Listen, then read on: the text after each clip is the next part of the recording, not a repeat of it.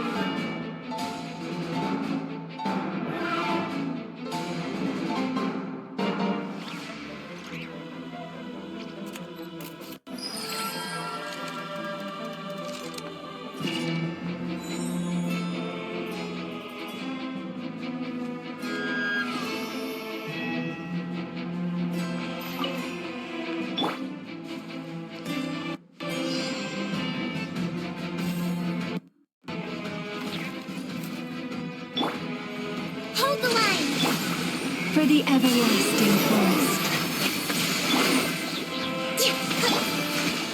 Quietly now. Here comes the catch.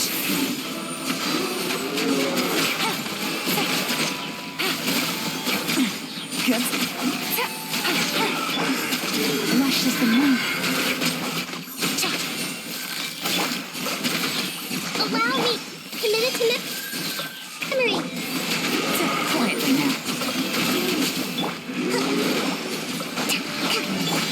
This way. Branch into song. Gotcha. Yeah.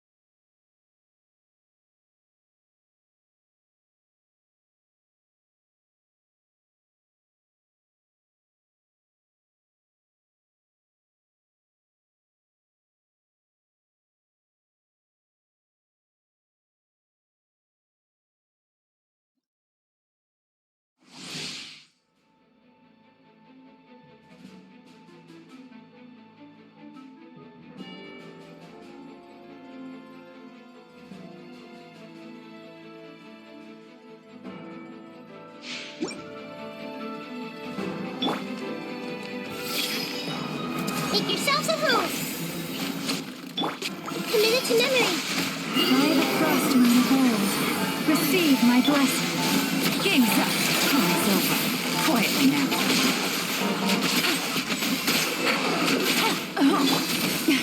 A grave transgression. Lush as the moon. Busted.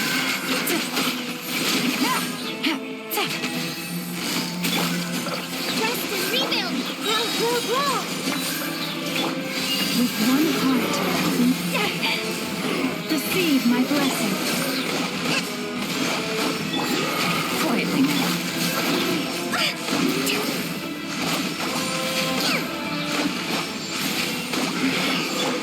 Busted.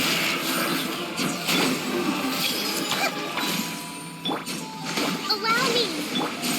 Branch into song. Gotcha.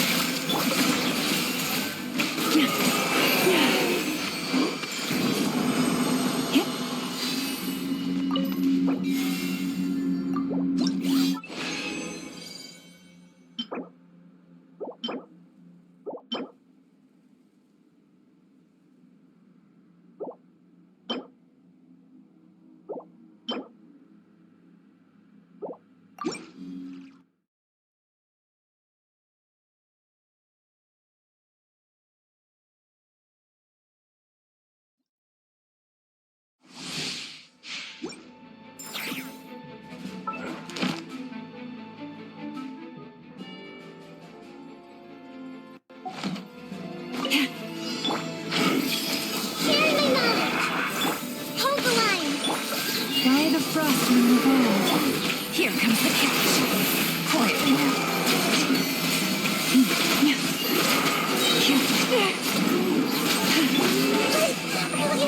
Committed to memory.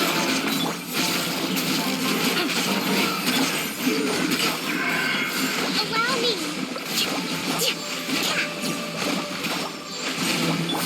This way through. with one heart we pray. Lush as the moon. Gotcha.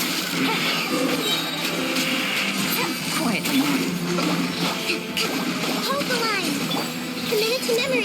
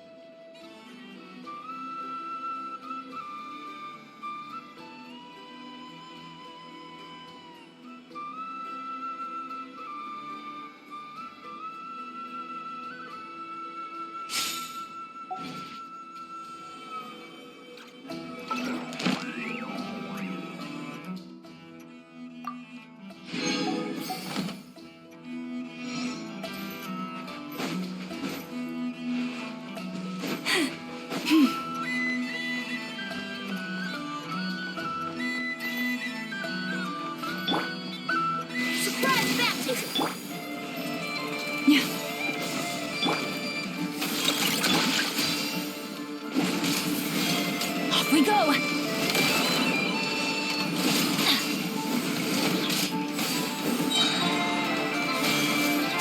I'm going in! Branch into song. Yeah. Yeah.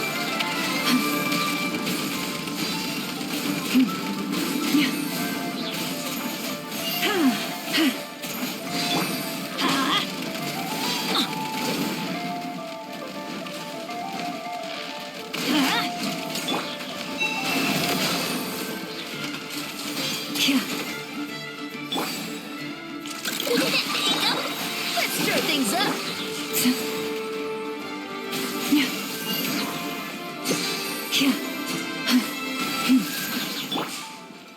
Let's light it up! Forest, protect us.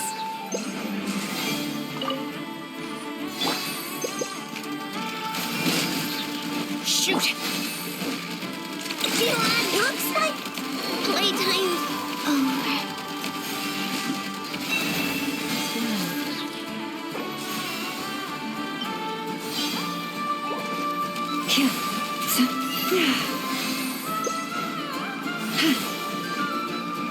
Forest, No more hoarding prayers.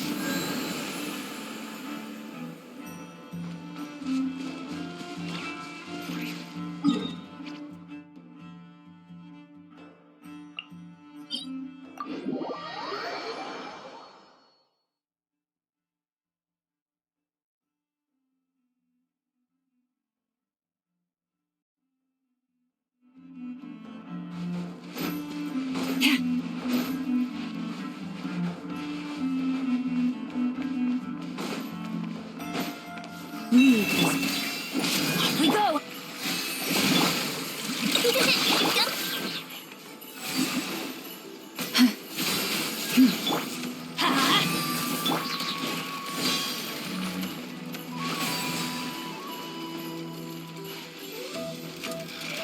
lush as the moonlight.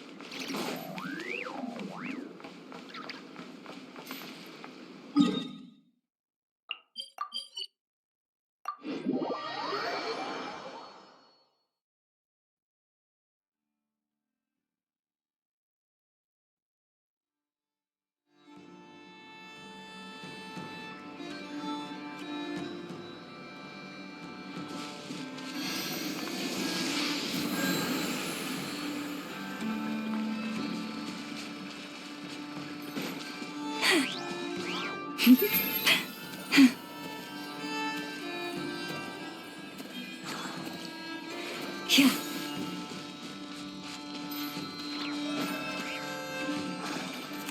Forest, protect us. This should be fun!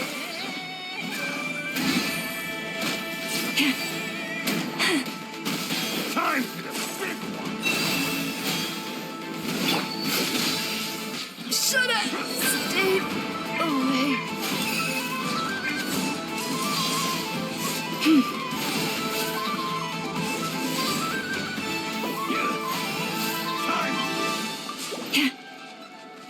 Leave this place.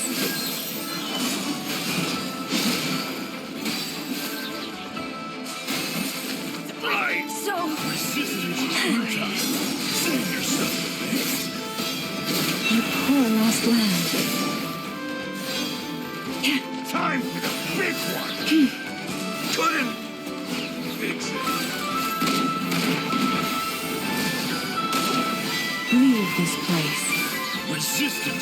time. Save yourself.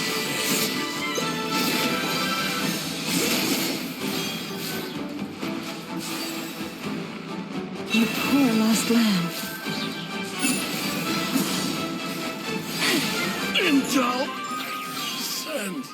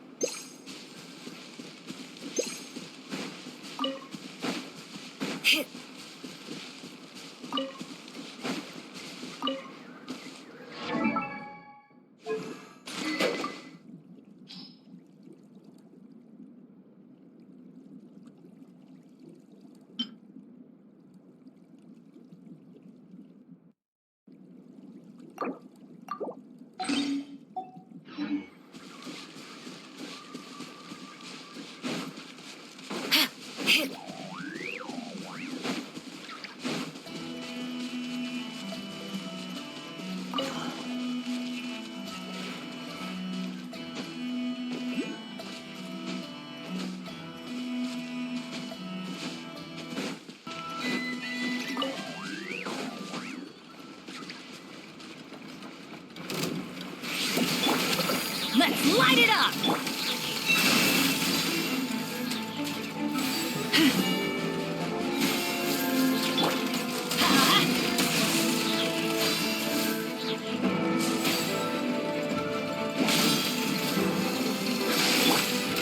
Receive my blessing.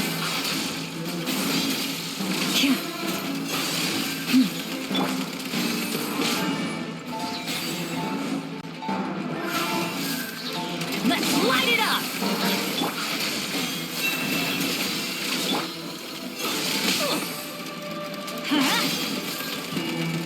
Adventure time!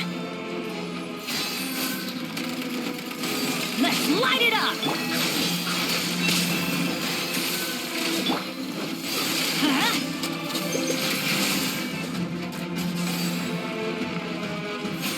Let's light it up!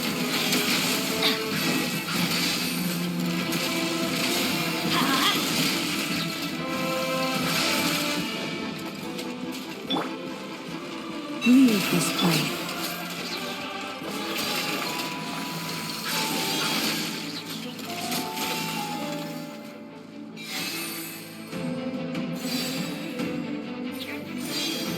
Time for the big. Off we go! Adventure time!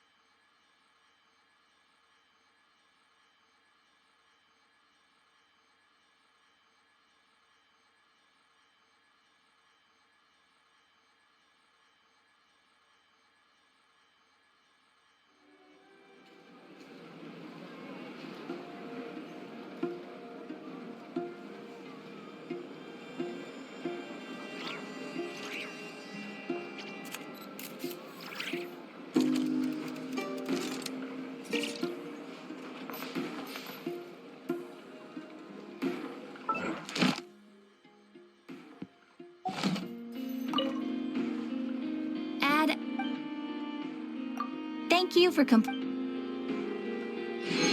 Add asterisk.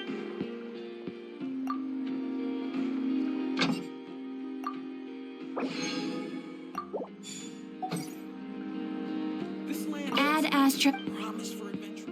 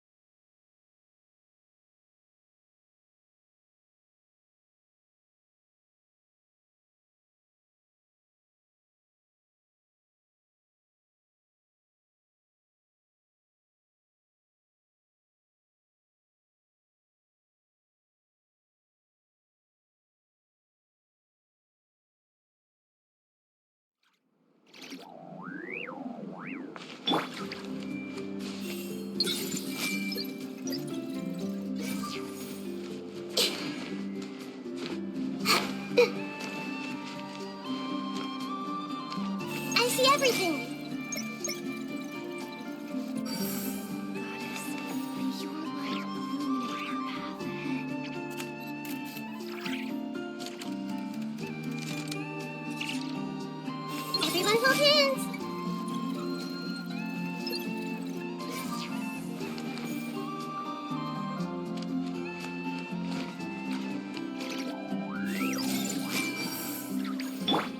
Yeah.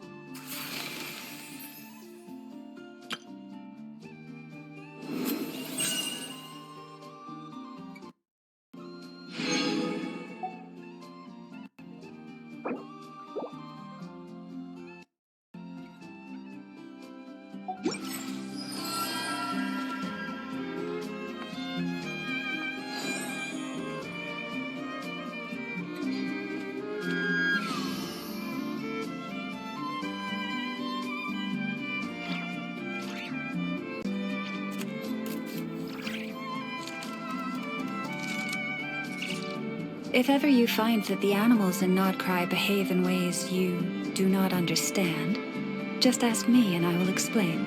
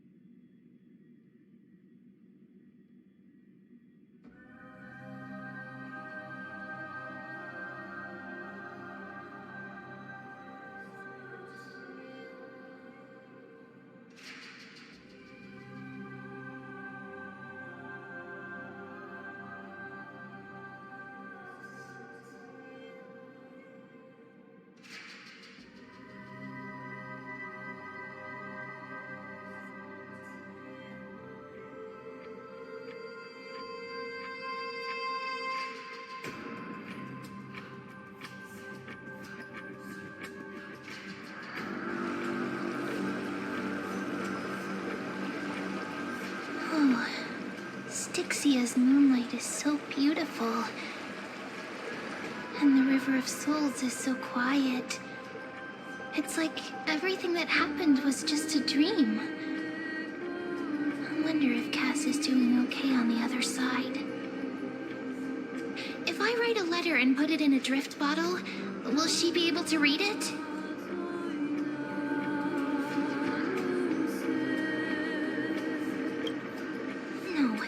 No, this shouldn't be so depressing. Now's not the time to feel down. We gotta pull ourselves together. By the way, it was Miss Cypher who asked us to come here. But where has she gone? Huh?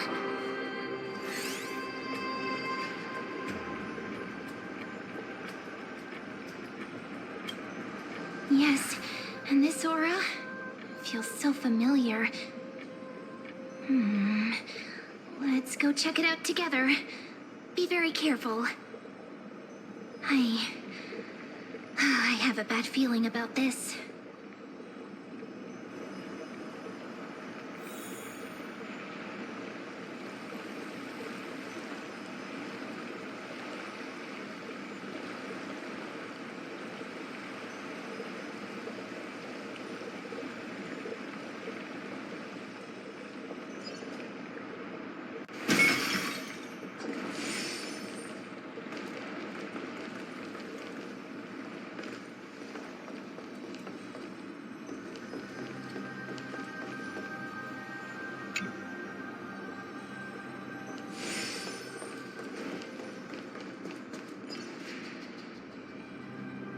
Hey, what's that on the ground? Should we pick it up? Careful, careful. It's a piece of black cloth. Now, where have I seen this before? What? How could they be here? Mommy! Look out!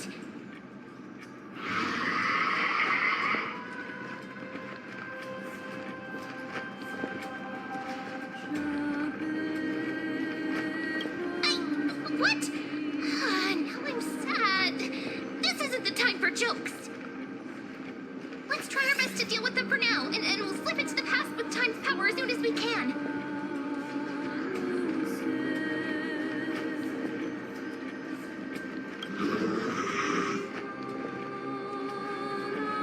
River of Souls is full of fish, big and delicious. What?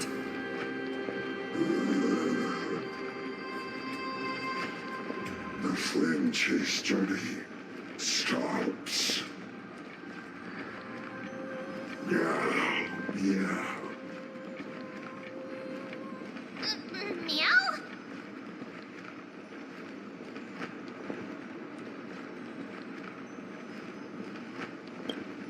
We already knew about the mad part, but are we still in danger?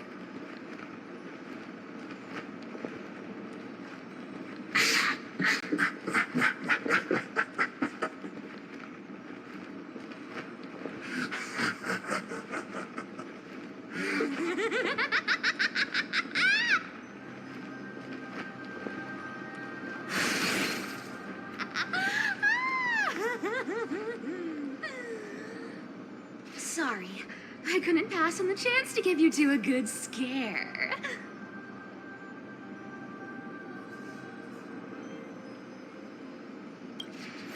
Ah! Don't run!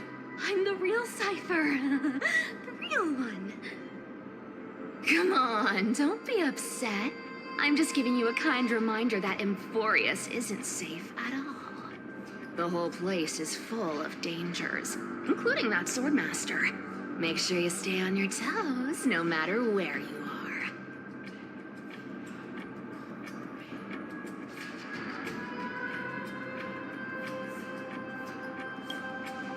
Really? But just a minute ago, that gray hair of yours was all standing up. You were so scared. So, was that a Flame Reaver disguise? Or a magic trick? It looked so real. Is that the power of the trickery demigod? Disguise? No. It's not as simple as that.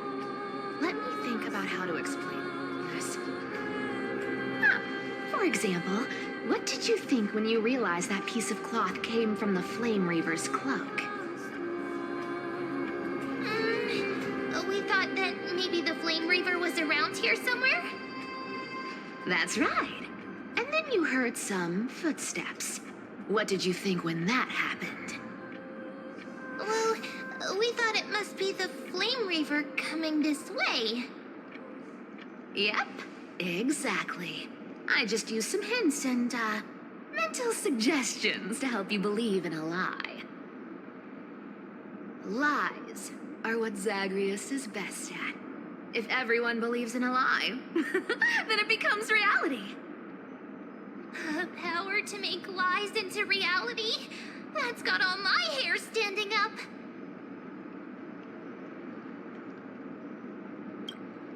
You think I might be lying? No need. The seamstress trusts you for a reason. Someone as honest as you couldn't trick me even if you wanted to. So, there's no harm in telling you. Besides, we still need to team up to go treasure hunting, right? Let's wrap up here. It's time to get going. Oh, was that your teleslate?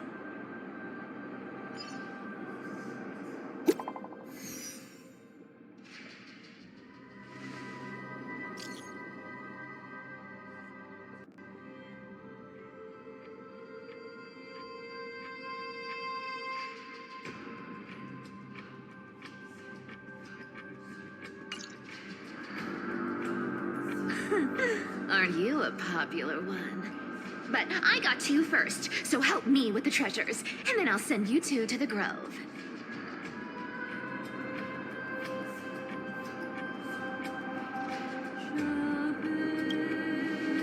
Live handsomely. You mean spend all this money? That's so not why I hunt for treasures. Don't forget, I'm a demigod too. And there's a line reserved for me in that stupid prophecy as well. You shall walk with greed and die over petty change. But I don't believe in that. As long as I keep collecting treasures, then I won't need to care about petty change. And as long as I don't hurt other people when I get what I want, I won't be walking with greed. Right? Isn't that simple? So, as long as I keep going down this path, all those predestined prophecies and fates will never catch up to me. That was a long speech. I'm getting thirsty at this rate. The treasures of Styxia aren't gonna float up on their own. Come on, Gray Mystery. Show me what the authority of time can do.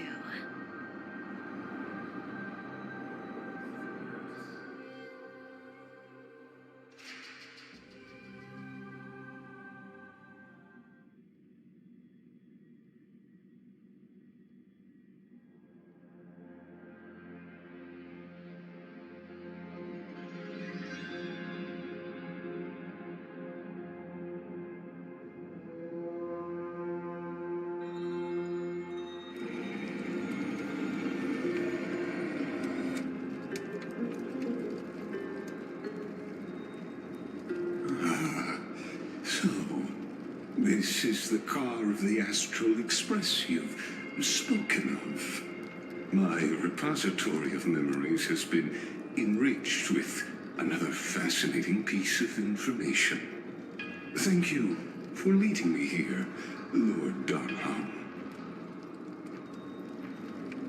I'm surprised a council elder like yourself would be willing to journey so far to inspect the Express. Archimans hold wisdom and knowledge in high esteem. If the citizens knew of your origins, I'm sure more would be intrigued by the trailblaizer. Sadly, discussions about the world beyond the sky remain taboo. It's been quite some time since you first arrived in Arkham. Presumably, you've been looking for a way to leave ever since. I've been actively gathering clues and testing different things.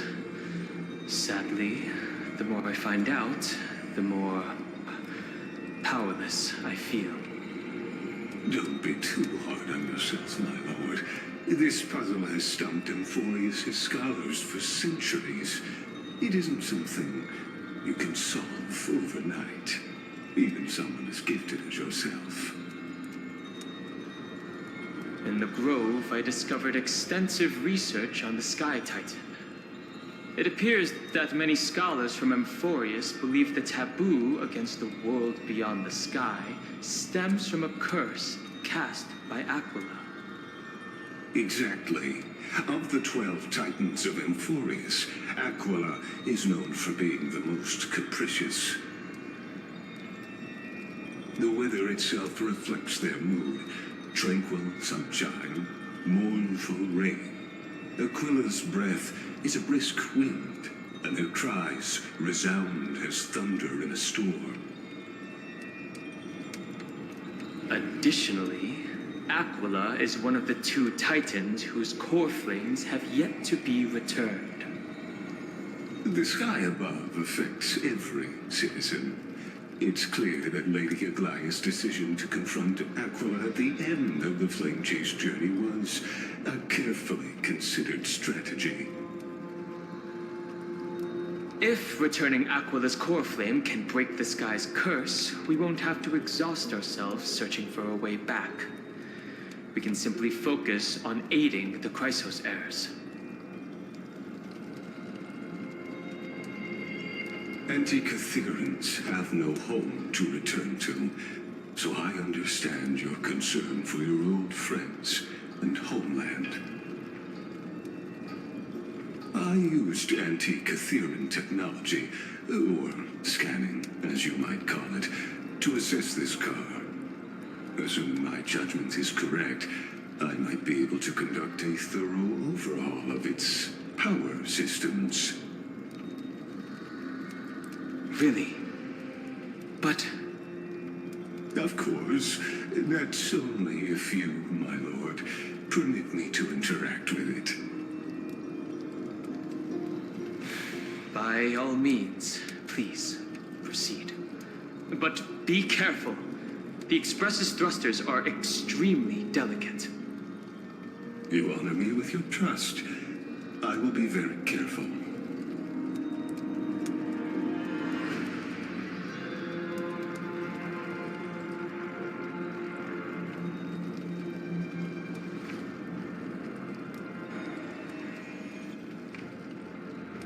This is unbelievable. You seem to understand its structure perfectly. Have you repaired something like this before? Not exactly, but we Anti-Catherians are inherently sensitive to machinery. Carefully endowed our kind with a unique advantage for analyzing and learning. If you give me some time, I might be able to fully restore this damaged car to its former glory. Then you and your esteemed companion could set off on your return journey sooner. But isn't the real issue with Aquila? Hypothetically, Lord Darnell, if I could open up a path out of Amphorius that circumvents Aquila's divine punishment, would you consider ceasing your support for the Flame Chase journey?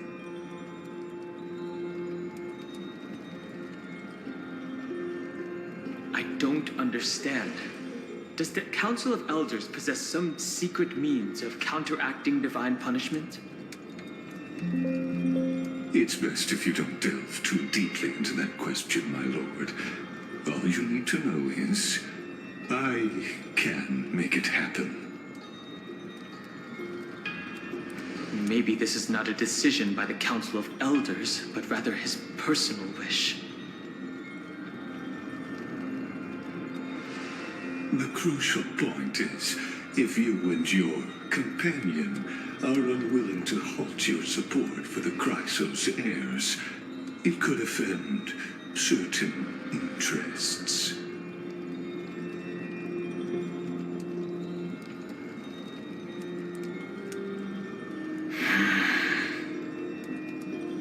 Forgive me, Lord Lycus, but I must be frank. When visiting Dawncloud, I reviewed the records of many council elders. Among them, only your background was nearly blank. I'd like to accept your goodwill, but given such a mysterious background and motives, anyone cautious would have doubts. Your prudence impresses me, just as expected.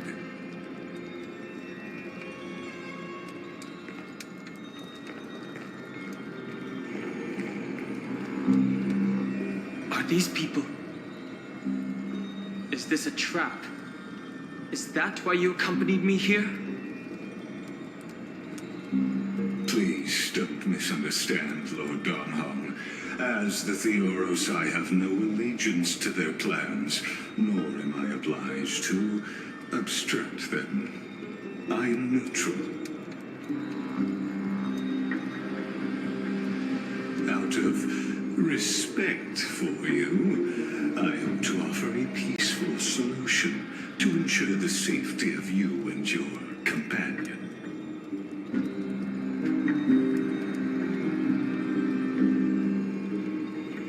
Against 4, then. Just to confirm, if things turn ugly later, will you help? I will not. As I said, I remain neutral. Are you asking this because you plan to refuse my offer and continue supporting the Chrysos heirs? You weren't wrong about one thing, Lord Lycus. Indeed, we must try to return to our companions. But our companions now also include the flame-chasing Chrysos heirs. The Nameless cannot and will not ignore the fate of our companions. So I see. This is what you call trailblazing. When I asked if you'd help, I meant the ones who need help are them.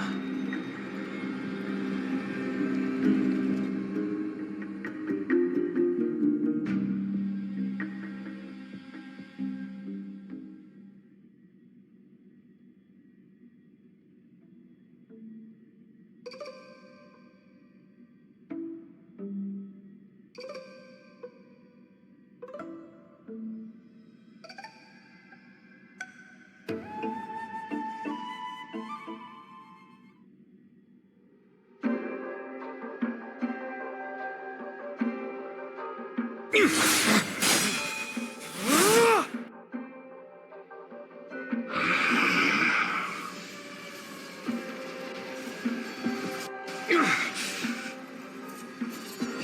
have such overwhelming powers. Why?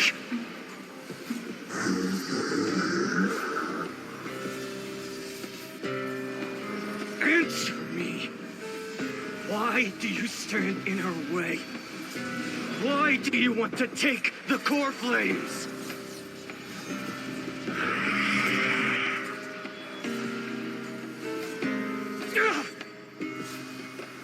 Oh no! He can't hold on anymore! Drag him back here, friend!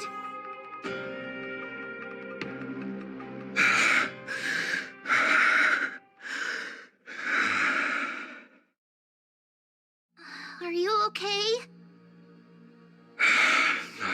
I'm okay. I can handle that kind of hit now. But a few months ago, that would have knocked me out.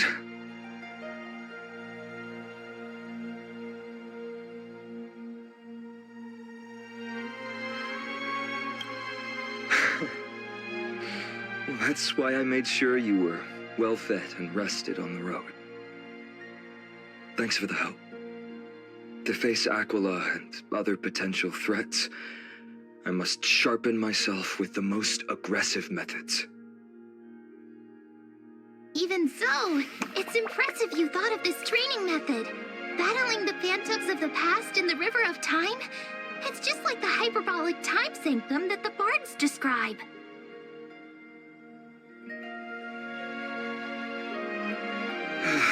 It's working pretty well, wouldn't you say? But combat isn't just about strength and skill. You also need the right weapon. Compared to that guy's weapon, mine feels like I'm swinging a lump of iron. I can't tell you how many swords I've gone through since the training began. Don't worry, I've already arranged that. Of course I need him. I asked him to make a suitable divine weapon for me. It's a little embarrassing to say this, but in order to help me, he deliberately turned down all other business. Oh, Cartonis is part of this flame chase journey after all. Full of energy. Thinking about how he's been recently, maybe you're right. But, Finon, I've been somewhat concerned about you. Lately, you seem more and more fixated on that swordmaster in black. That's quite the sudden shift in topic. I've been holding this question in for a long time. You're getting stronger, but seeds of unrest are also growing in me. Don't worry. I'm not wielding my sword for revenge. She's been through Nikador's trial and understands. Those who can't walk out of the shadows of their past are ultimately weak. Times have changed. The responsibility I bear is both precious and fragile. I wield my sword for the future of Amphorius. I will not let hatred cloud my judgment again and neglect my duties. I'm far from finished. I must continue sharpening my skills until I can match their strength. Every time I say something, things get so serious. I don't want to be the person who keeps bringing the mood down. I'm out of energy for training today. How about we go to the Library of Philia to lighten the mood?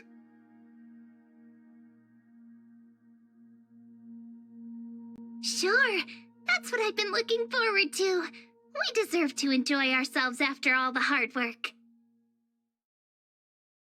Today, I'm definitely going to...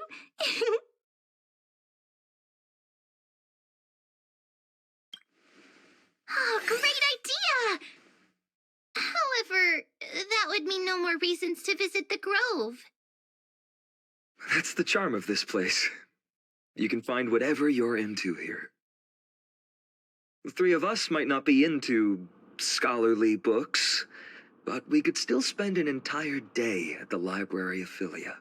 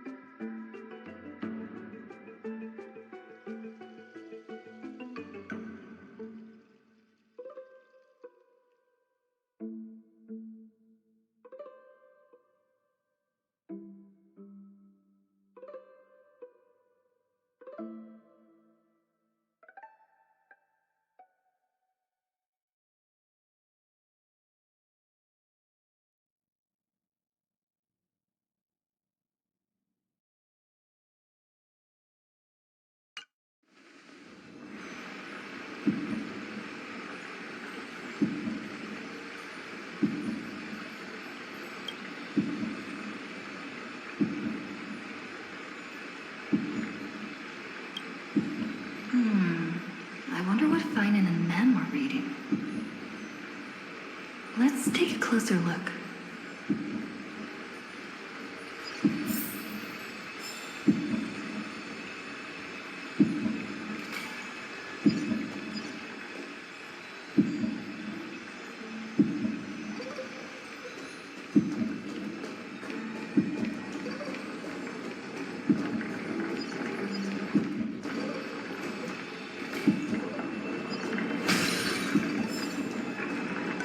Yeah.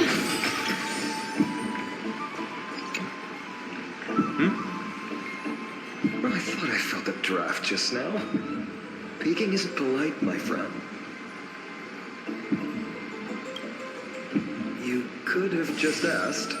There's nothing embarrassing about it. Here, look, I'm reading this.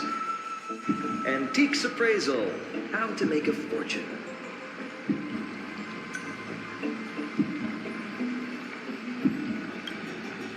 No way, I've invested almost all my savings into this hobby.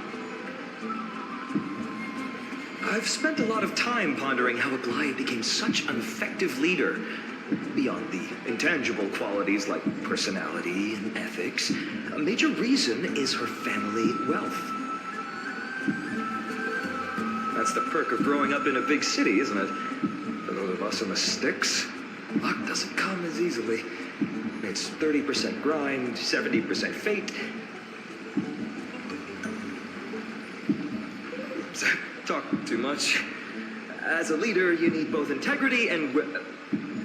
integrity and skill.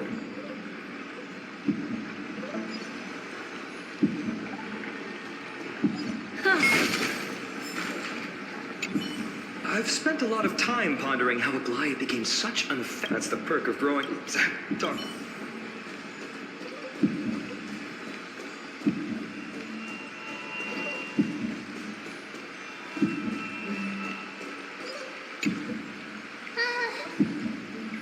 Month of cultivation, curtain fall hour, a time to feast on grains, a poor time for fishing.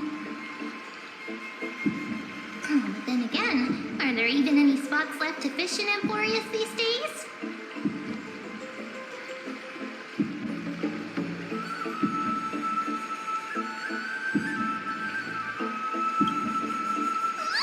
You scared me! Bursting into someone's world like that can really catch them off guard. Well, no more jokes. There's nothing here. I'll go look elsewhere. Something's odd about Mem. What are they flipping through?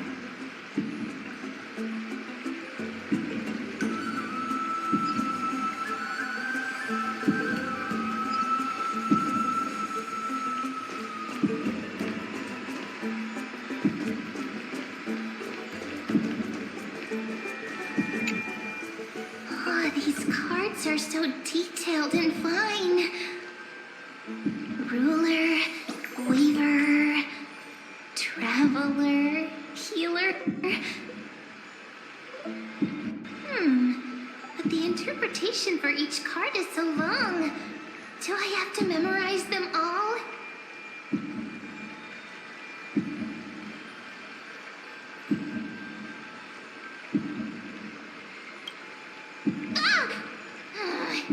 What a coincidence! We meet again. Guess we're fated to be together, huh?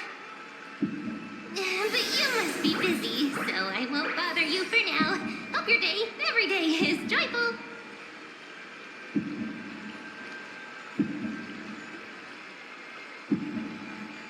So suspicious. Not like their usual self.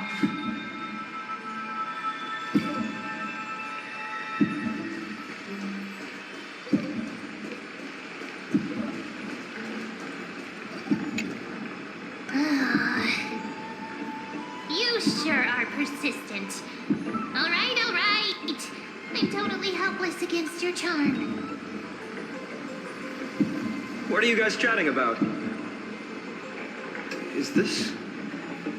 the Emporius Divination Compendium? Why are you here too? Sorry, seeing you two chasing each other around, I suddenly found my book not that appealing anymore. Never thought Mem would be into divination. But it's not exactly a niche hobby, so why all the secrecy? I wanted to set up a surprise. Master it in secret and give you all a shock. But getting caught halfway through, it's only natural I'd feel shy. A girl's heart is more delicate than Aquila's ever-changing moods. A surprise, huh? Someone else used to tell me the same. She was really good at stargazing and divination, especially with cards. Yeah, just like the ones you're looking at. And you must be pretty familiar with all sorts of divination techniques with a friend like that. No, I know nothing about it. I've never really believed in using cards or bones to predict the future. If the good omens foretold by divination were true, my hometown, Heidi's Elysiae, wouldn't have disappeared. Don't forget, we've got Lady Trina.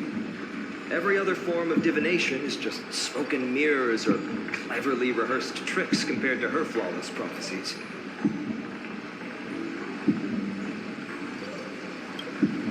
To me, divination could be a power that guides our spirits. Fate always casts a shadow in front of us, clouding our view of the future. That's why people turn to divination. It's just to find a small reason to give them courage to face the unknown.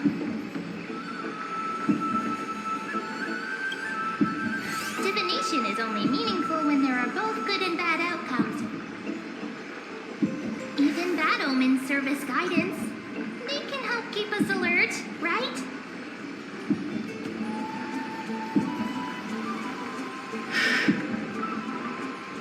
Strange. That person I knew used to say similar things.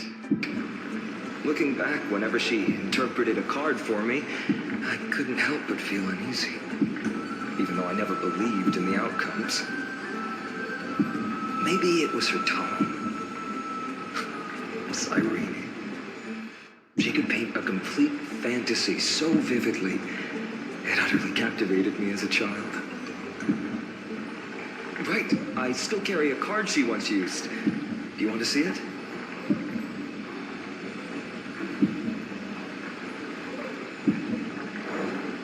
Oh, wow! It's so exquisite! I'd love to have a card like that.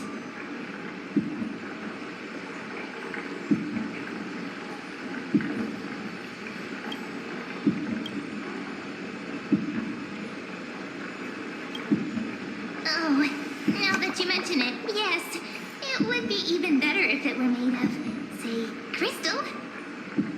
Speaking of which, partner, there's something I haven't shared with you all. Remember our first trip to the Temple of the Three Fates? The riddle that Orin exposed to us?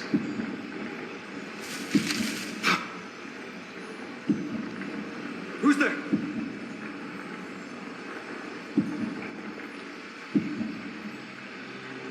You are... These folks are up to no good. Black clothing, masks decorated with golden blood. Are they cleaners? To directly call us by our name, it seems you, Lord Finan, have studied the forgotten history of Amphorius quite thoroughly.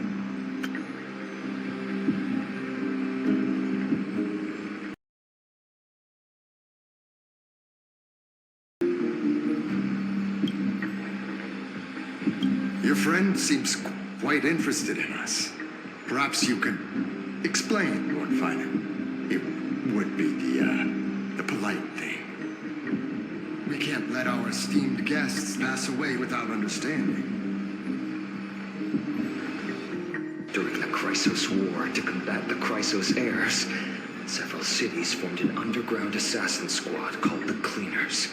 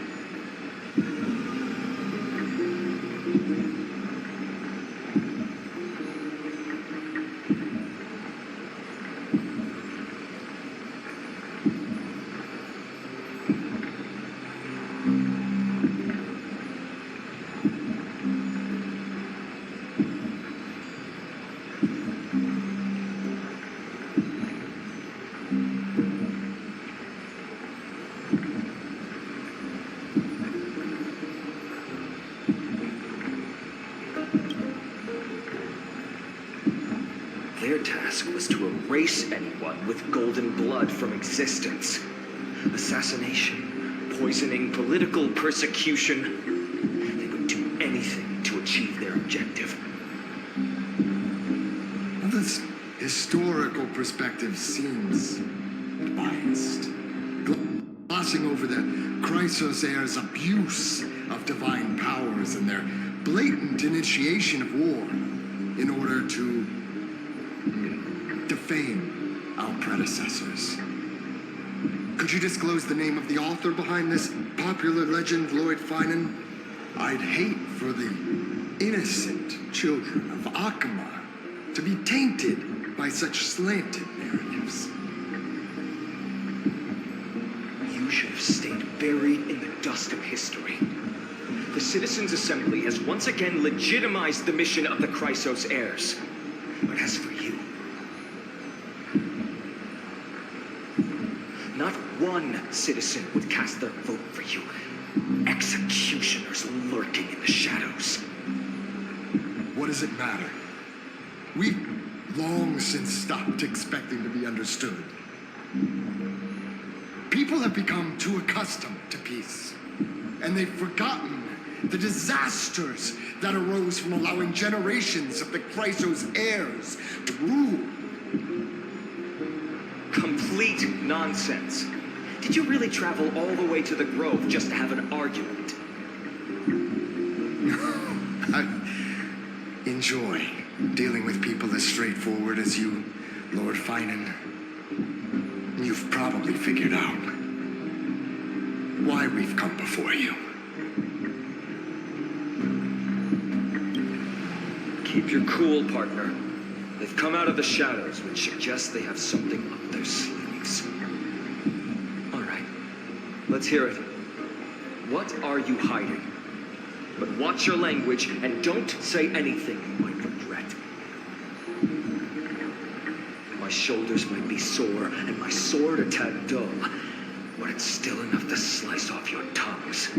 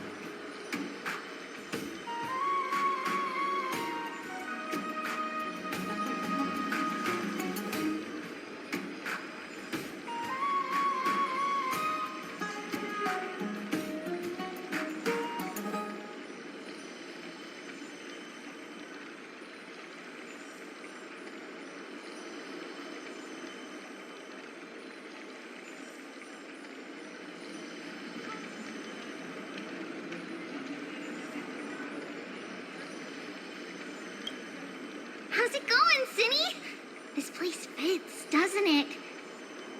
It's a bit small, but the lighting is perfect. Thank you, Lady Treby. With this, the Twilight Courtyard can be reborn in Akama. You like it here too, little Ika.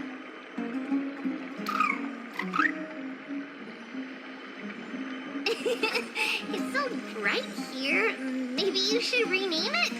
How about Luminous Courtyard? Lady Treby makes a good point. But Twilight Courtyard carries the long history of the descendants of the sky, and I'd like it to continue. Right. How does the legend go again?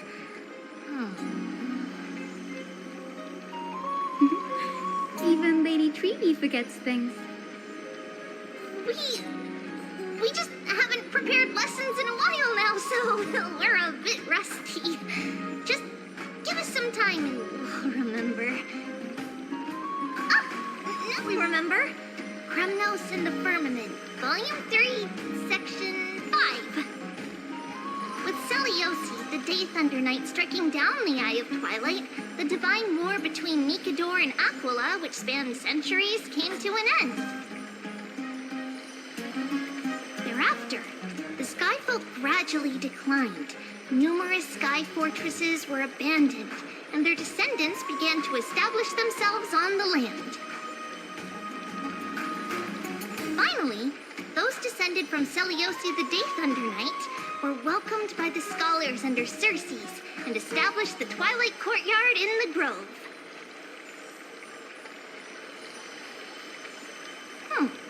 The historical records seem slightly at odds with our memories. But the details from that time have become somewhat hazy to us. Oh, I forgot. For Lady Treby, history is more than just words on a page. It's something you've personally lived through.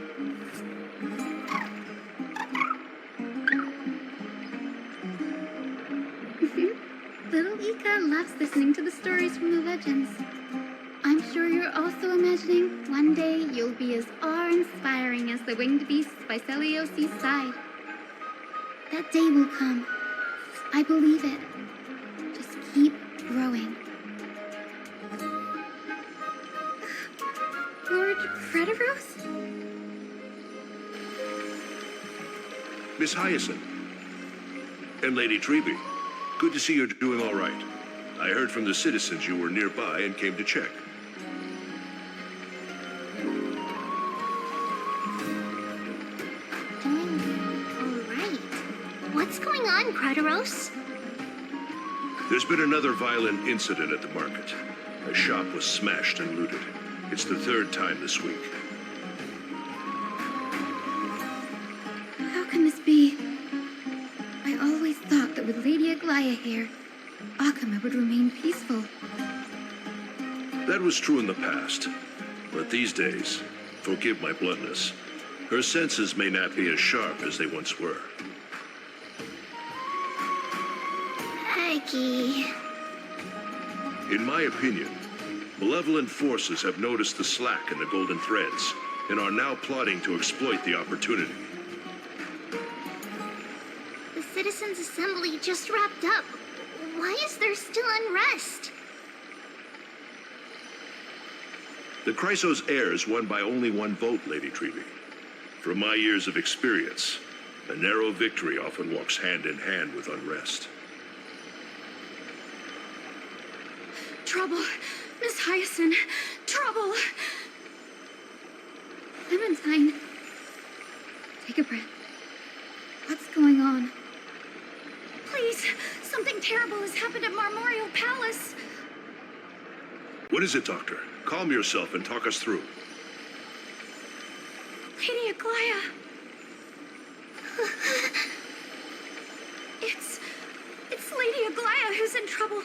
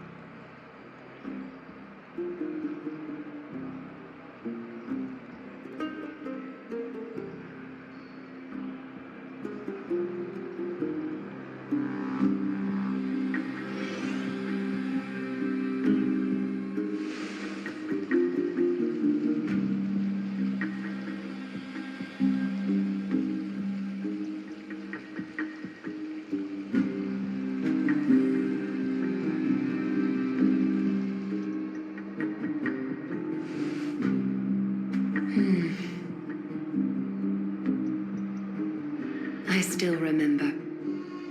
This bath that overlooks the entire palace was built by the Council of Elders 900 years ago. Its purpose was to commemorate the first flame chase journey and to remember the heroes who made great sacrifices for Amphorius a millennium ago.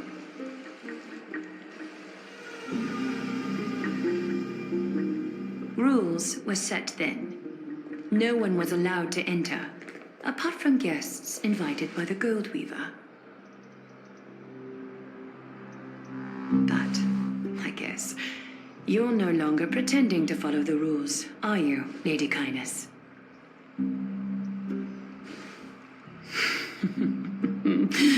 Aglaia. You ageless witch, hiding behind a divine facade to deceive mortals. We've been far too kind with you. Kind? There's no need to use such a word to cover up your incompetence. Anaxagoras humiliated all of you before the citizens. If you still had any shred of shame, you'd throw yourselves from dawn cloud at the curtainfall hour to salvage the last fragments of your dignity. Demigod, why not gaze into the water's reflection and see the wretched face you wear now? These days you're not only blind, but also deaf. The cleaners were born for this moment. When all orders, rules, and laws fail to restrain you, it's time for the dagger to pass judgment. If you're in such a hurry, give it a try. Going toe-to-toe with a demigod? We're not that foolish. The dagger isn't at your throat, but...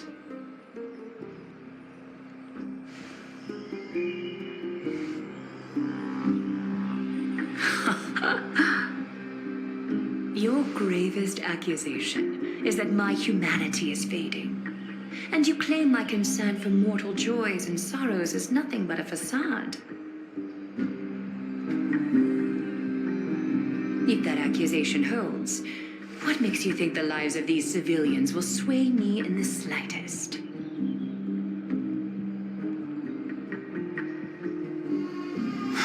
Fine. I'll gladly use a few more words to shatter that demigod facade of yours. Like I said, you're not only blind, but deaf too. Lately, your control over Akima has weakened. You failed to notice the thefts we arranged in the market, nor did you catch wind of the meetings happening in the Tromas workshop. Plots are unfolding right under your nose, yet you remain indifferent. Humanity? Fading? Aglaia, why not use your precious golden thread to peer into my thoughts? See if the gift we've so meticulously prepared for you can move that cold demigod heart of yours.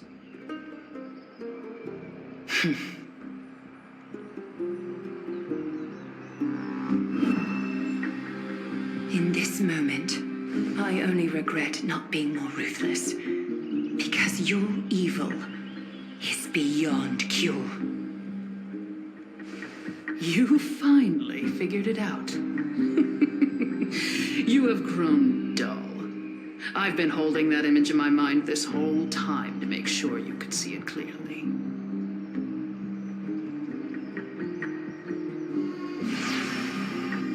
I want you to have this knucklebone talisman, Big Sis. I hope it brings you luck every day and keeps you safe from bullies. That girl who can't speak or hear. What if she accidentally lost her eyes, too? You know better than anyone what it feels like to lose your sight. Imagine if 1,000 years ago you, already blind, had also lost your voice and hearing in your youth. Would you still have become the Aglaya you are today? Look at those broken, pleading eyes. How disappointing. We overestimated your cunning. If this plan fails, we still have dozens of splendid parting gifts prepared. Demigod, would you like to hear about them? I thought I could buy some more time. In these 1,000 years, I've witnessed the fall of 10 titans. From my naive arrogance at the beginning to slowly learning how to guide others.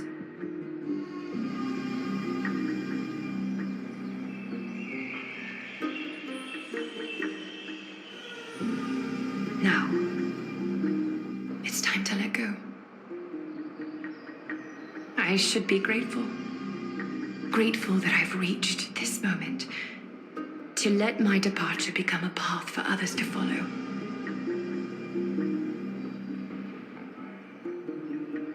Have I done enough?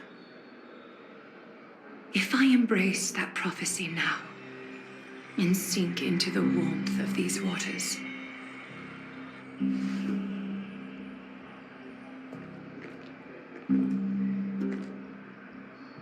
will the wandering wind stop to mourn me? Cyphra?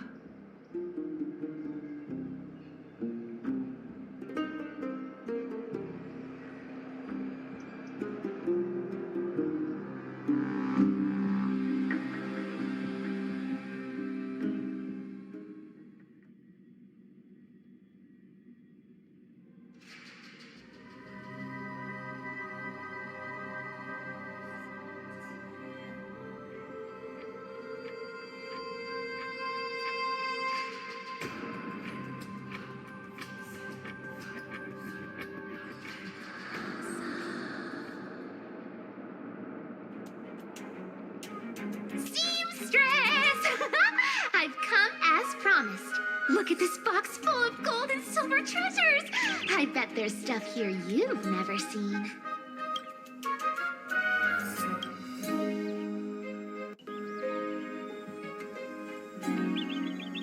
Come on. As we agreed, I want to buy the most valuable clothes you have. Little thief! You've got some nerve, barging into my shop dressed in those tattered rags. What have you brought? Let me see. Here, take a look. Only the finest goods. See the sapphire? It's even more blue than Fagusa's eyes. Such exquisite luster. I've only seen an ocean's tier of this quality in my mother's treasury. Wait. You've seen one before. And here I thought I'd leave you speechless. What a letdown. It's just an old memory. My family estate all burned to ashes long ago. This workshop is what I built from scratch. Wow. A daughter rebuilding her family business. How admirable. Enough with the jokes. At least you did get to enjoy those luxuries. Mind your manners, Kitty. Tell me, Cyphra, where did you come from? And how did you acquire these treasures? I won them fair and square in a bet. What? Do you doubt me? Speak up, seamstress. Give me a straight answer. Do you want these or not? Strange. You're clearly lying to my face. But my golden thread doesn't tremble at all. That's because I'm not lying. I've been telling the truth from the start. Is that so? The scars and the mud stains on your face tell another story.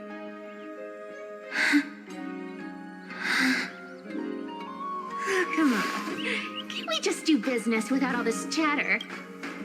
Don't worry. I didn't leave any evidence, so no one will bother you.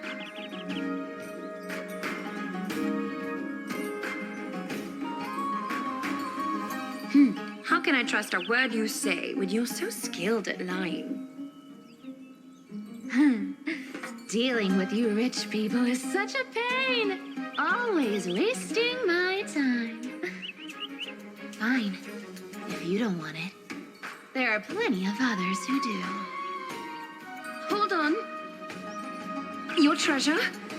I'll accept it. But these alone aren't enough to purchase the gold weaver's finest clothes. That said, I do have something that would suit you perfectly. Oh. What do you have in mind? Look. Come a bit closer. Oh, it's shimmering gold. Absolutely stunning. These golden boots are the gold weaver's greatest treasures. Though not as valuable as the most precious gowns, they hold a magical power.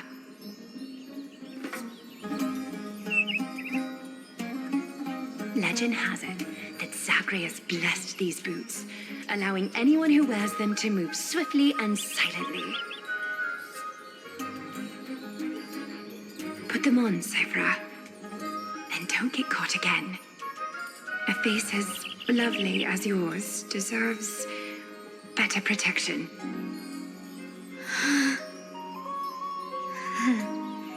You rich folks just love sticking your noses in everything, don't you? Well, I'm taking these now, so don't get any second thoughts.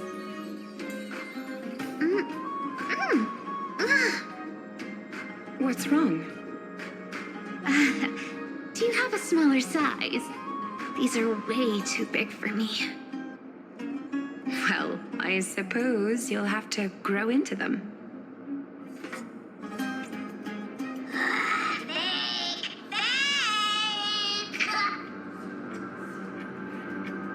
Do you have to interrupt me in the middle of my story?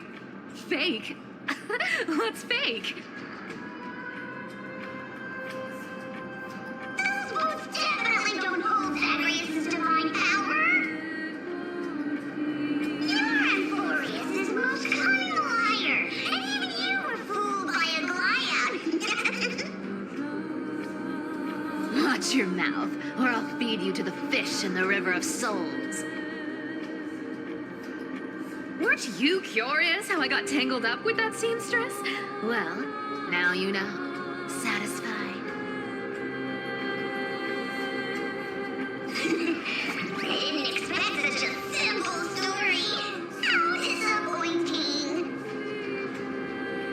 But, boss lady, there's a chance Goliath wasn't trying to trick you? You're defending her. No. I just think the story's so moving, it'd be a shame to ruin it with a lie. If I could cry, I'd be in tears right now.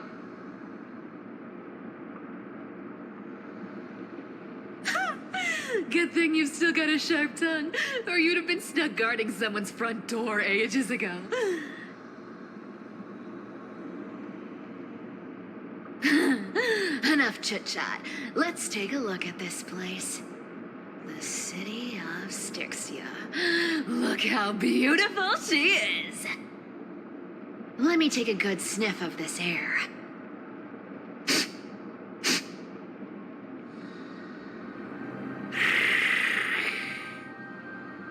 This air, it's filled with the scent of treasure everywhere.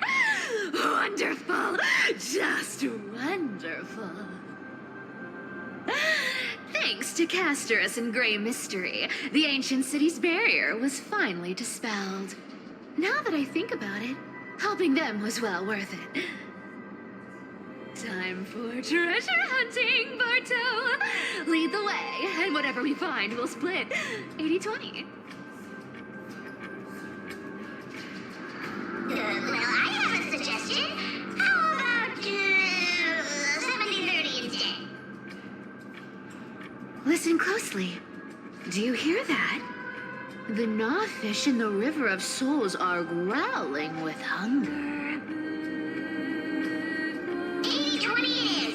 How generous you are, Boss Lady Cypher. Anyway, what's with all this water? It's damp, cold, and miserable here. I hate it. Ooh, the mighty demigod of trickery. Uneasy around water. You wouldn't understand. The people of Dolos are talented in many ways. Just, not in swimming.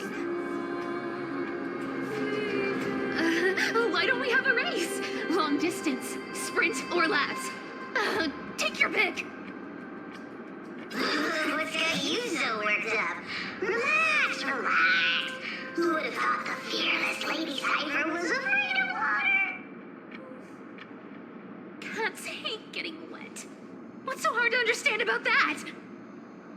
Now, hurry up and figure out a way across, or I might have to reconsider our split. Don't rush me. Let me take a look around.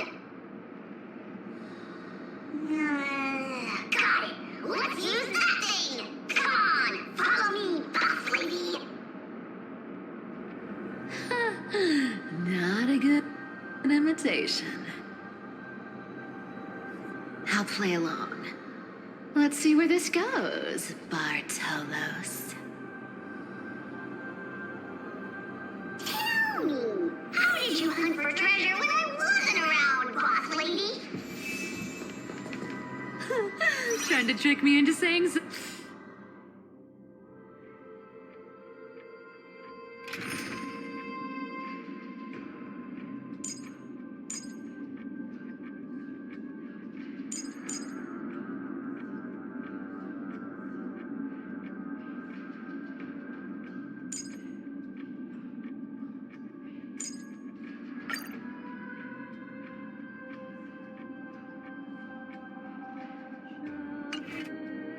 Something. Not a chance. You're as sharp as ever.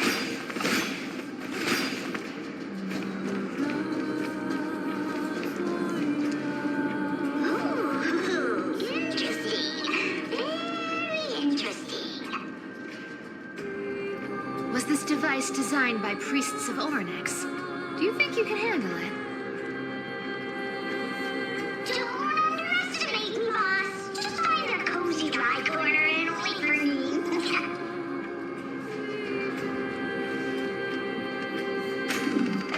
Mission accomplished. Now you don't have to worry about your tail getting wet. Not bad, but just a warning. If this thing fails while we're halfway through the water,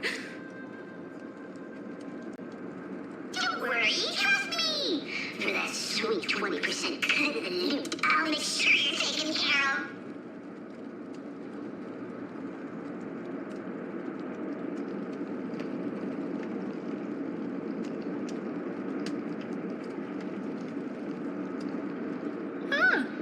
this feels truly magical. When did you pick up this trick? Self-taught. All self-taught.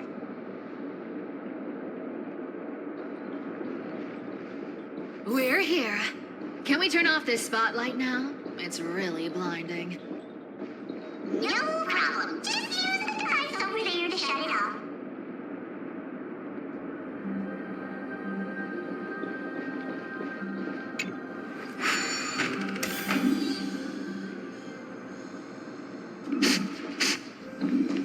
The scent of gold coins, gems, and fine leather. It's so refreshing. The treasures in this ancient city are all floating back up thanks to Grey Mystery and that pink squirrel.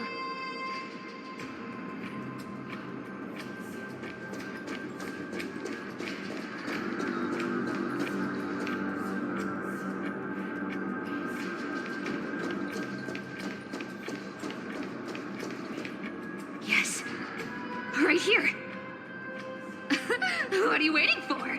Start digging. Roger that. Watch me.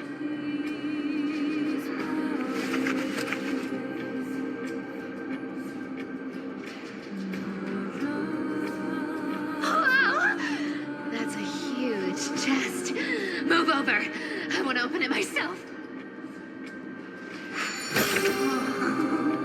Wow. A massive hall. Unbelievable. It's hard to imagine the kind of luxurious life the people of Styxia once led. As expected for a realm of Fagusa's disciples. This entire chest is filled with ornaments made from ocean's tears. Here, take this. See if it suits you. Thanks for the gift, boss. Much appreciated. Look at the clarity of this purple crystal. It matches my skin tone perfectly. Oh, savor. You truly have the most refined taste of all these and glorious. Let me try this on. Huh? Where is my treasure?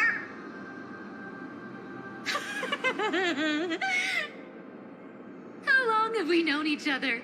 I can't believe you still fall for this.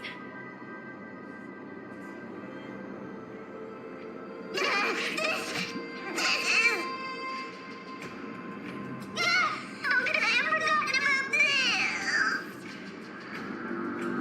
Our dream is true, and a lie becomes reality. What a convenient ability.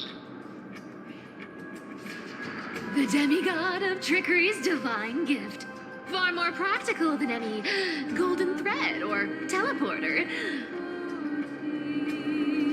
All right, enough fooling around. Here's the real thing. Lead the way. Cipher rules. I've already pinpointed the next trove of treasure. Starting navigation. Boss lady, we're set to make a fortune this time. Got any plans on how to spend it? Of course, spend nothing. Have you forgotten my silly prophecy? I remember, of course.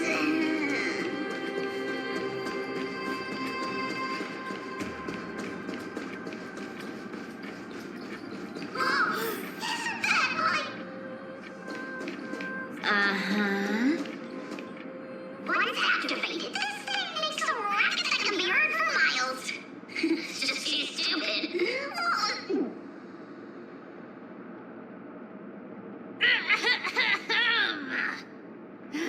Seriously, what was the Titan thinking when they came up with this thing? Hey, if you don't want the trickery to be exposed, you'd better start by keeping your mouth shut. What do you say? Boss lady, you're absolutely right. I'll be careful with my words.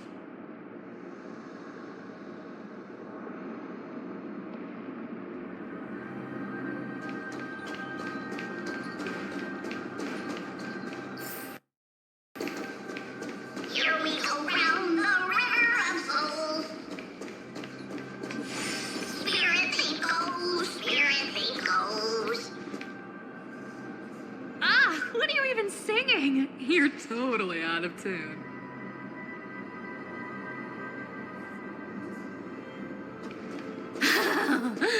There's a big guy guarding this place.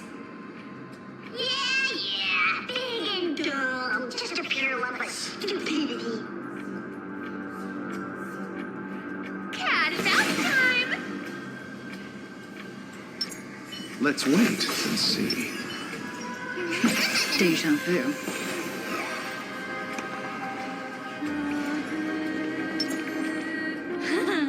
Look at its face. Oh my, how could something be so ugly? Yeah, so ugly. Ugly enough to make even me, a little imp without a digestive system, feel nauseous. If that ugly brute messes up my face, even the stoic Talantin might end up shedding a tear. It is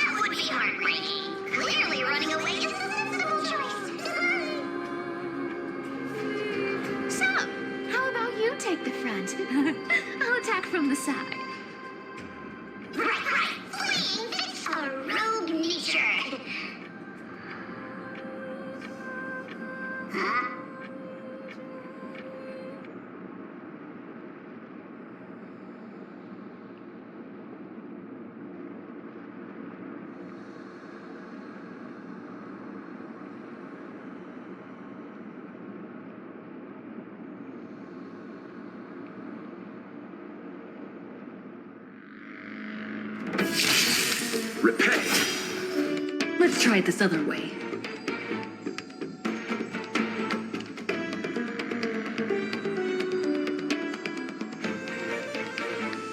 We can do it! Receive divinity.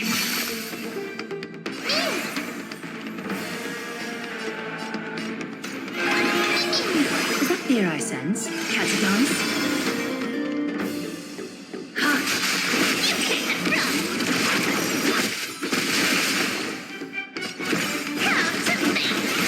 I'll see you off. Found me.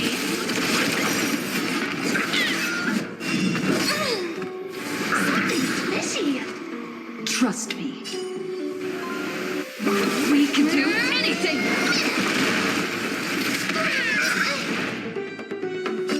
Take it on.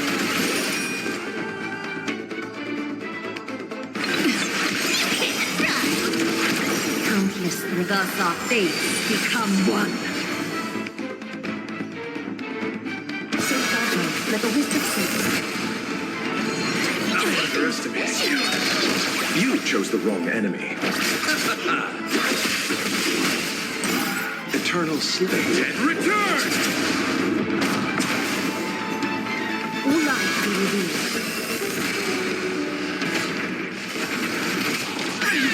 revealed. Repent.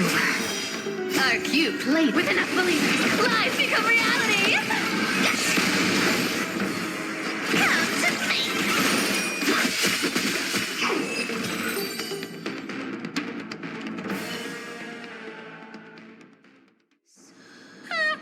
Such an ugly and useless creature, taken down with just a couple of hits. How boring. Hey, Bartolos, are you still alive? Give us a squeak if you are. Yeah! Squeak! Look at you, all shaken up. Can't handle even this bit of action. Should be safe here now. Get to work. Aye, aye, boss lady Cypher.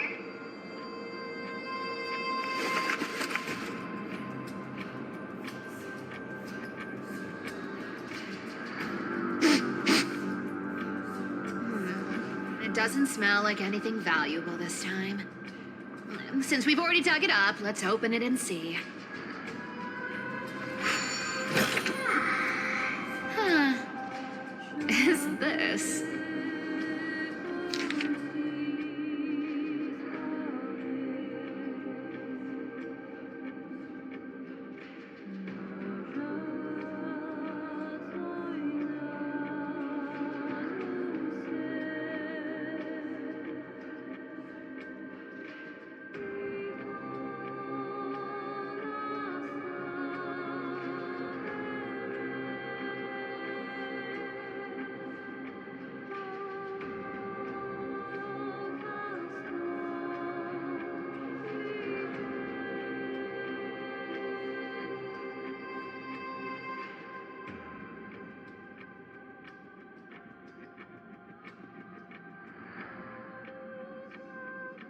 This looks tragic. Do you think they made it to Akuma? Probably not. I've never seen or heard of anyone from Styxia and Akuma. At least Stolos still has me left.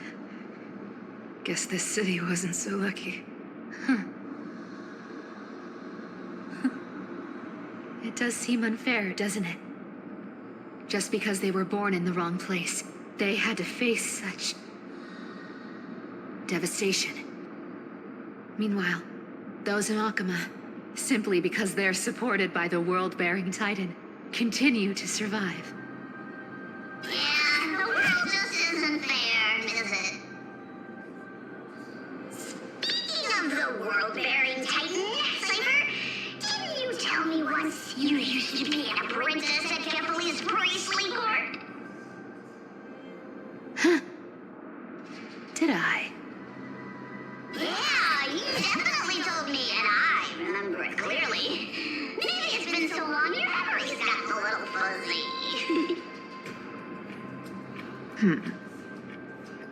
Ah, right. I did tell you. It wasn't a big deal. I just snuck in with a bunch of mumbling priests and watched them do their spooky rituals around some glowing rock. Honestly, I was only interested in the wallets of the old grandpas on the council back then. Don't remember much else. It's been what, nearly 1,000 years? Oh, I see. Were you in a priest robe? Oh, that's hard to picture. Who asked you to picture that? Besides, priest robes from 1,000 years ago were nothing like the ones today. Right. I didn't think about that. I was just curious if you ever overheard anything interesting from those priests. How ridiculous. Come on, let's head to the next spot.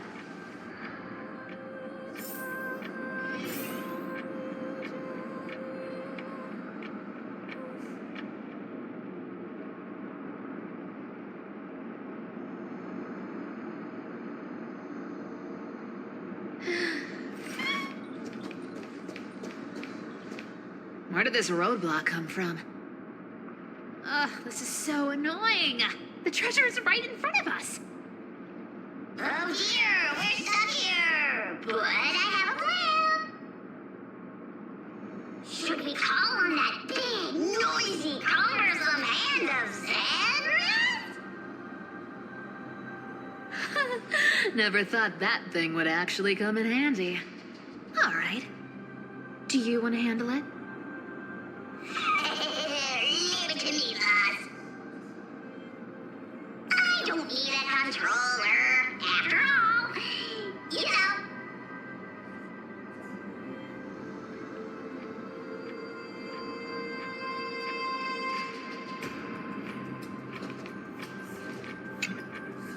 Hand of Zagreus. My darling. Activate.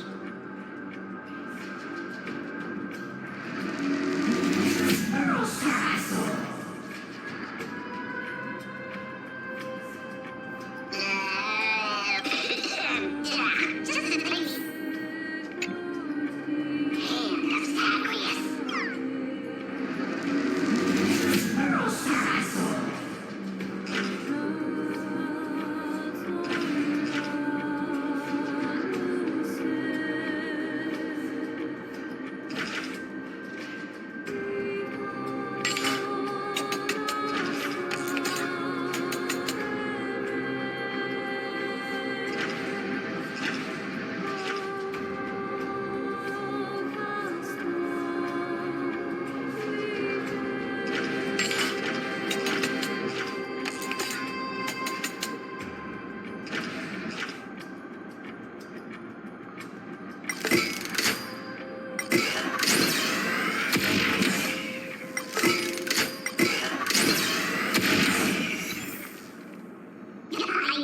Works like a charm.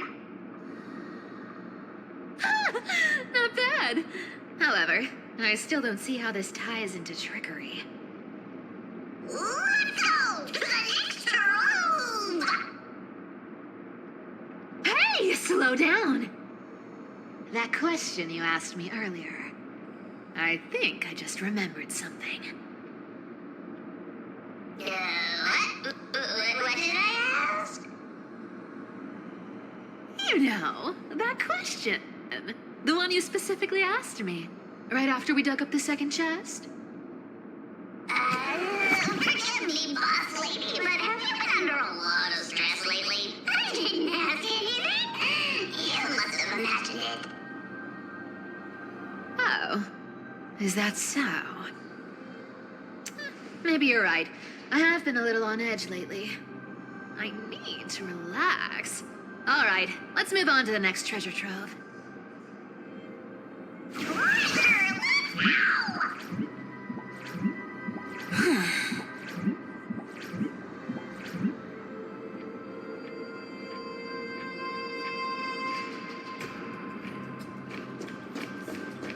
Twinkle, twinkle in my my chest how this core flame is the best. Wow, when it comes to singing, I still sound better than you, Haas. Go beyond all time and space on the journey of flame chase.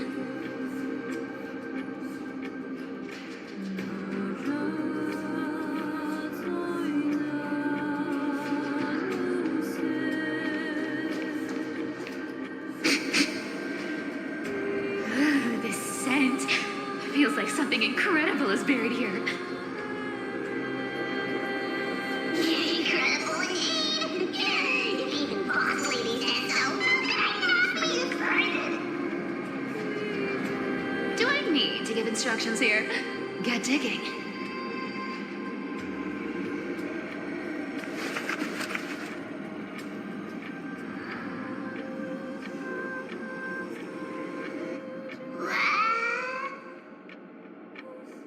Oh, isn't this a golden scapegoat?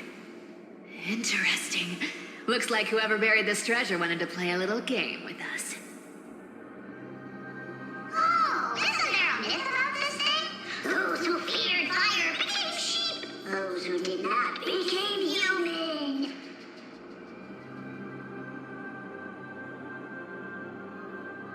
Sheep, humans, whatever. All I know is unlocking this gets us treasure. Here, this honor's all yours. Puzzles and tricks are right up my alley. Just leave it to little old me.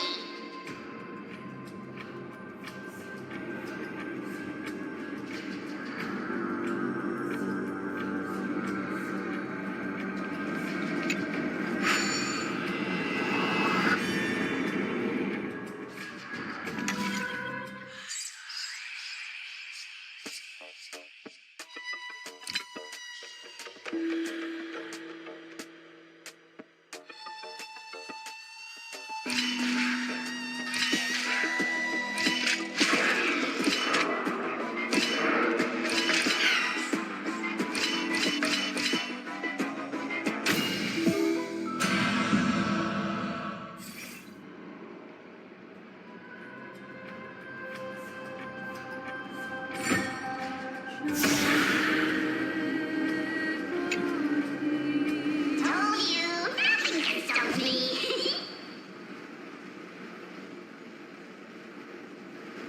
Cyber, it's your turn now. Stop! Stay there, and don't turn around. Huh? What do you mean?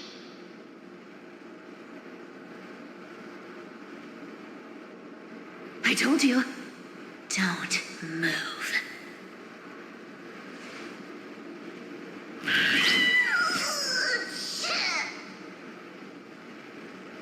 My poor old back. Shh, quiet. Don't say anything unnecessary. That seamstress. She's listening. What? Boss, do you mean?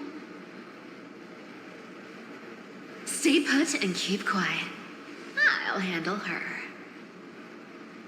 Whoa, whoa. Seamstress. Getting sneaky, aren't we? Did you think I wouldn't notice your little spies lurking around me?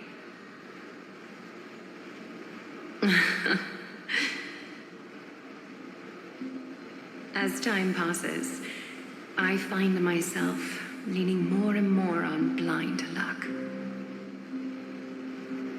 With only the power of this little nymph, naturally I couldn't slip past your sharp eyes, Cypher.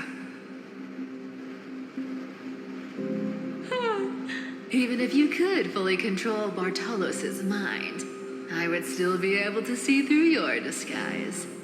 Aglaya. You've gone to such lengths to spy on my every move. What exactly are you after? I've told you before, you don't need me to succeed. Why don't you just let this go?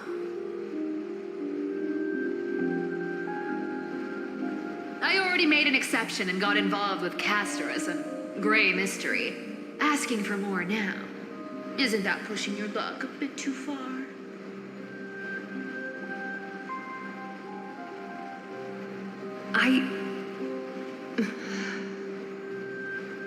I'm sorry, Cyphera. I've plotted and schemed my whole life. But I never could have predicted our relationship would end up like this.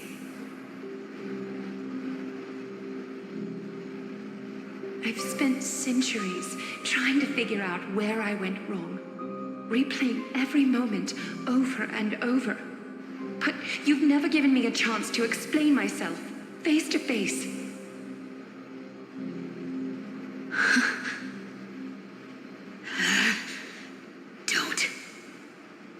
Don't talk to me like that. You know I can't take it.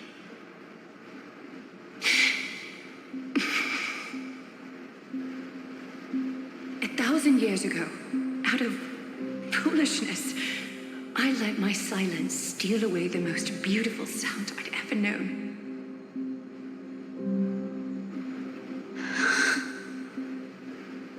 I see this.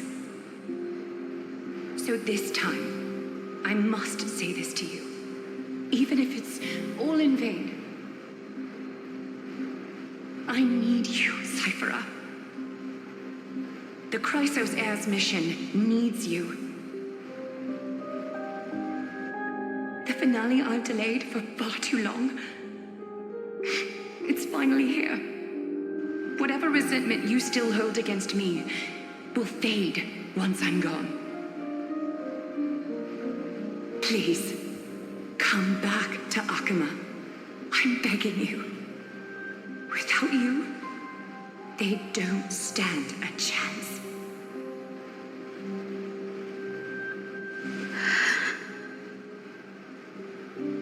I'll think about it, seamstress. But stop watching me. Unless you want to lose me for good. Don't worry. As much as I'd love to hear your voice again, to see your face, it seems that chance will never come. Goodbye, Cyphera.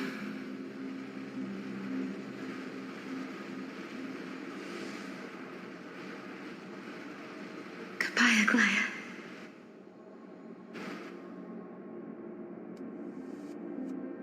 What a shame. I thought there'd be some real treasure under that goat's head.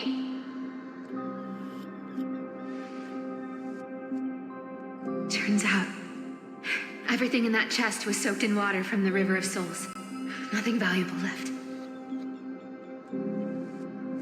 Those relics were once priceless.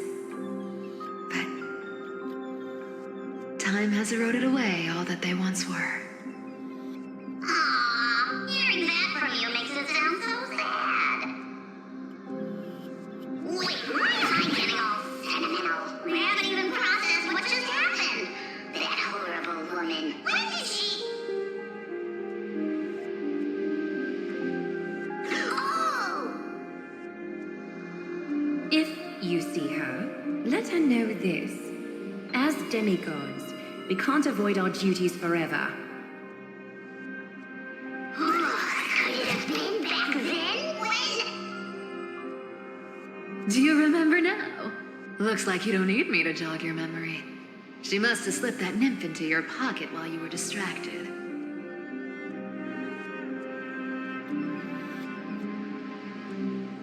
Don't underestimate that bug. It's every bit as dangerous as the seamstress's golden thread. Let your guard down for even a second, and it might take over. Make you spill secrets you'd never share otherwise. Whoa, that's like some brainwashing monster straight out of the Black Tide. Creepy. Boss, how did you realize something was wrong? I'm curious. What exactly did that nymph make me say? Actually, it gave itself away very early on.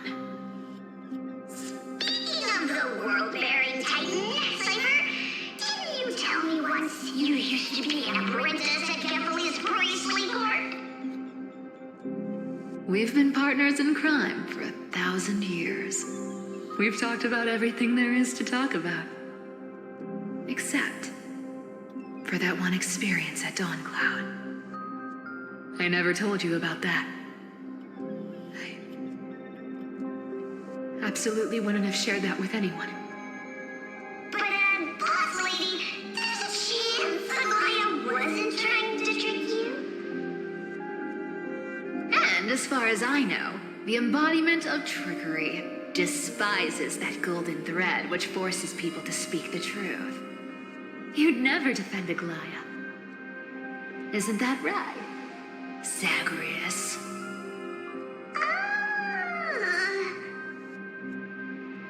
You have a terrifyingly sharp mind. After all, I'm the only one in the world who knows you're still alive. To make sure you survive the Titan trial, I had to fool the entire world. If you want to keep that lie from falling apart, you'd better keep playing your part in the days ahead. Even if it weren't for saving my worthless little life, I'd still walk through fire for Cypher without hesitation. You may have been reduced to this form, but you still haven't lost your way with words. Speaking of which, Cypher, you're not taking that wicked woman's words to heart, are you? Life's been pretty great lately. Why get into trouble now? Don't you think?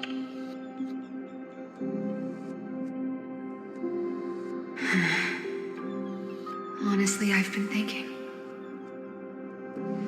Maybe a trip back now wouldn't be too bad.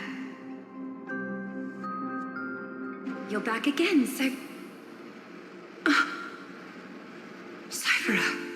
your face. I need clothes. Anything. Just throw me something. A piece of cloth will do. Just enough to cover the wounds. I will pay back the amount I owe. I promise.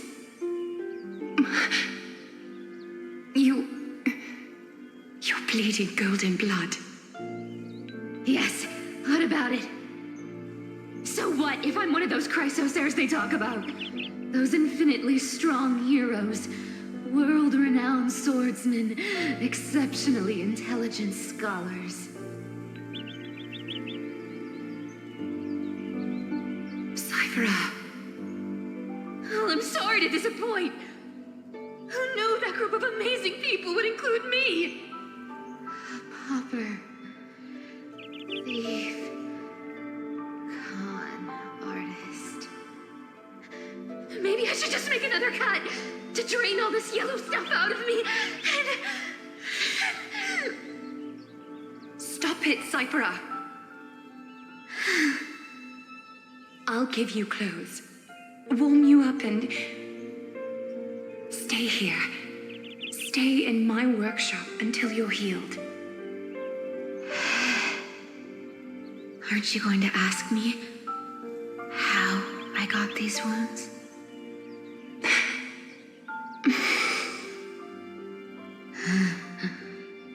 Right. What's the use? I'm so good at lying. Even your golden thread can be fooled. If you can't verify the truth, why bother asking at all? I don't need to ask. Nor do I need to use the golden thread. I know everything you do is for survival, at all costs. Stay here. You won't have to deal with the cold or go hungry again. Stay by my side. Then you can start putting yourself back together. Aren't you worried I'll ruin this place's reputation? Or that I might sneak off with your precious clothes and sell them? I wouldn't have invited you if I were worried about those things. You're weird, seamstress. You know, they say a child who often lies remains a liar for life. I've tried not to become a liar, but honestly, It's just too hard. I'm close to giving up. What makes you think I won't disappoint you? Because I can feel it. Not with the power of a demigod, but with the heart that beats in my chest. You love this place. That's why you keep coming by, but also why you hesitate to stay longer. You worry you'll tarnish the Gold Weaver name.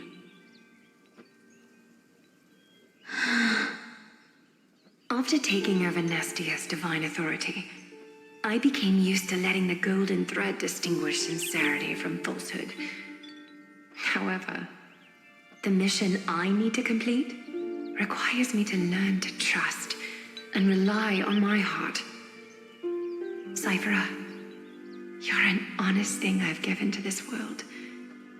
And also a challenge the world has given to me. Stay here with me. You have a beautiful face that deserves better than to be covered in scars and grime. You've got a way of talking that's hard to follow. All right, let's make it a deal. You have 1 day to change your mind. Once the action hour passes, there's no turning back.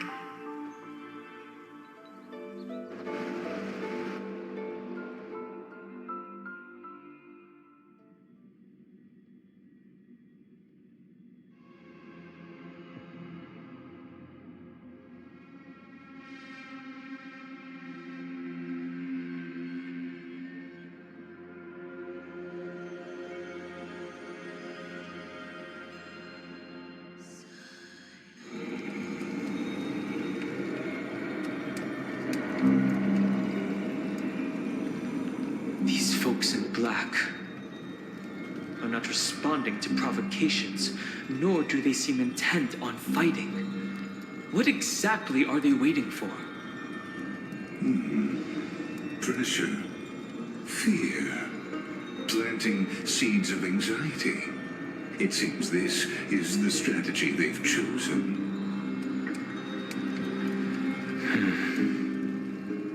An organization that sees it as their mission to eradicate the Chrysos heirs.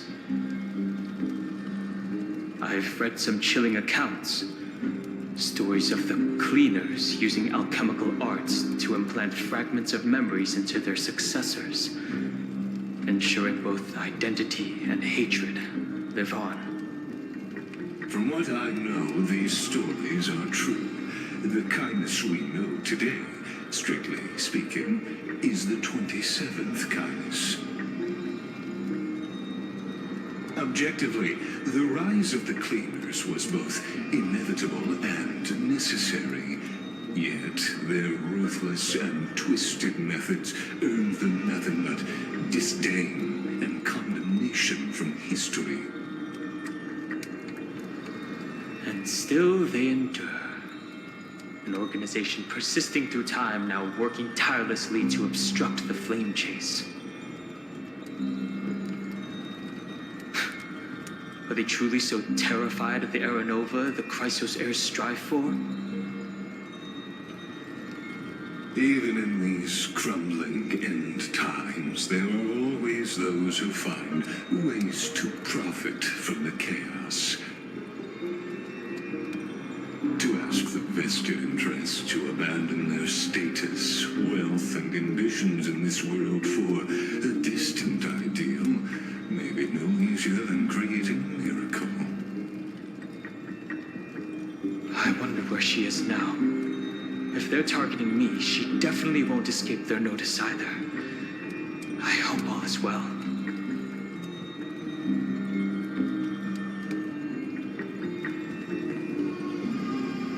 Is that Lord Krateros? There you are, Lord Donghong. We couldn't reach you on the teleslate, so the Holy City Guard almost assumed you two had met some terrible fate.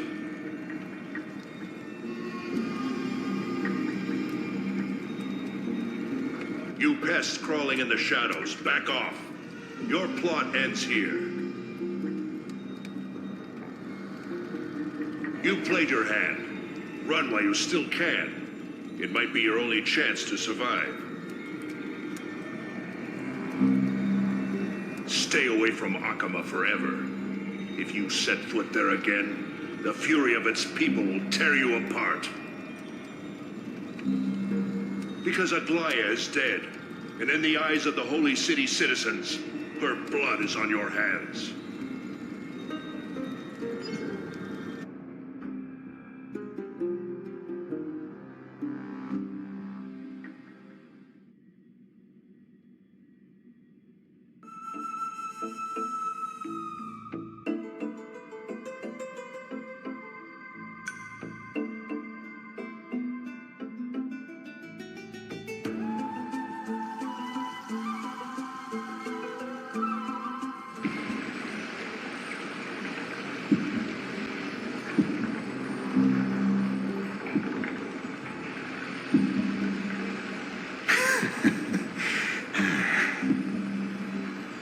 Looks like she was wrong about you.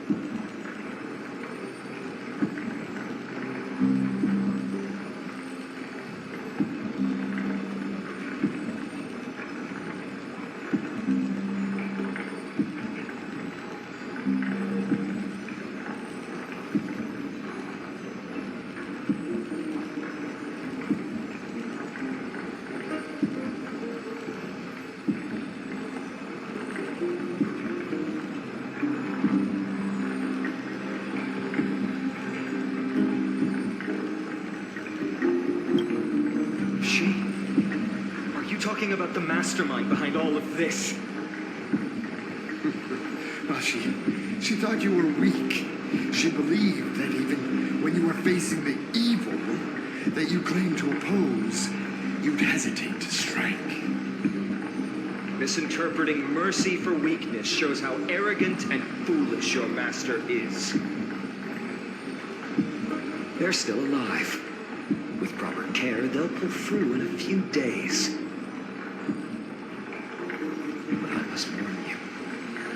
I haven't fought a human in ages. I can't guarantee I'll always be able to hold back. They're lucky they're still alive. If you feel as lucky as they are, try me.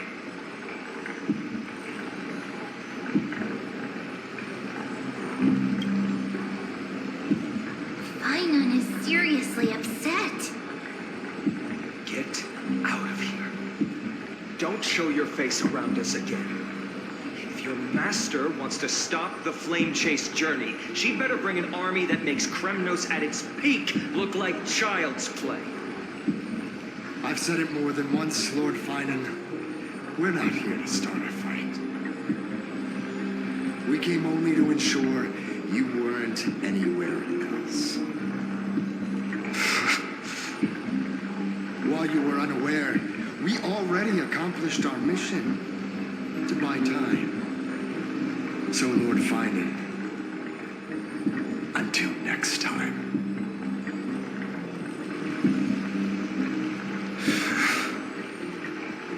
Are you okay? I'm fine. Anyone who uses innocent lives as bargaining chips has gone too far.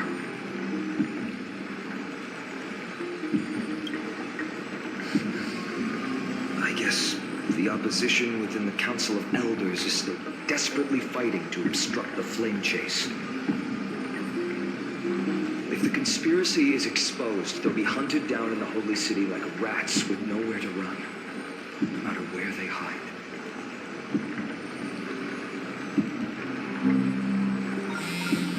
Tell us, Lee.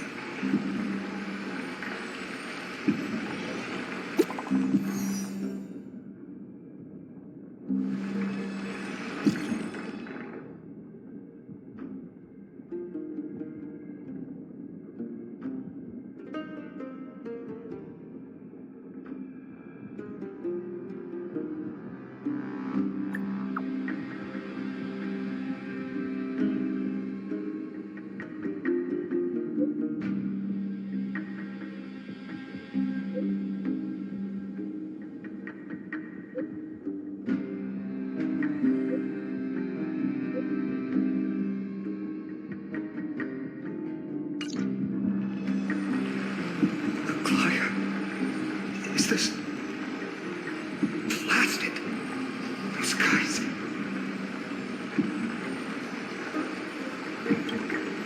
But how could they possibly? Stay calm. This could just be one of her schemes.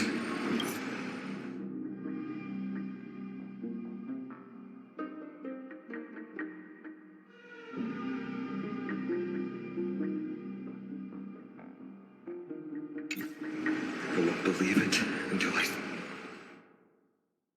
see it for myself. Fainan. What should we do now? Stay on course. I'll contact Trevi and ask her to keep the citizens calm. We'll hurry back to Akima as fast as possible and assess the situation in the city. If we run into any enemies along the way,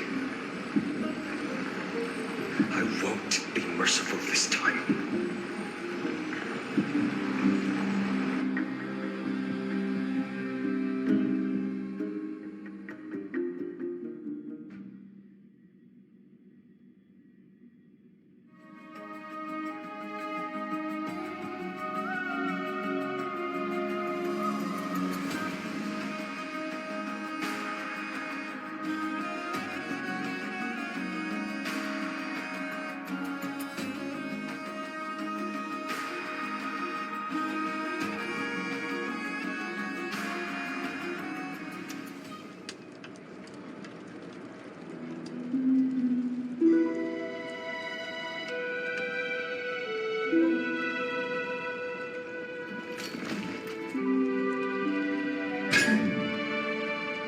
Cartonis.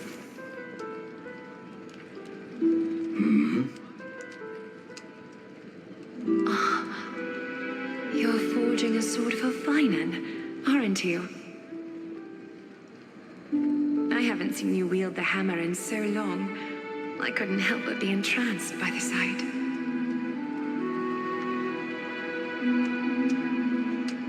You, Aglaya. In this form you come to me. It means... That's right.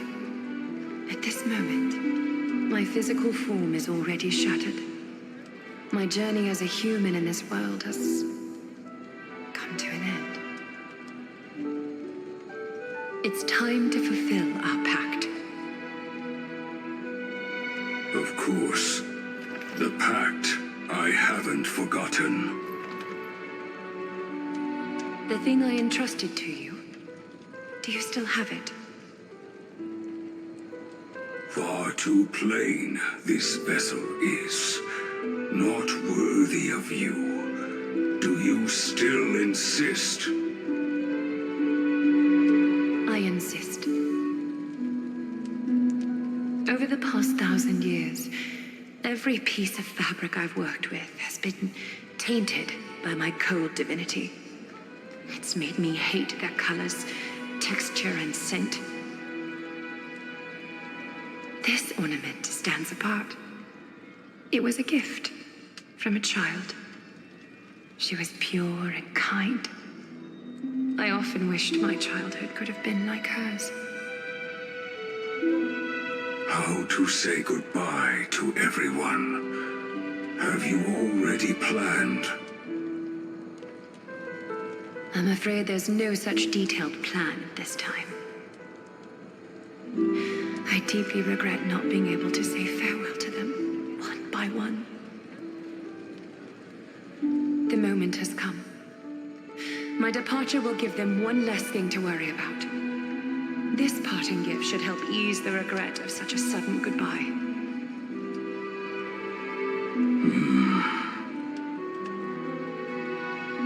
Invented for the Titans, Kremnos' soul-forging technology was, though divinity it retains, filtered out, the remnants of humanity will be. Is that what you want, Aglaya? You've confirmed this with me repeatedly. Yes, Cartonis. I need you to do this for me. Condense my divinity into this ornament. It might still be useful in the future to help them complete their mission.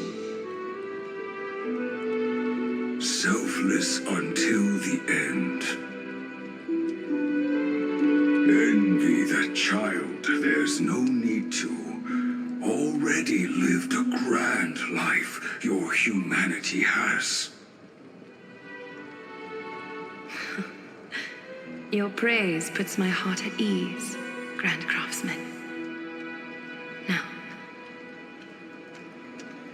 please, take me through the last tempering that fate has to offer.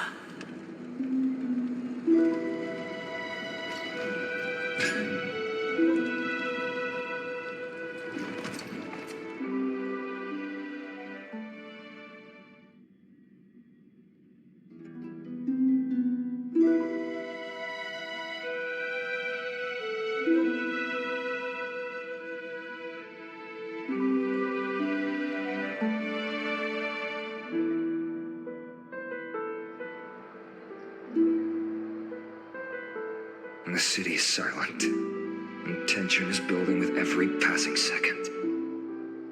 The news is probably spread by now. Every household is locked up tight, and all the market stalls have closed down temporarily.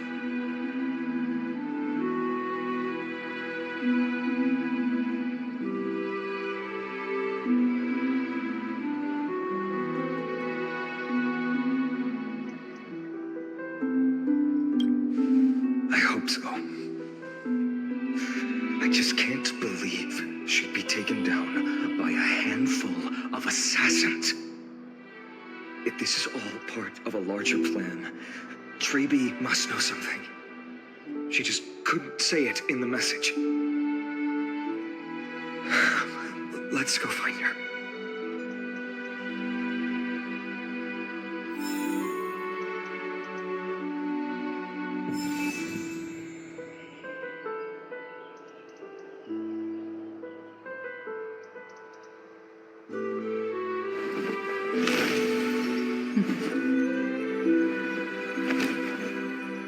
Discard your worthless destiny.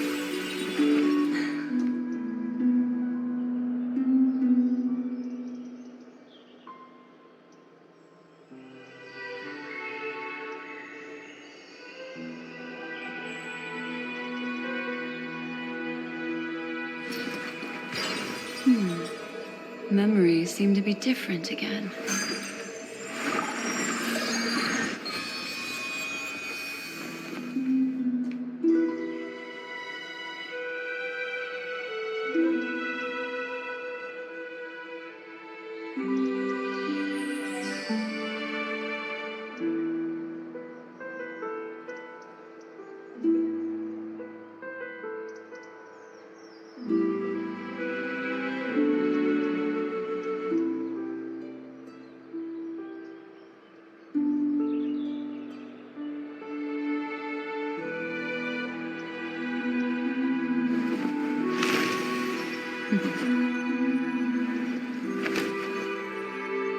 Discard your worthless destiny.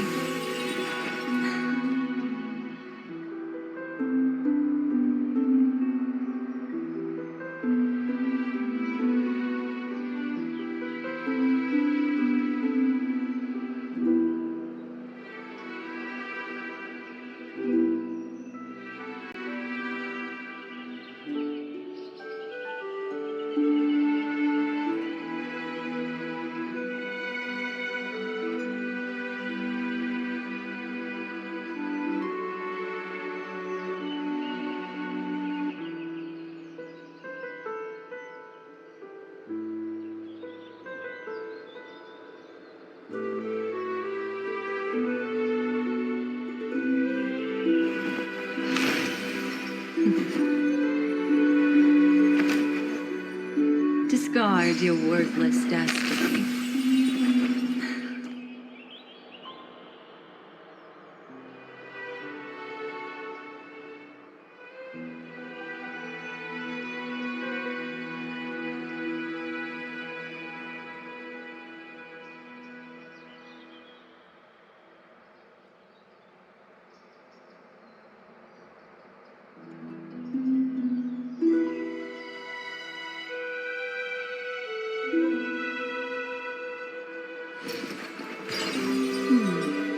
Memories seem to be different again.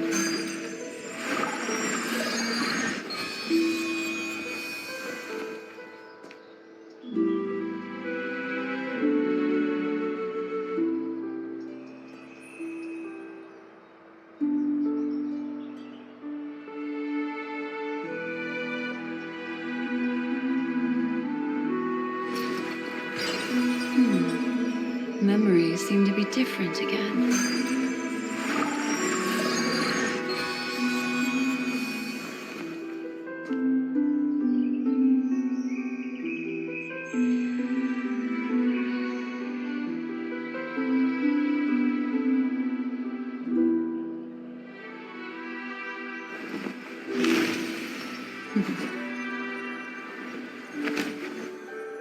Discard your worthless destiny.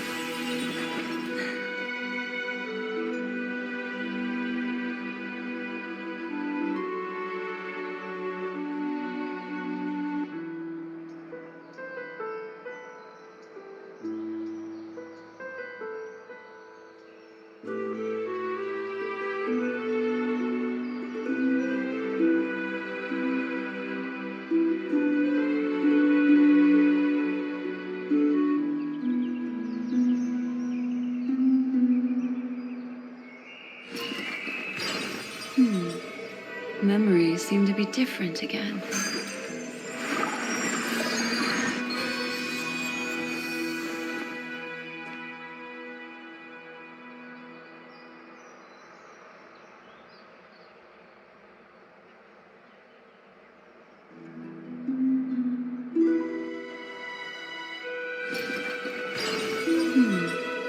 Memories seem to be different again.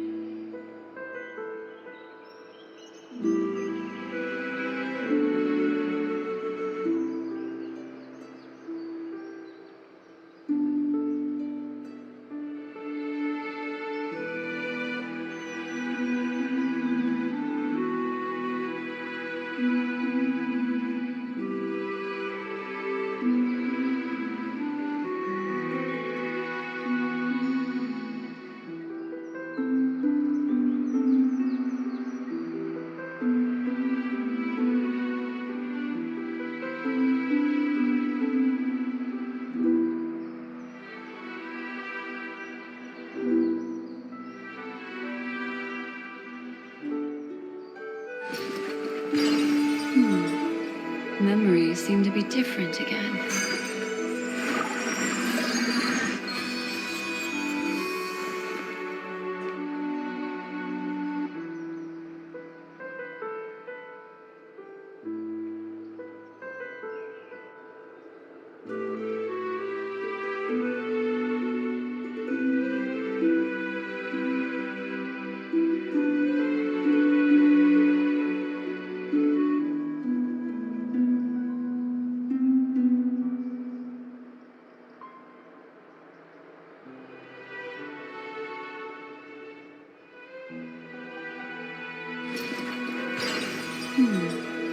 Memories seem to be different again.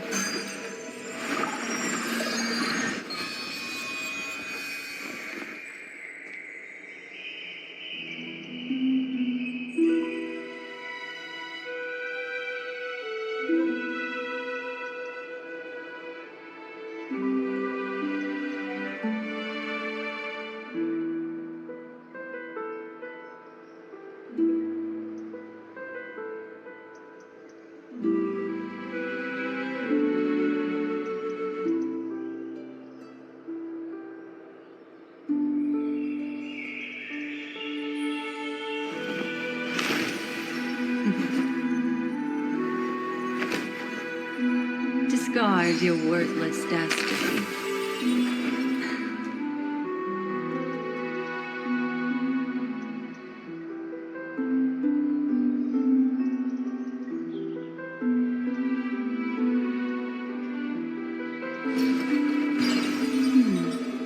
Memories seem to be different again.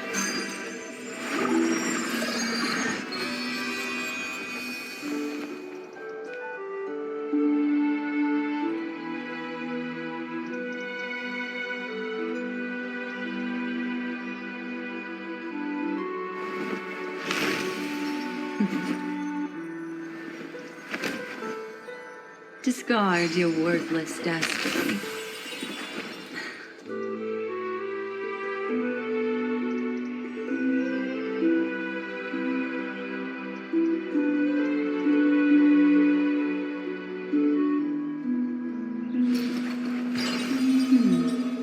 Memories seem to be different again.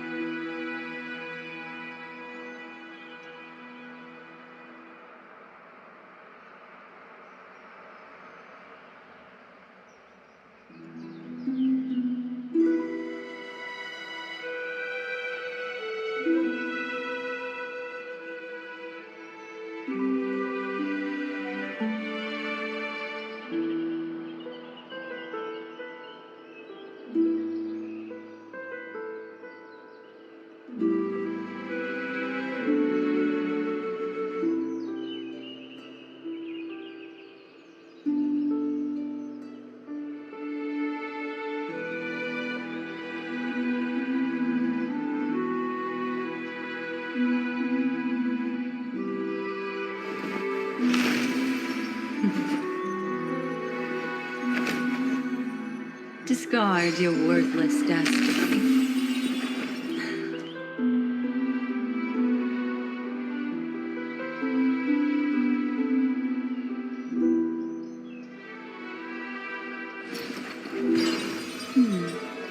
Memories seem to be different again.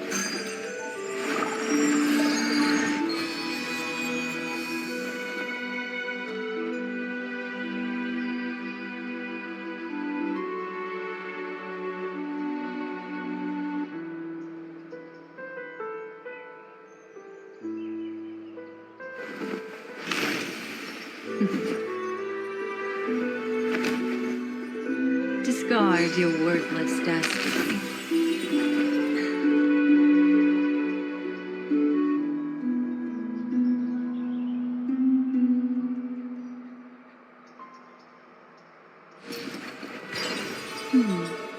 Memories seem to be different again.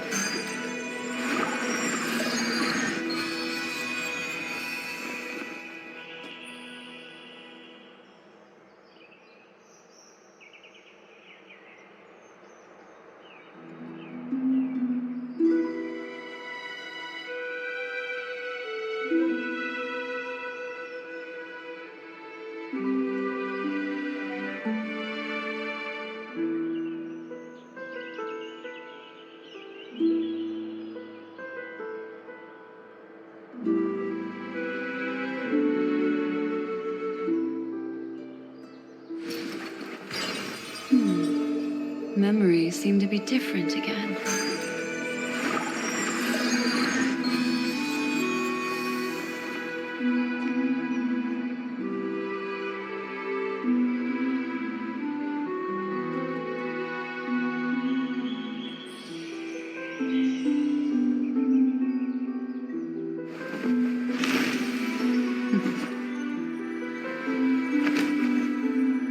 Discard your worthless destiny.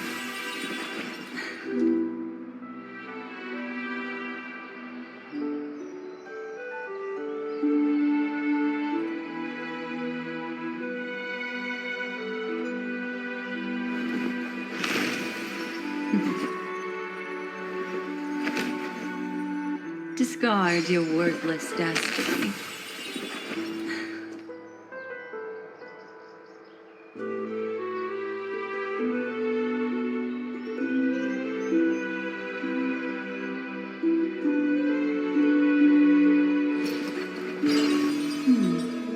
Memories seem to be different again.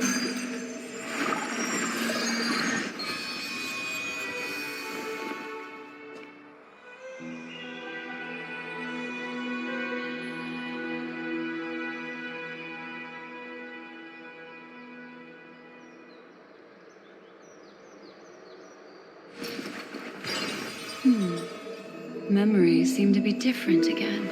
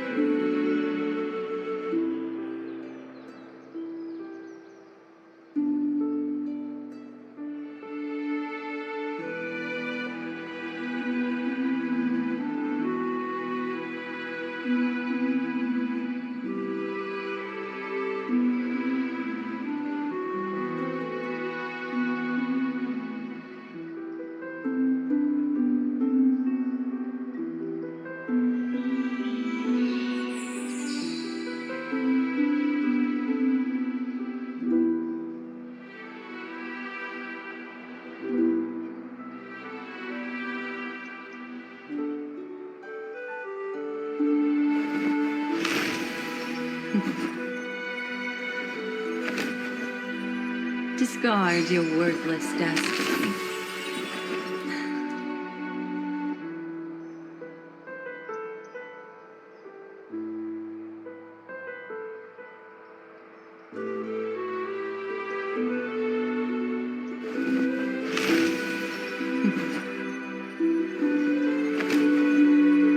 Discard your worthless destiny.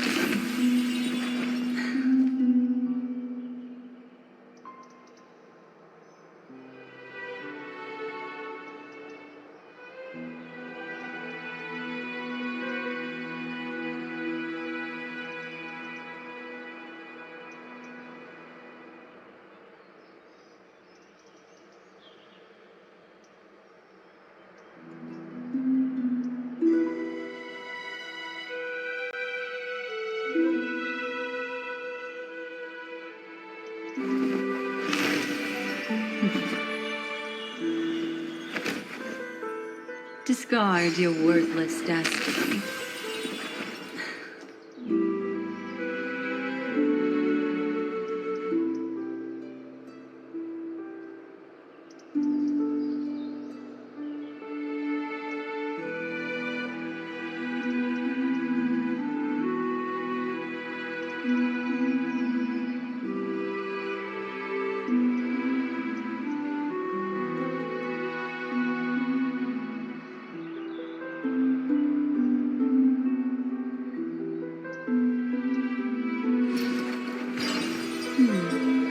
Memories seem to be different again.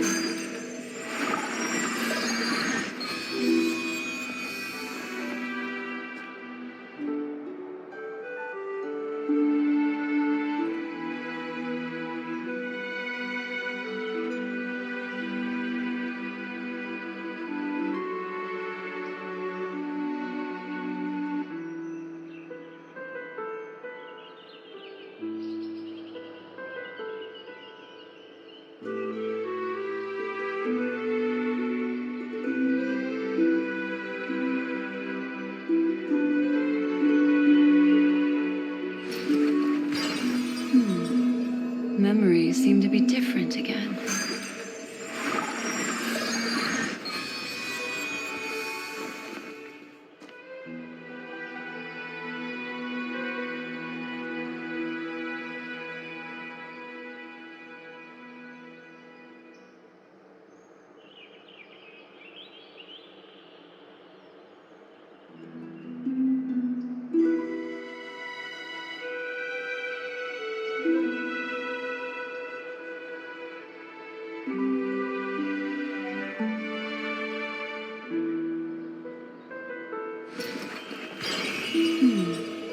Memories seem to be different again.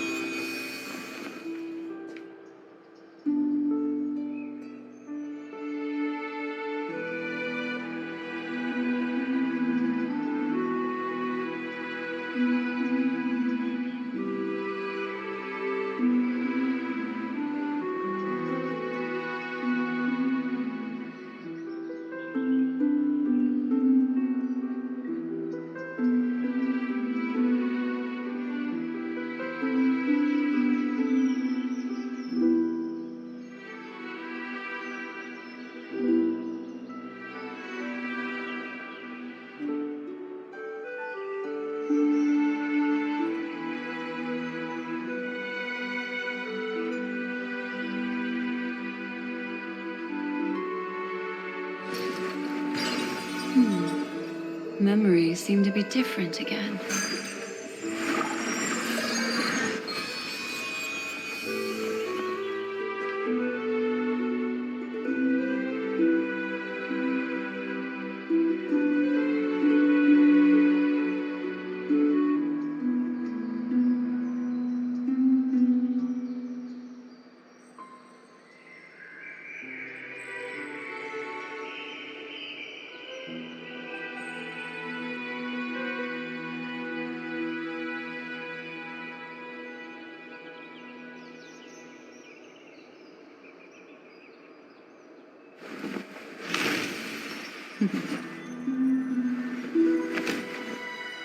Discard your wordless destiny.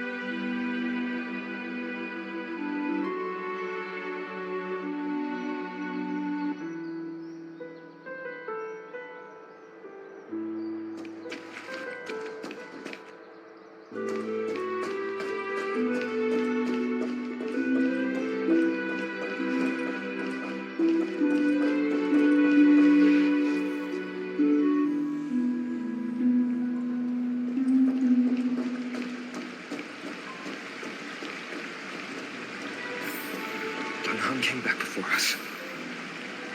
Well, maybe he's heard something.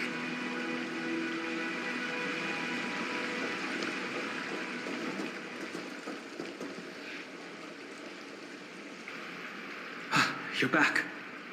How's everything? No injuries, I hope?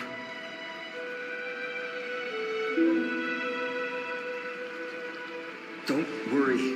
The cleaners didn't lay a hand on us. Lord Kratos, were you in the city when it happened? What exactly went down? Regrettably, no one knows the details of that moment. Eyewitnesses only saw... It's fine. Just tell me. Eyewitnesses at the Memorial Palace saw Aglaia fall from the Chrysos air bath. Oh, gods. She showed no signs of life by the time the Holy City guards approached to check.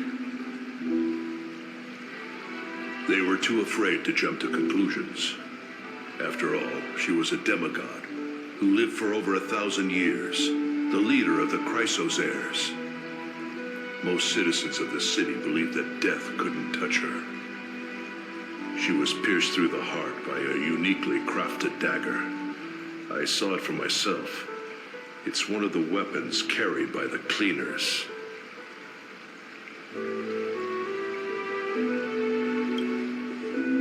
I also don't understand. This doesn't add up. The ones who appeared in the grove and those who confronted Don Hung in the abyss didn't immediately resort to violence. They were just watching and trying to intimidate. They didn't have any reason nor the courage to attack Aglaya. Perhaps... Speculating blindly won't help. Let's go find Lady Treby, as she understands Aglaya's mind best. I'll stay here to lead the guards and maintain order. Find out what happened, but don't take too long. With Aglaya gone, someone has to take her place and lead Akama. Also, Miss Hyacinth was the one who declared Aglaya dead. You might want to speak with her. Thank you, Lord Craterose.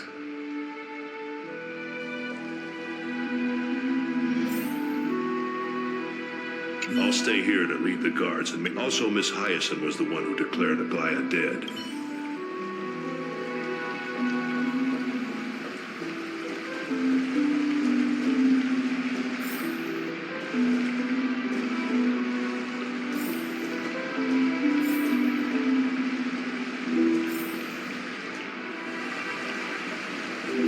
The baths are empty. No citizen feels like bathing after hearing such terrible news.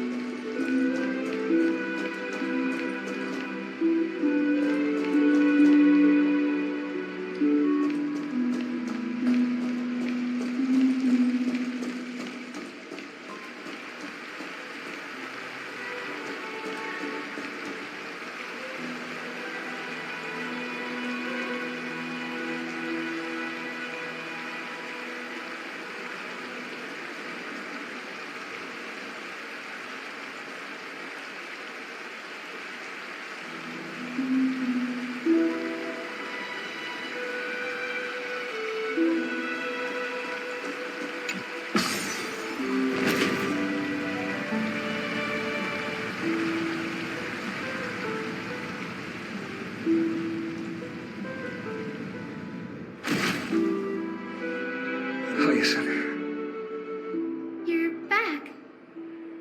We heard from Craterose. Are you alright? I'm fine. I've been staying close to Lady Treby and Lady Trinan after the incident. It's great that you could come back so quickly. They need someone with them now.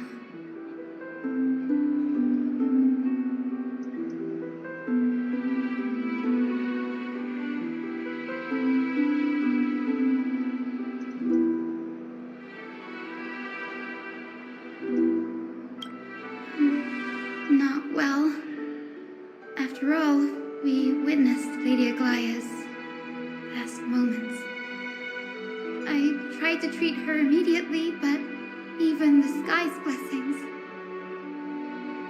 Declaring her death was the hardest thing I've ever had to do as a doctor.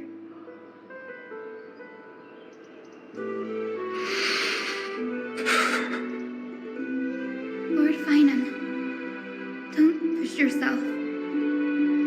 You're carrying a heavier burden now. Please, don't fall. It's fine. I can handle it. What I've lost is a mentor and a comrade in arms. But for Treby and Trinan, they've lost a 1,000-year-old bond. Like they're losing a part of their lives. You should rest, Hyacinth. You've been awake for a long time, haven't you? We'll handle things from here. Okay. See you later, everyone. Next, we should visit Lady Treby.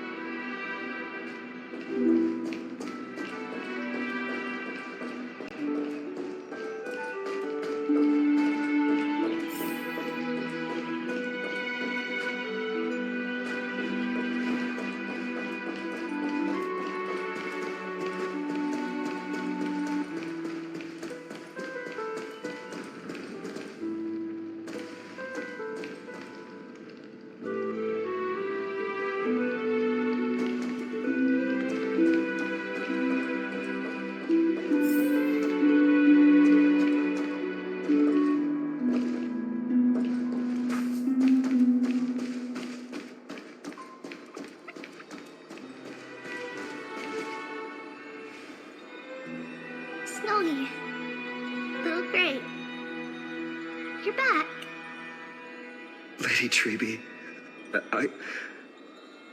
Snowy, don't. Please don't apologize to us. You went to the grove to prepare yourself for the threats to Akama. You didn't do anything wrong, so don't be hard on yourself. We were always by Aggie's side throughout this long journey, so we understood her thoughts better than anyone. She knew she wouldn't see the end of the Flame Chase journey, yet she gave everything without hesitation for the future of everyone.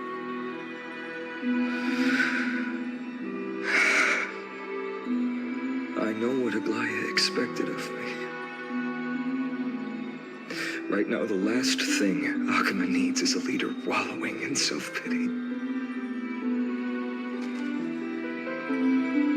The scroll over there was entrusted to us by Aggie. She instructed us to hand it over to you when the time was right. I think now's the right time.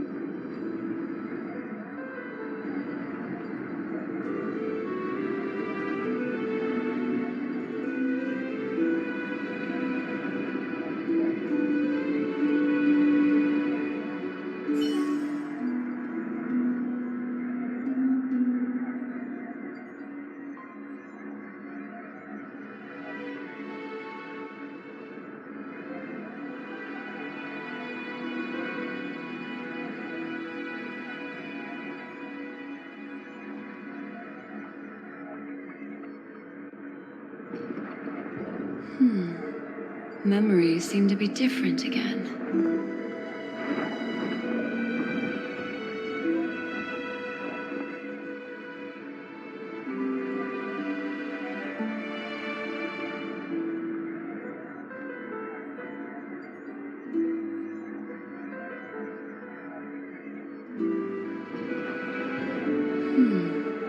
Memories seem to be different again.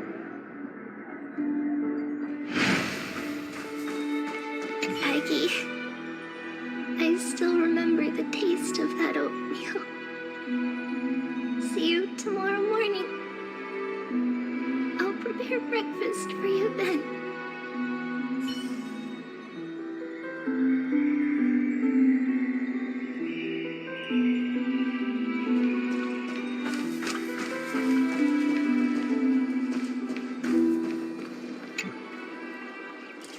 Finan, my humble student, my trusted colleague. As I write this, you are locked in a battle of words with the Council of Elders, fighting for the survival of the flame-chased journey on a battlefield where the smoke of war is invisible. I deeply regret and feel guilty for hastily pushing you and the trailblaizer into the debate.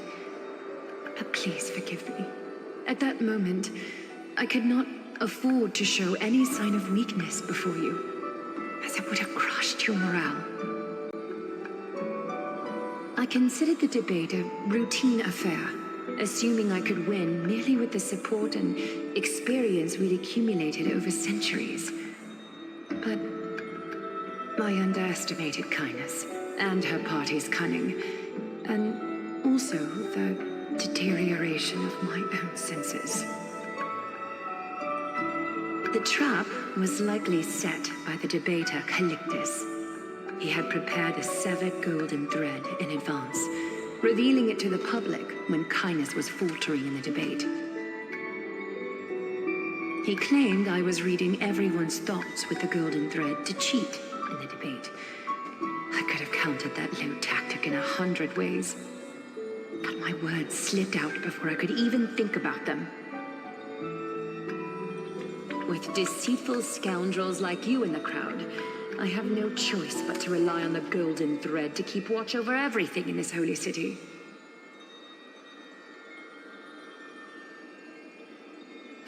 You can imagine the reaction that comment provoked. At that moment, I felt my time was running short. The divinity in this body might be eternal, but that is not the essence of me. I am a daughter of humanity, born of my mother, and I will die as a human. Realizing that my humanity was fading, I began to plan my exit. What kind of departure would not waste such a belated death? I have yet to find the ideal answer. But I knew I couldn't simply fade away in my sleep like anyone else. The serpents have always lurked in the darkness, terrified of their heads being cut off by the golden thread. If my departure were to be calm and uneventful, it would only lead to a swarm of those serpents emerging from their nests. Regrettably, a peaceful death is a luxury I cannot afford. I must feign weakness deliberately to make those serpents lose patience and act rashly. Just as they think they've struck and sunk their fangs into my heels, that's when I'll strike back, igniting the final blaze to burn away the threats hidden in the shadows. The blaze soaring into the sky might sow fear and confusion, but I have no worries about people losing their way. After all, Alchema still has you to guide them, Finan. You're not perfect, Finan. I've witnessed your confusion, recklessness, and deep sensitivity, dawn after dawn. The heavy burdens of your past have always weighed you down, inflicting deep pain. Yet, in your way, you are perfect. You embrace everyone's imperfections, always ready to find the precious qualities hidden beneath their rough exteriors. Unconditionally. That might be what sets our Sky Father Kefili apart from other deities. They recognize the imperfections in their creations, yet still choose to shine their light on them, offering protection with unconditional love. Finan, while you zealously pursued strife, believing it to be your destined path, from the very beginning, my thoughts have never changed. You are the destined world-bearer of Amphorius, the gate to Amphorius's future. Go, complete the flame-chased journey of the prophecy, ignite the stars, and inspire hope in the hearts of humanity.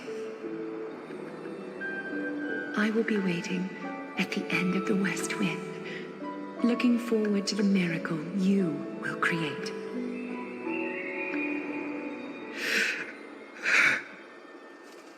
Aglaya, how could I possibly be worthy of the burning torch you've passed into my hands?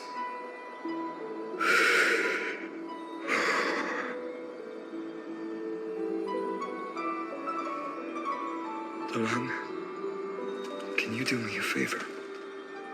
Whatever I can help with, just say the word. Please deliver a message to Lord Crateros. Have him gather the Holy City guards and the Kremnoans to spread the word from door to door. At the lucid hour tomorrow, Finan will speak at the Marmorial Palace. Urge everyone who has concerns about the Holy City's future and the flame-chased journey to attend this gathering. Tell them Aglaya has left Amphorius the seeds of hope. Understood. Thank you.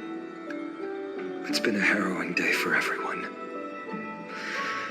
Please make sure to rest well and collect your thoughts. I need to prepare.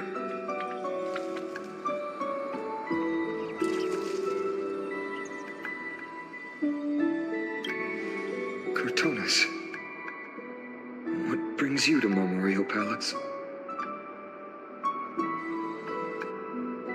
I planned to get everything settled before coming to see you. Is there something urgent, Cortonis? How are you holding up, I wanted to see. Better than I expected, you seem. There's no room for doubt anymore. It's time to take action and show everyone that the leadership of the Chrysos heirs is still strong. Right, your assessment is. Now, here, take this.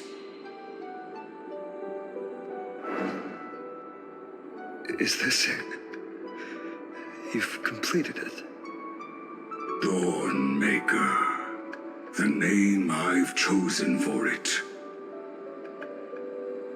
Before dawn, prepare for battle. For tomorrow, wield your sword. Befits your stature, it does. Chrysos heir. Dawnmaker. Unbelievable. You've never seen that black-clad swordmaster.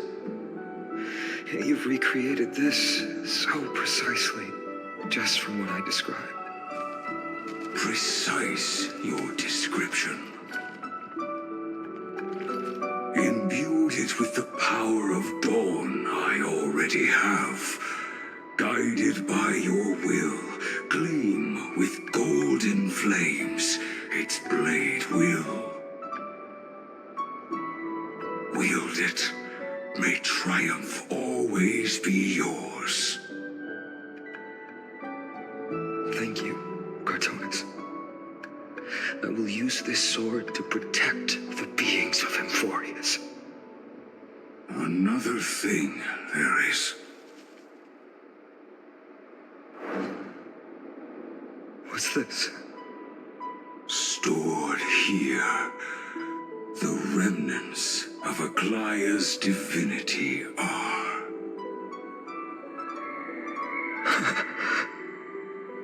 This was her commission.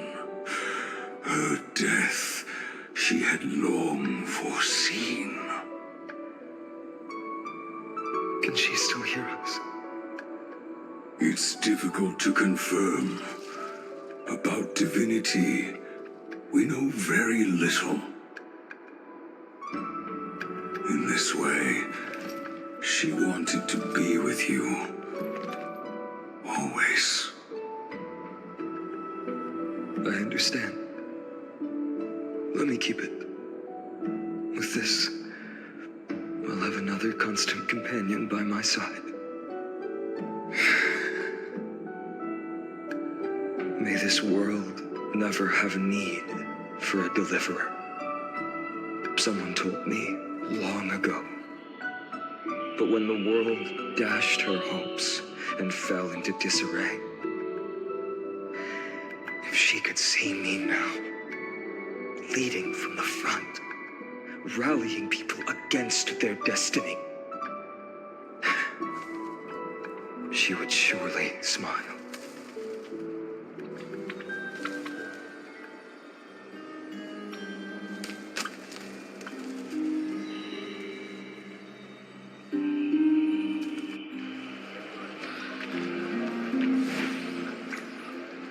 How will the Holy City continue without Lady Goldweaver?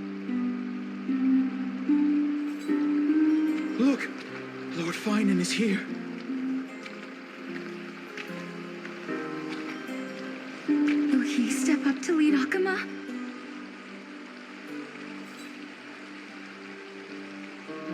Not long ago, I spoke at the Citizens' Assembly at Dawncloud. I wrestled with every word, searching for the right ones to rally support and keep the Chrysos heirs' flame chase alive. In the end, I remembered a lesson from one of my teachers. In battles where words are weapons, outrage and blind passion often overpower reason. I followed his strategy. I painted my opponents as nothing more than pests, tore apart their character, and laid out their crimes. The strategy worked. I secured enough votes to achieve my goal, but afterward, there wasn't even a flicker of joy. I realized that apparent victory masked a deeper failure. In my pursuit of success, I fueled division and strayed far from my very purpose that led me to the flame chase journey. This journey was supposed to unify, not divide, to strengthen us, not weaken us. It was the gold thread that mended our rifts in the past. Some saw it as a means of surveillance, a tool of control. But no one can deny that it was Aglaya who held this city and even this shattered world together. Now she is gone. Yes, as you have heard, the demigod Aglaya, who guarded the holy city for a millennium, has indeed fallen.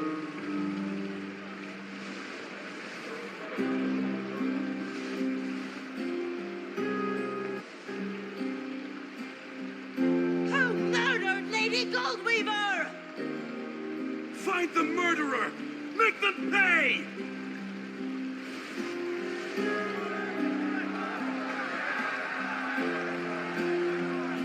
I felt the same as all of you initially.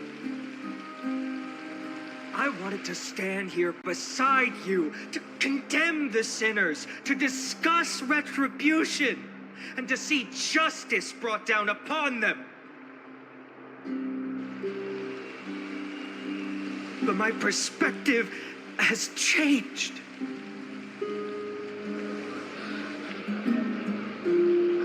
The golden thread.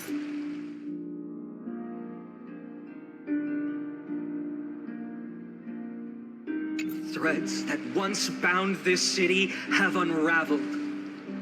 Yet no one is celebrating their freedom from control. In the empty markets and bath chambers, one feeling lingers.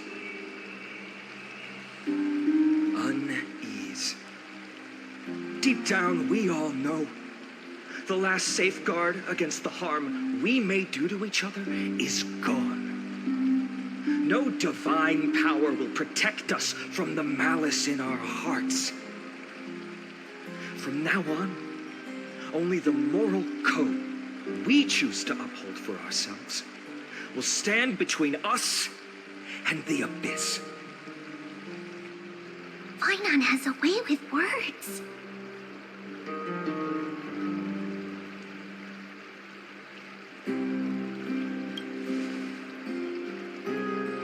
You think highly of yourself, don't you? The flame-chased journey is nearing its end. With only one Titan left for the Chrysos heirs to conquer. Aquila! Before I rise to the skies, I challenge you. Cast out the shadows and malice within your hearts. Let your spirit shine brighter than the sky itself. Let me bear witness. Even without the divine authority of romance, Akima will remain a sanctuary in these end times. A place for the kind people Aglaya dreamed of. The kind of people foretold in prophecy. A better people! Better people! Better people! Better people! Better people! Better people! Better people!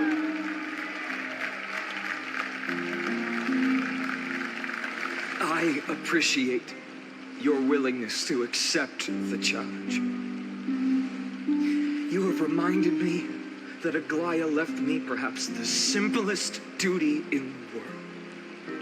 To bear the burden of creation, I need only to give one thing.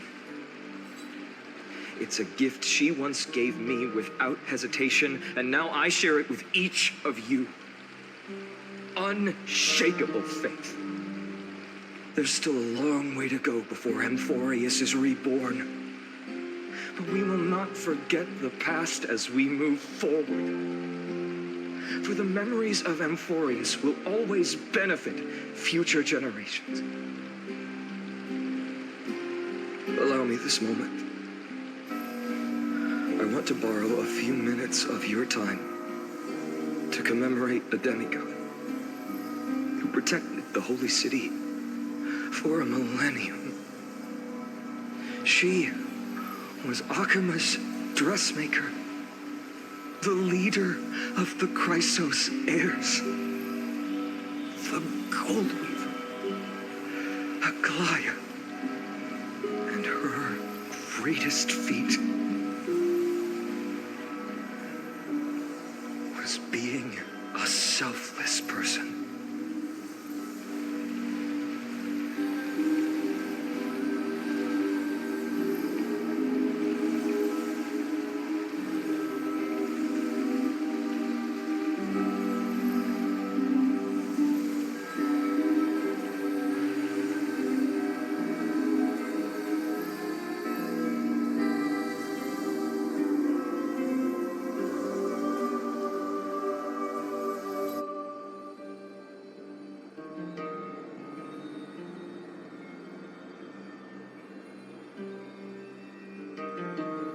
That singing sounds so familiar.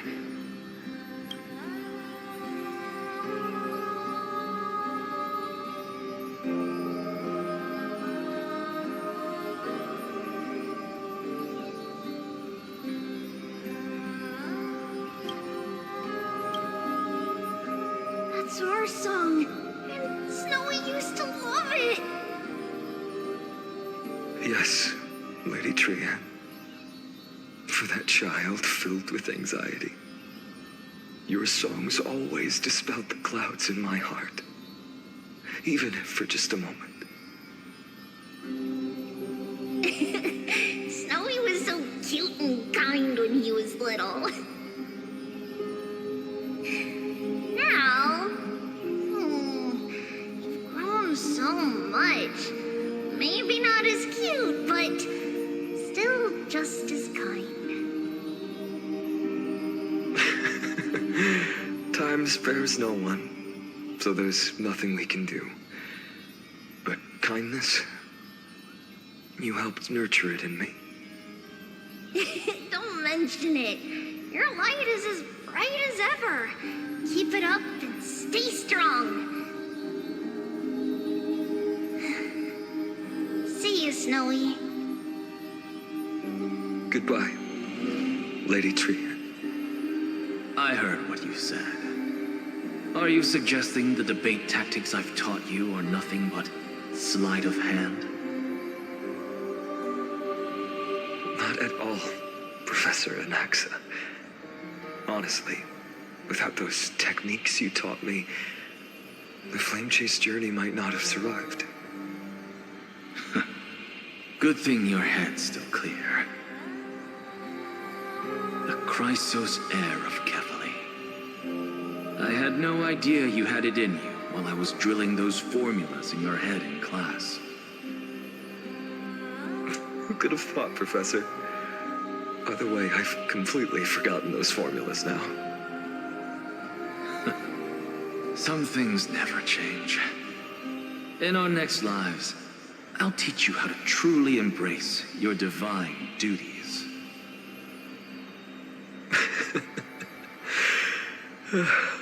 I'll be waiting.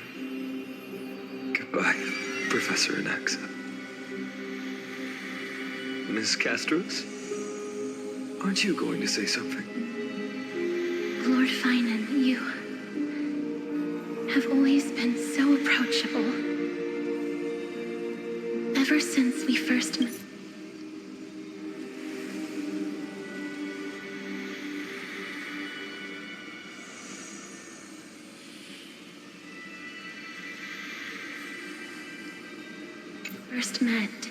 You...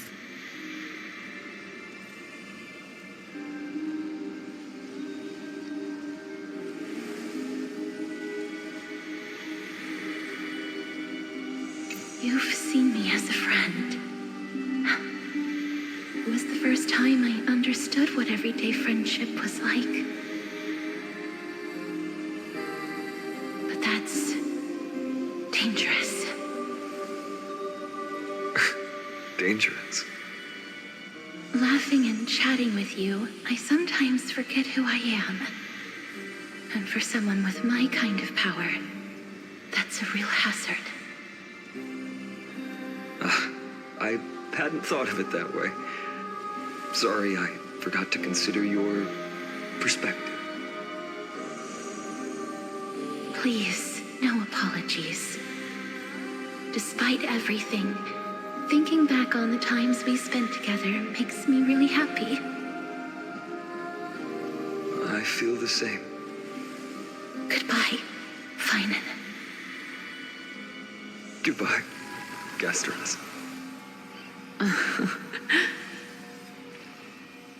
Aglaya.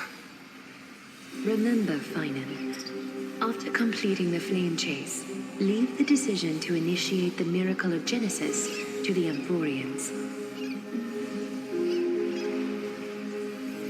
The Chrysos heirs are the executors of the prophecy, yet they, the people, are the true masters of this world.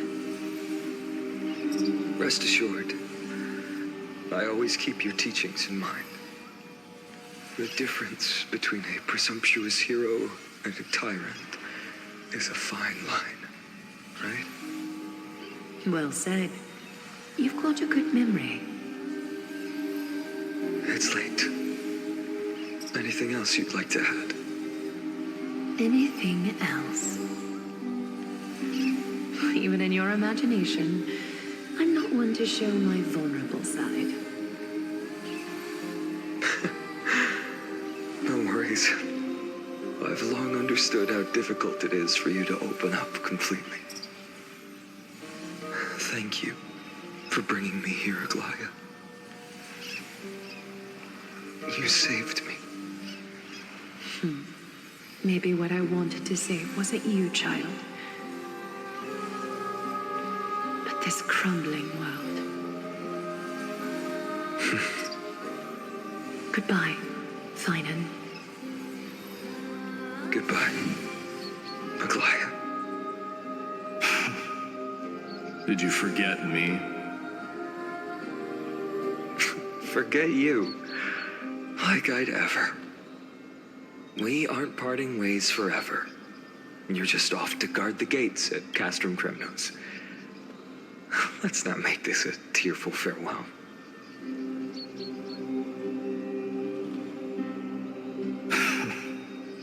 You know just how to make a person uncomfortable. I have a feeling we'll meet again in this lifetime. Let's have another showdown then. Deliver. That's very confident of you. I've changed since then. Have you seen this sword? It's a masterpiece freshly forged by Cartonis. A bold statement for a mere mortal who hasn't yet claimed the power of a titan. See you around. Finan of Ides Elysiae. It's a date, Mightymouse. What a poignant, yet splendid journey. And it's still not over yet, is it? Yes, Cyrene. I was right. In the end, you did become the deliverer in this story.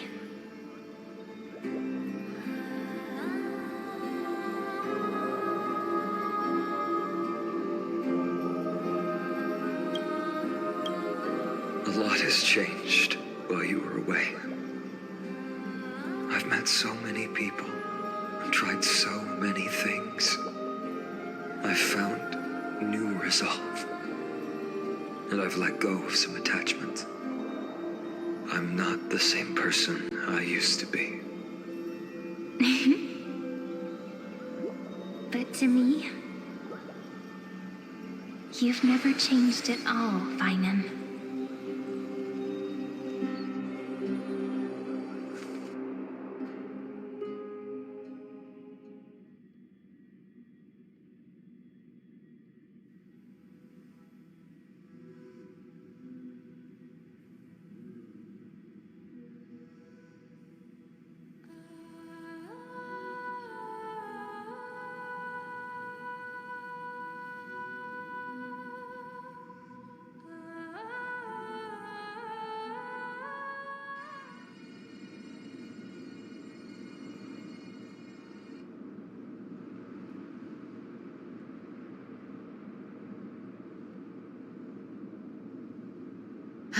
Dawn Cloud. This place holds so many different kinds of memories.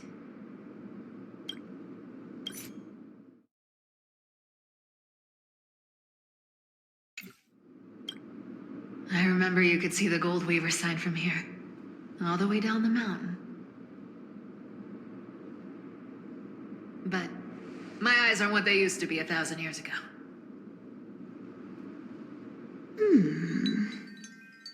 Cyphra, you... Seamstress. Tell me, does Akama have any treasures so rare that not even your... I mean, our shop has seen? Of course it has. I heard there's a gem of all worlds hidden somewhere in Dawn Cloud. Apparently, it's a piece that fell out of the Dawn device. It's truly a priceless treasure, being a part of Kefali's divine body. Even I, the Gold Weaver, cannot witness its glamour. Gem of all worlds. Nice! Got it! Well, please keep looking after the shop while I...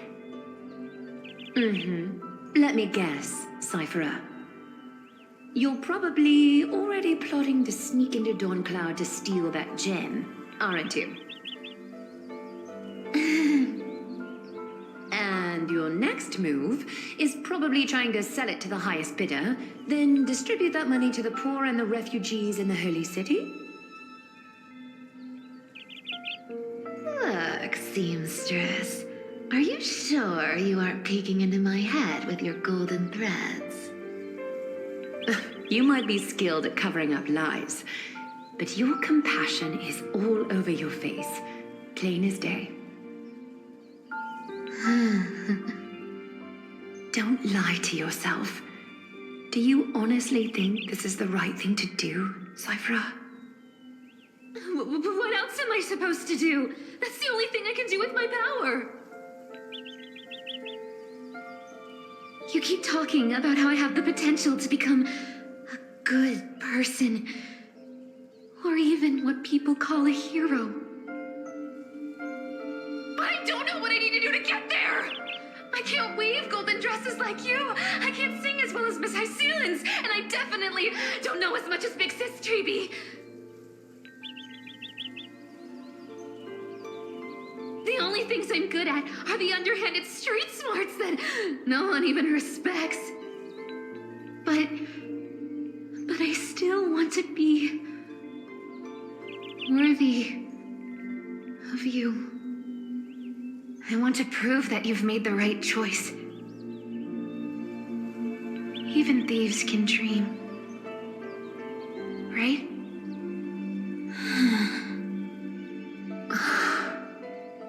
I know, Cypherer. I know. You are justified in your anger. Destiny is never fair. And your path is doomed to be even worse than everyone else's. You are fated to walk in the dark and bear the world's misunderstanding in this journey. But you have to believe that everyone in this world is unique in their own way. I am convinced that you're the only one who can bear the authority of trickery, even if you have to contend with the legendary 300 master thieves of Dodos. Aglaya. I just want everyone to believe that the world is beautiful and that everyone is simple and kind. If only I could get everyone to believe that. Would that lie become reality? If enough people believed in it, even though it's a lie. Lies will always be lies, Cypherer. But sometimes they can be more noble than the truth. Are you really planning to just stand there forever? Honestly, sneaking around doesn't suit you, Deliverer. I never thought I could slip past your sharp ears, Miss Cypher. I just didn't think it'd be right to interrupt when you're obviously lost in thoughts. Still as charming with your words as ever, boy. Your speech at the public baths wasn't half bad, I'll admit. It managed to touch my heart. Just a smidge.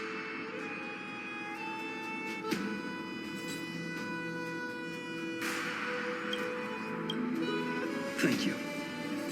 I had a feeling back then that you were in the audience. Intuition certainly is a thing of wonder. Oh, and you didn't call me out on the spot. You waited all this time to tell me. Well, I thought you'd need some time to yourself after she passed away.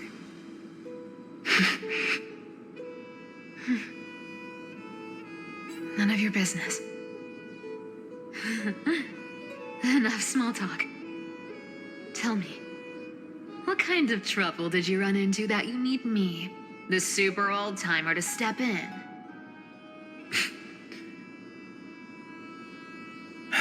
We've only met a couple of times, but you've always gone straight to business. I respect that about you, old-timer, so I'll cut to the chase. You're probably aware that Aglaya has earned the support of the entire city for the Chrysos heirs. Everyone believes that she died at the hands of council members who were against the flame chase, and the citizens' fury has been dragging these schemers out of the shadows one by one. But they didn't get everybody. To this day, we still haven't found Elder Kynus, the leader of the cleaners. Ah, I see. You're afraid she'll do something wild now that she's pushed into a corner, aren't you? Yes. I believe that Kefali's core flame, forever enshrined above the council theater, would be the opposition's final trump card against the Chrysos heirs. We're setting out to campaign against Aquila in a few days. With the Chrysos heirs gone, it'll be their best chance to strike. You think those desperate dogs will try to snatch the core flame while you're gone? So, you want me to give them a nice long walk while you're away, right? You sure saw right through me, Miss Cipher. I know exactly what you can do. Godlike speed, perfect disguises, untraceable movements, and that most enigmatic authority of trickery. I have only one request. Please, use whatever tricks you need to protect Kefali's core flame. Even if you have to deceive the rest of the Chrysos heirs as well. Uh-huh. Hey, Deliverer. Do you honestly think that there's no way I'll turn you down? Do you even have any plan Bs if I decide to nope out on this? As the demigod of trickery, there are no other trump cards in the world that can outrank you. I'm sure you know the answer to your own question, Miss Cipher. What confidence. You talk as if you have everything in the palm of your hand. Huh. So you did learn a thing or two from her. I'll give you that. Then let me tell you something you don't know. The Flame Reaver. They've been watching Akama closely. You mean... Bet you didn't expect that, huh? I've been tracking them all this time. And this is my conclusion. That lunatic may have lost their mind, but they're no fool. Why do you think they haven't made a move on Akama yet? Professor Anaxa once analyzed this. He thought it was probably because Kefali's core flame was protected by the Council of Elders' secret arts. Ha! Secret arts my foot! I could break those mechanisms with a flick of my finger. Allow me to let you in on the actual secret. They probably held off from attacking Akama because the Seamstress's defense network was way tougher than you thought.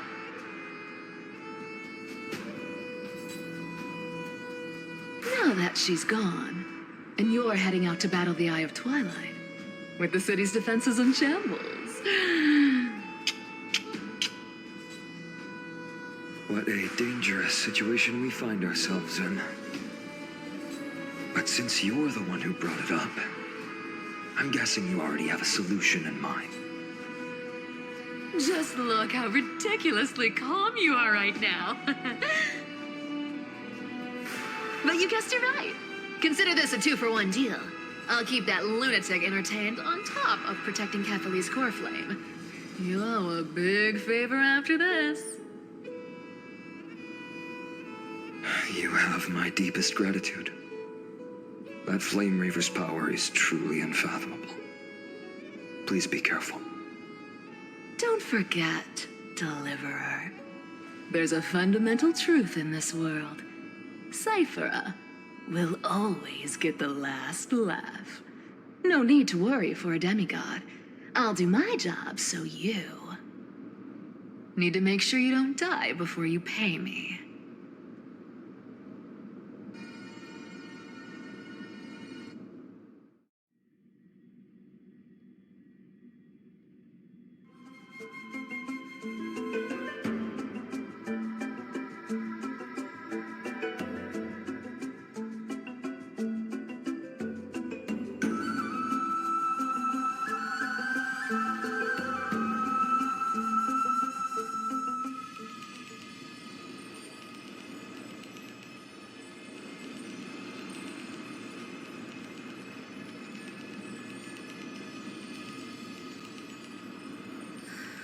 I'm back.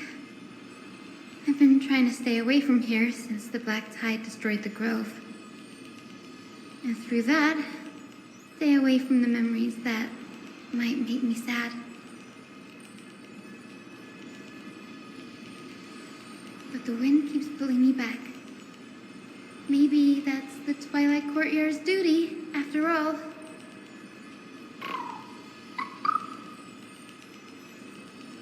I know, little Ika. I know. I too miss the days when we all studied together. But we have an even more important mission this time round. Lord Finan has already set the date to campaign against Aquila. Being a descendant of the Sky People,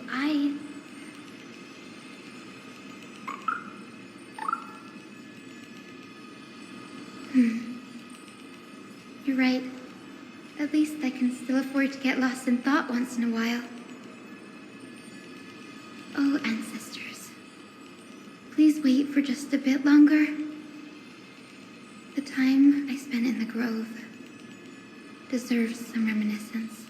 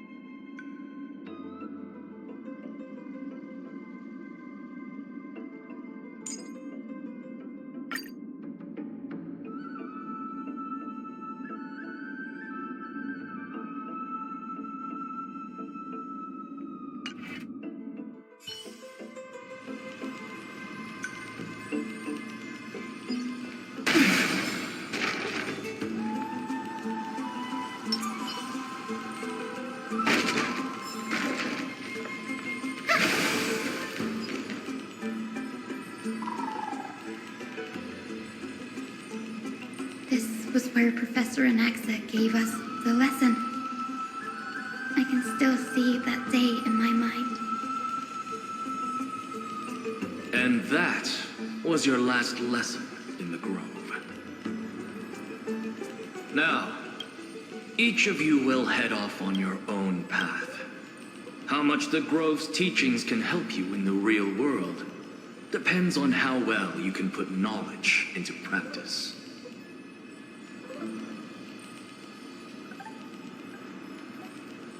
However, heed this warning.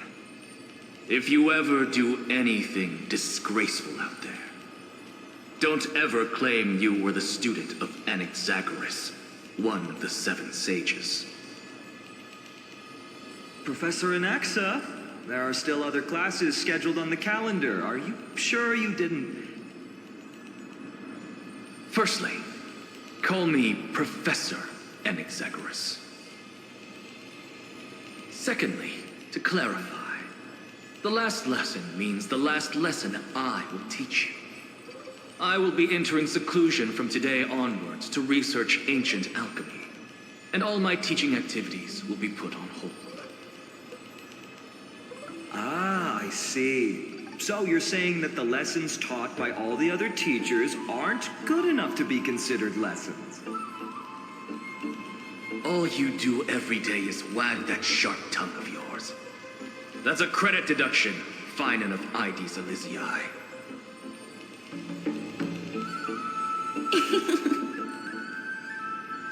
I have nothing left to say. Next. Please wait, Professor. According to the Grove's protocols for a cohort's final class, the lecturer should take some time in that lesson to discuss the students' post-graduation aspirations with them and guide them toward a solid path. Surely you can't skip such a crucial step, Professor.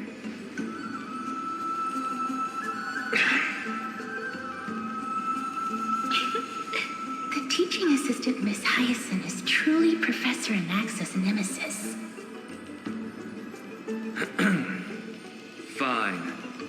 Since Hyacinthia insists on this, let's go through the process. Since some of you are so eager to speak, why don't we start with you, Finan of Ides Elysiae?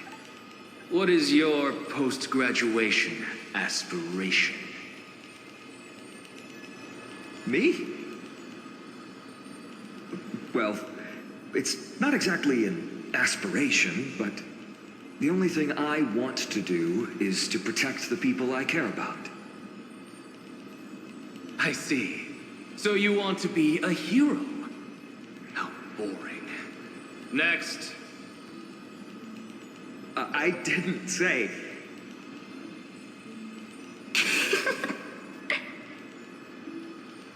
Castorus, you've been giggling for quite some time. How about you go next?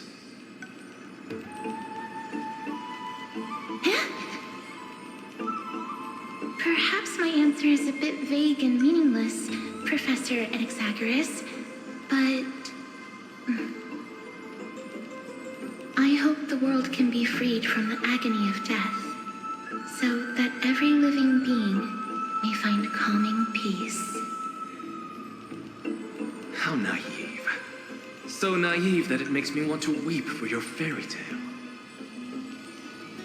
See, this is why I don't want to follow those outdated protocols. All I get are boring answers. Since you suggested this whole process, why don't you wrap this up, Hyacinthia? Share your aspiration with everyone, and let's see if yours stands out. So it's finally my turn. Good thing I came prepared. My aspiration is nothing less than completing the final blank page at the end of the hero's epic. Blank page? An interesting description. Do explain, assistant. I've read all of Amphorius's heroic epics while studying at the Grove, and a common thread came to my attention. Almost every epic ends with a description of the hero's achievements, but few mention how the everyday people of that time lived. No one recorded the struggles and suffering the commoners endured. So you're saying that, instead of legendary heroes, you're more focused on commoners living on the peripheries of historical records. Perhaps I'm influenced by my background. My ancestor, Seleuci the Day Thunder Knight, raised her spear against the sky and ushered in the flame-chasing era that continues to this day. Her story is told to every child descended from the Skyfolk. We have no doubts about Seleuci's greatness, yet her towering figure overshadowed every record from that entire era. What about the Day Thunder Knight's family, allies, and friends? What about the survivors and those who died in the great battles? Whenever I think about their stories by the campfire, I realize the details of those legends have been long lost, and only Seleuci's name remains. Her brilliance had become as blinding as Aquila's, lording over everything on the ground. That's why I'm glad that my era does not lack heroes. All my ancestors had was a sad past. that I have a future I want to protect. Instead of becoming a hero and ushering in a golden Patate-douce to baptize the world anew, I want to stay in the backline and save all the ordinary humans from drowning in the rising waves. I wish not to return to the sky, but to walk among the masses on Earth. I believe it's the only way for the saga of creation. To include a footnote for the everyday people in its blank page.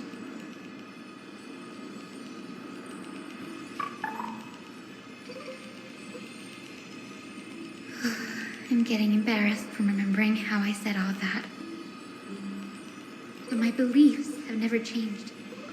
Now I really have a chance to stay behind the hero's front line and realize my dream.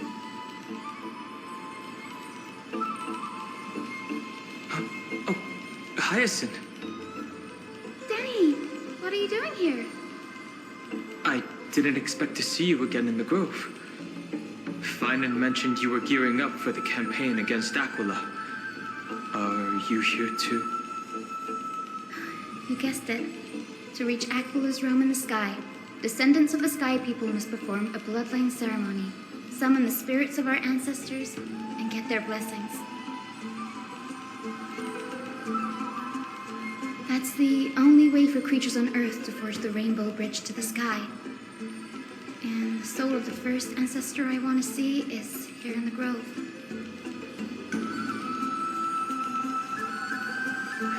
The Rainbow Bridge is essential to retrieve the core flame of Aquila, but undertaking such a vital ceremony alone is far too risky. Don't worry. I have little Ika with me. You will protect me, won't you?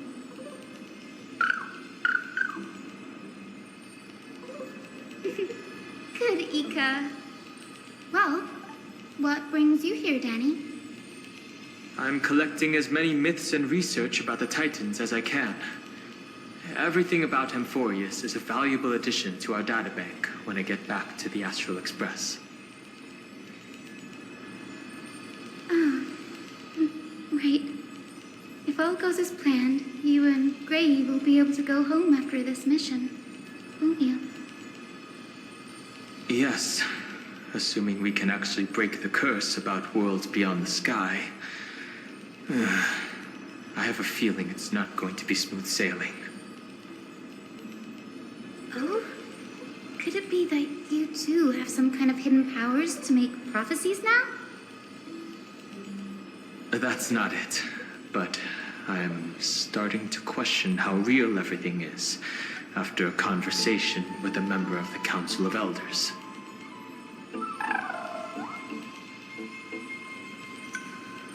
Nope. I didn't understand that either, little Ika. Don't worry about it. There's a lot that I still don't understand. Since we've already met up, why don't you come with me, Danny? I was thinking the same thing. The grove is fraught with danger right now, and an extra pair of hands translates to extra security. That's the dependable express guard for you. So, shall we get going?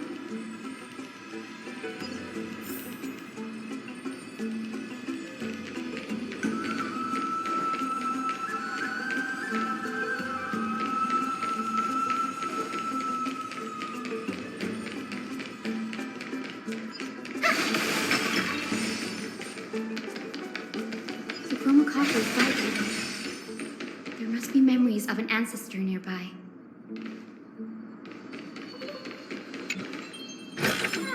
Didn't think I could find that, did you? What's this? This is the divine object of the Sky People, the Chromacopter. Our ancestors dictated that when a descendant of the Skyfolk is ready to challenge Aquila again, they must first awaken the spirits of their ancestors with the Chromacopter and receive their benediction. Only after this can the chosen Skyfolk reascend to the heavens. Is it to prevent those who are not qualified from pointlessly losing their lives? Very prudent, wouldn't you say? The soul of an ancestor slumbers here.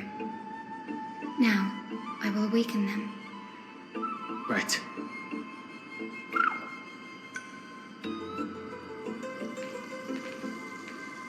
I am Hyacinthia from the Twilight Courtyard, a descendant of the sky who has inherited the duty of flame chase.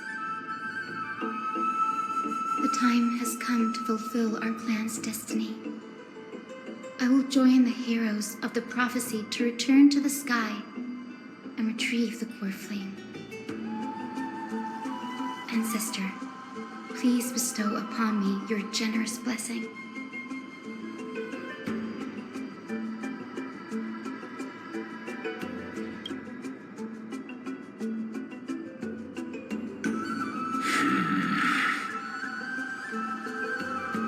Who has awakened me?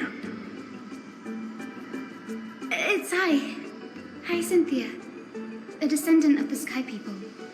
I apologize for interrupting your slumber. You are Lord Crispus, aren't you?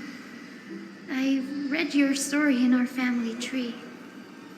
You were a righteous judge who vindicated many who were wrongfully accused. I never imagined someone in this era would still remember my name. So, our bloodline and duty have continued to this distant age. Indeed, it has. I have awakened you in the hope of receiving your blessing. For the flame chase journey is nearing its perfect conclusion, and retrieving the core flame of Aquila is the final challenge the heroes will face. Perfect conclusion. Hyacinthia, you look very young, and you do not have the bearings of a warrior who can contend with a titan. How can you convince me that this blessing will not turn into a curse, leading a child like you to your demise? 1,000 years ago, Seliosi, who conquered the skies, left behind legends and a will, entrusting the mission to return the Sky Titan's core flame to her descendants, to people like you and me. Though I'm not a warrior, I will not turn away from the mission that has flowed through our blood for 1,000 years.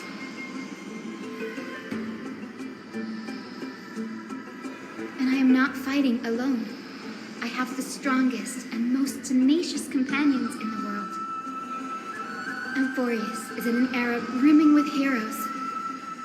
The burden of retrieving Aquila's core flame no longer rests solely on the shoulders of the chosen skyfolk.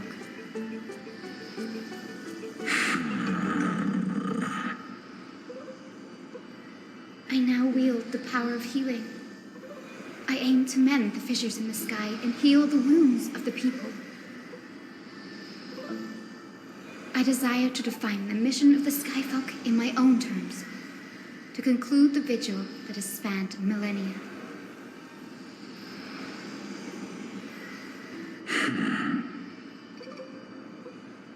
I sense resilience in your words.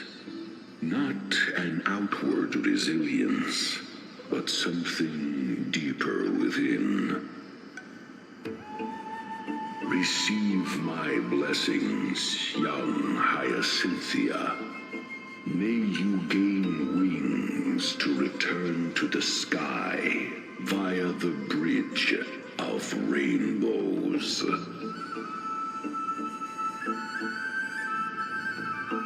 Thank you for your trust, Lord Crispus. We won't let you down. Well done, Hyacinth. Thank you. My ancestors ancestors were all pretty strong-willed people. It won't be easy convincing them. I've run through these upcoming conversations in my head more times than I can count. Well, looks like your efforts paid off. Now, the next ancestor on the list. Her spirit is said to rest in the vortex of Genesis. Pity that the ceremony has to be performed in strict order. Shall we head back to Akama together, Danny? The vortex of Genesis, huh? I have a suggestion. Remember how you suggested I learn the secret arts of water from Fagusa's priests? I've been practicing that in my spare time and made some progress. Now, as long as I have spirit water with me, I can use those techniques to carve a path directly to the vortex of Genesis. Oh, I remember. I didn't expect you to keep at it this long. That's so like you, Danny. Compared to the currents of my home, the waters of Amphorius are rather untamed. Subduing the waters wasn't easy, but I've gotten the hang of it now. That makes sense. Fagusa was always described as a fickle titan in the myths.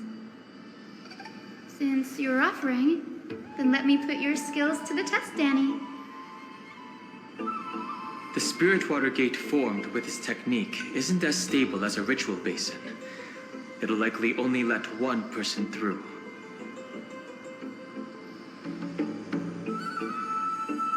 And as Fagusa's priests designed it, the entrance serves as the exit. You'll need to come back through the vortex once you've met your ancestor's spirit. Little Ika and I will be here waiting. Got it. I'm counting on you, Danny. Under the raucous steps of their frenzied dance, the roar of celebration hides the world's heartbeat. Spirit water, reveal the way!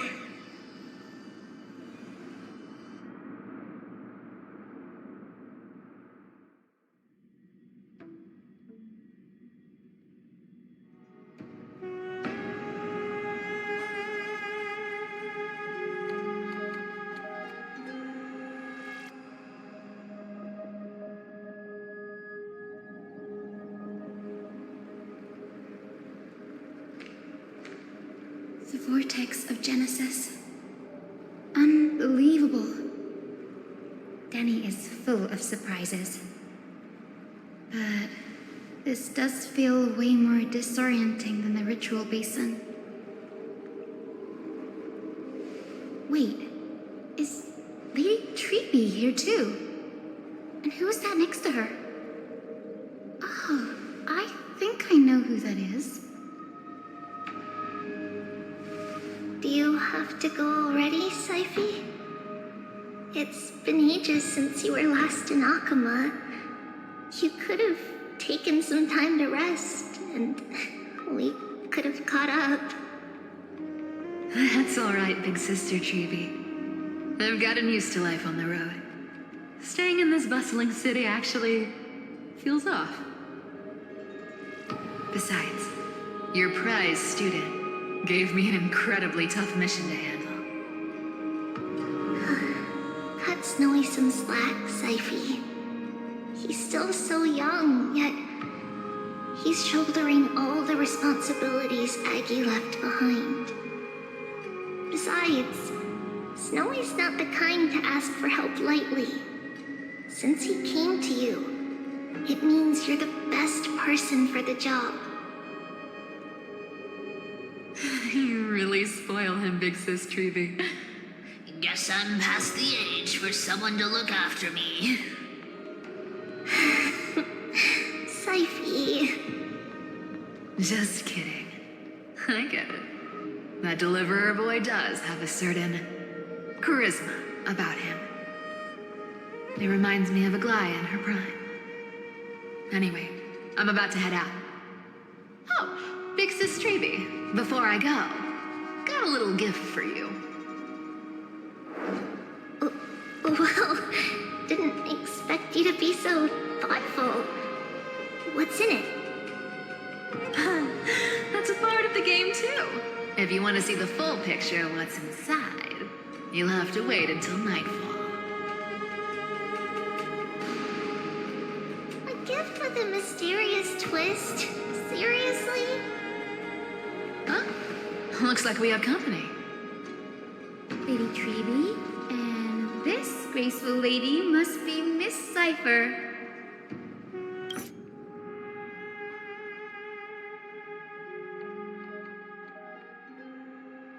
I'm Hyacinthia from the Twilight Courtyard. Everyone calls me Hyacinth. Pleased to meet you. Bright and cheery as a lamp. Well, hello there, pink child. I'm Cyphera from the long-fallen city-state of Dolos. As for the rest, it's all in the history books, so I don't need to repeat it here. So, you're from the Twilight Courtyard. Does that mean... Yes, I'm a descendant of the Sky People, the Chrysos heir about to take over the authority of Sky. Whoa! That's unexpected. I figured Celiosi's descendant would be, I don't know, taller, stronger. Don't judge a book by its cover, Syphe. Zinni is a master of her craft. She's the most skilled and dependable physician in all of Amborius. Don't worry, Lady Cypher. I may not be as strong and warlike as Lady Celiosi from 1,000 years ago, but I'm confident I can carry out the mission of the Skyfolk.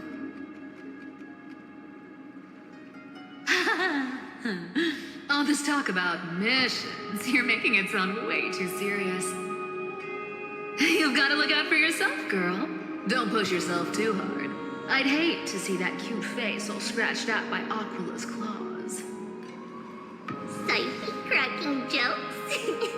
Looks like you haven't forgotten what Aggie said all those years ago. Anyway, I've got a mission to handle, so I'll get going. Good luck, Miss Hyacinth. And if things get tough, just let that deliverer take the lead.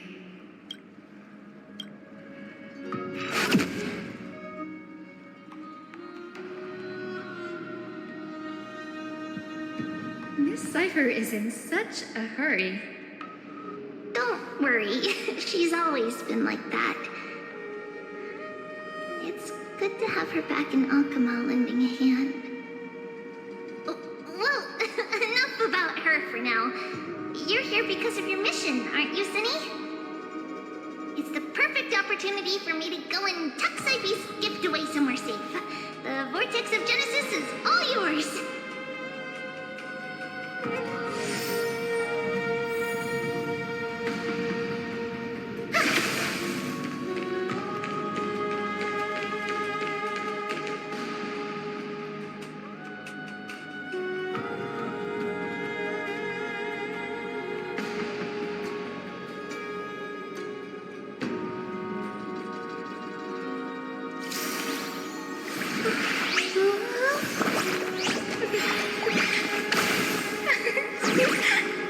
Let's have a break.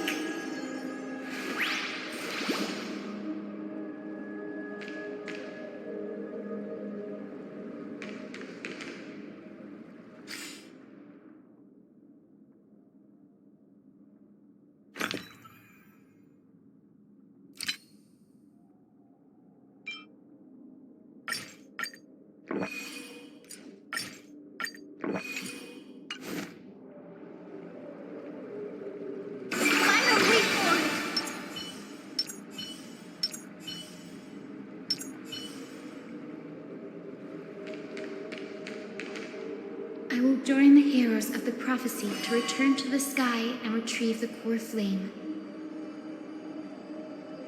Ancestor, please bestow upon me your generous blessing.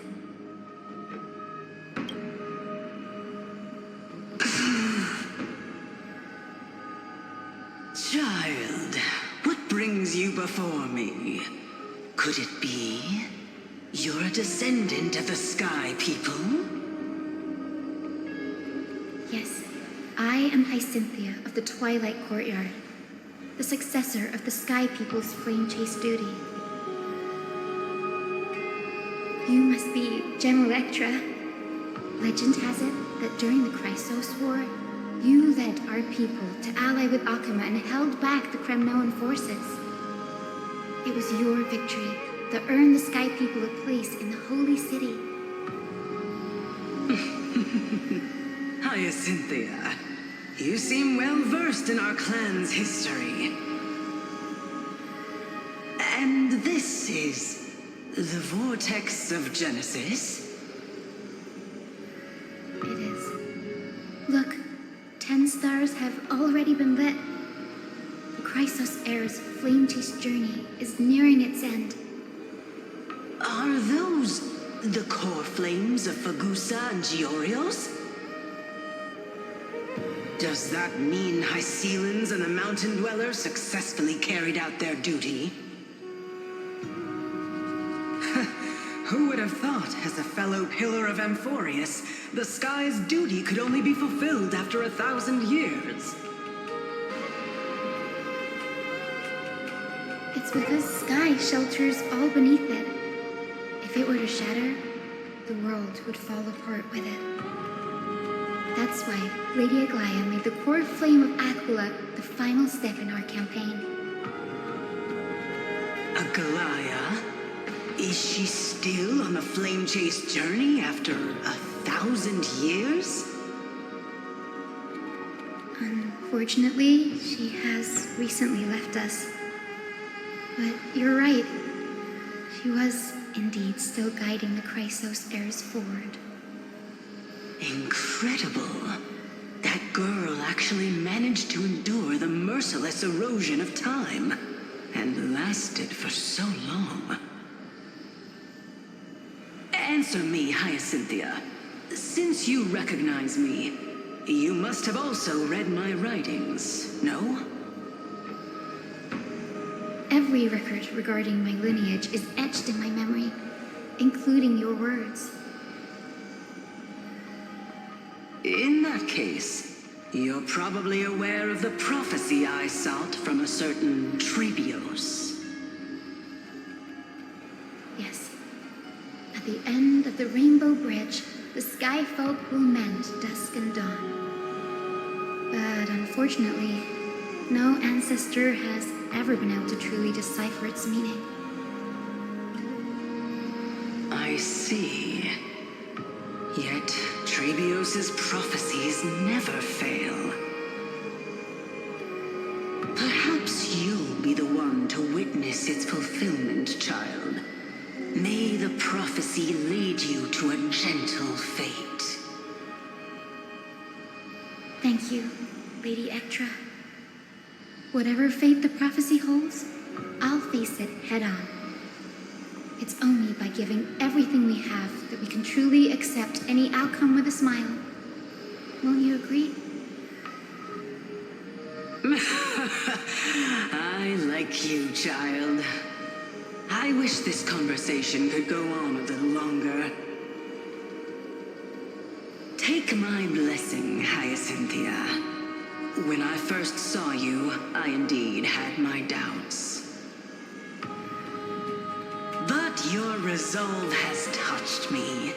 If Sky's divinity is fated to pass on, I hope it incorporates your optimism and kindness. Your blessing is a treasure beyond measure, General. Rest well. I'll make sure your gift is put to its best use.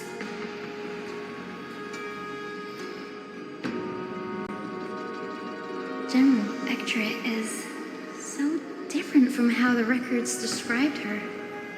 She's quite a gentle person. All right, time to head back to the Grove. I shouldn't keep Danny and little Ika waiting.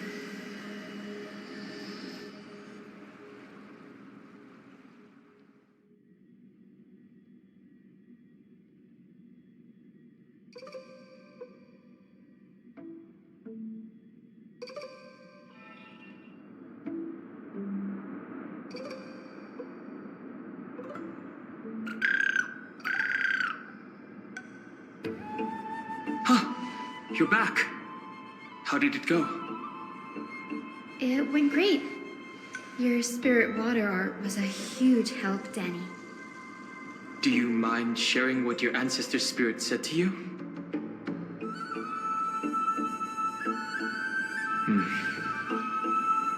What's wrong, Danny? Nothing. It sounds like everything went smoothly. It's just... I'm a bit concerned about the prophecy you mentioned. At the end of the Rainbow Bridge, the Sky Folk will mend dusk and dawn. I can somehow sense a hint of sadness in those brief words. You've always been a bit of a sensitive soul, haven't you, Danny? Lady Trina deciphers countless prophecies every day, and this one's just another among many. Don't worry too much about it. I hope so. Come on, Danny. Don't look so gloomy. We're gonna have to take a long trip for the final visit to the ancestors. Where are we going? Our final stop is Lord Mighty's home, Castrum Kremnos.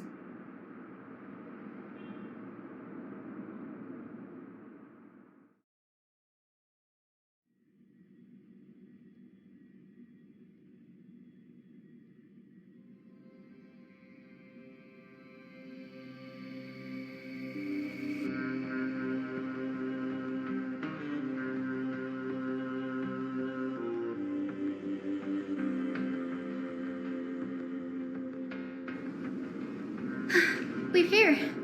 This is it. Castrum Kremnos. Lord Mighty has been fighting the Black Tide here, alone day after day. I'm worried about him. He sent a message earlier carried by thunder, warning us to watch out for the Flame Reaver's actions. That means he hasn't been consumed by the Black Tide's madness yet.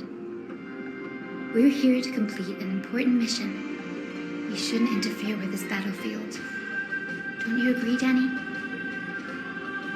I agree. There.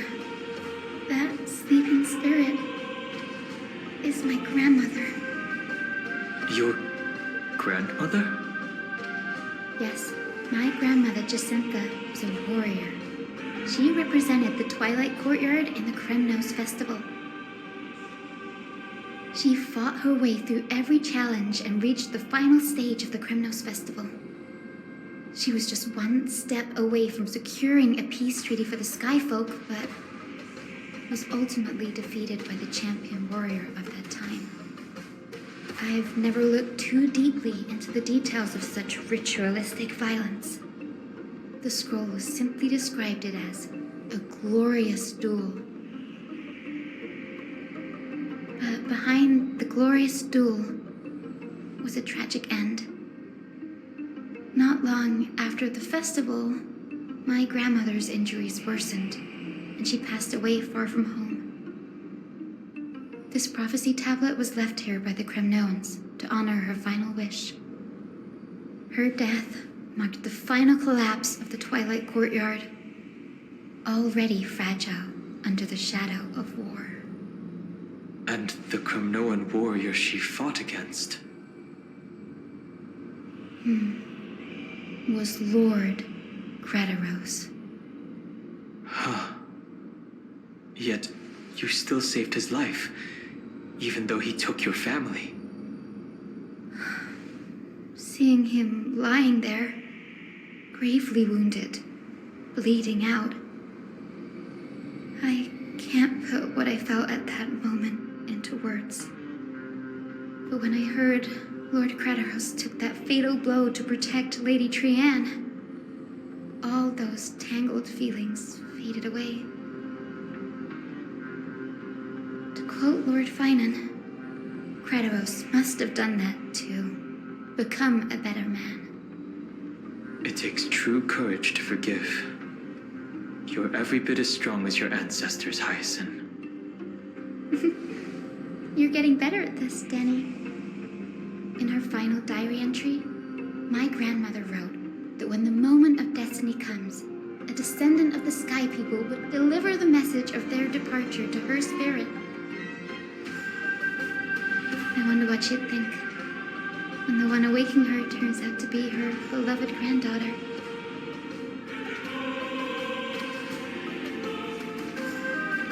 I will join the heroes of the prophecy to return to the sky and retrieve the core flame. Ancestor, please bestow upon me your generous blessing.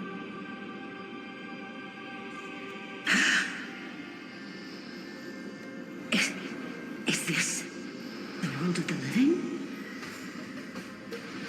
Wait. You. Could you be? Grandmother, it's me. You're Hyacinthia.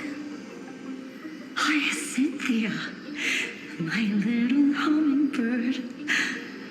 Why? How? Why is it you who awakened me?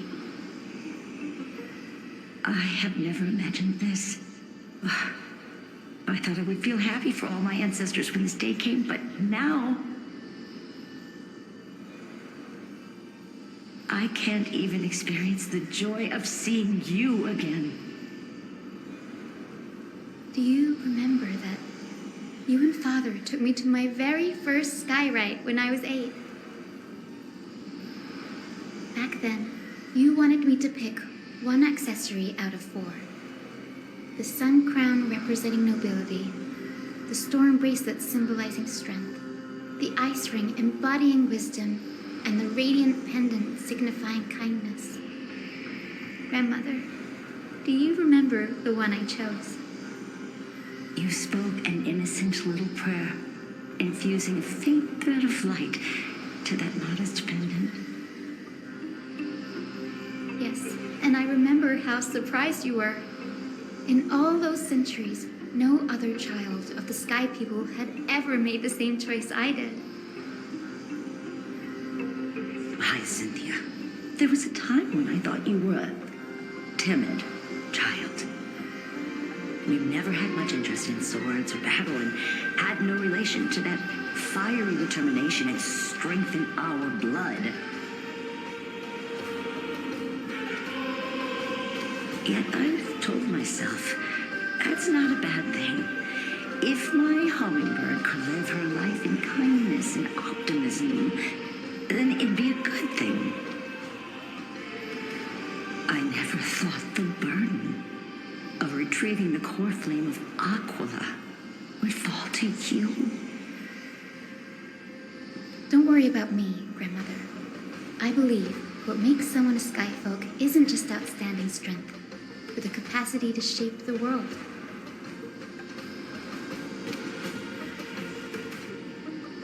When the world cried out for a hero to challenge the gods 1,000 years ago, Zeliosi stepped forward and began the flame-chasing era.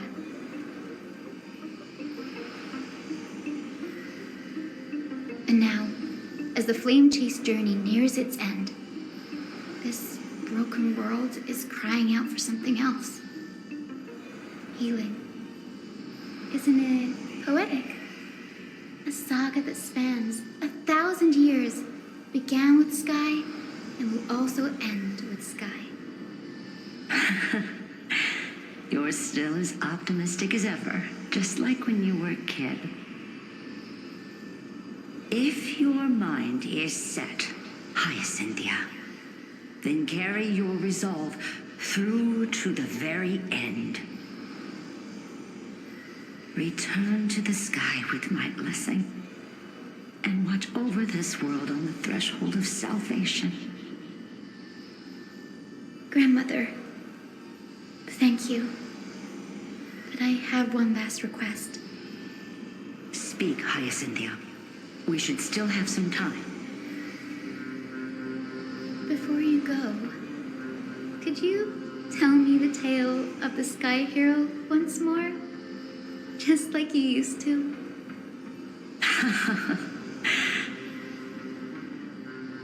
Then listen closely, my dearest hummingbird.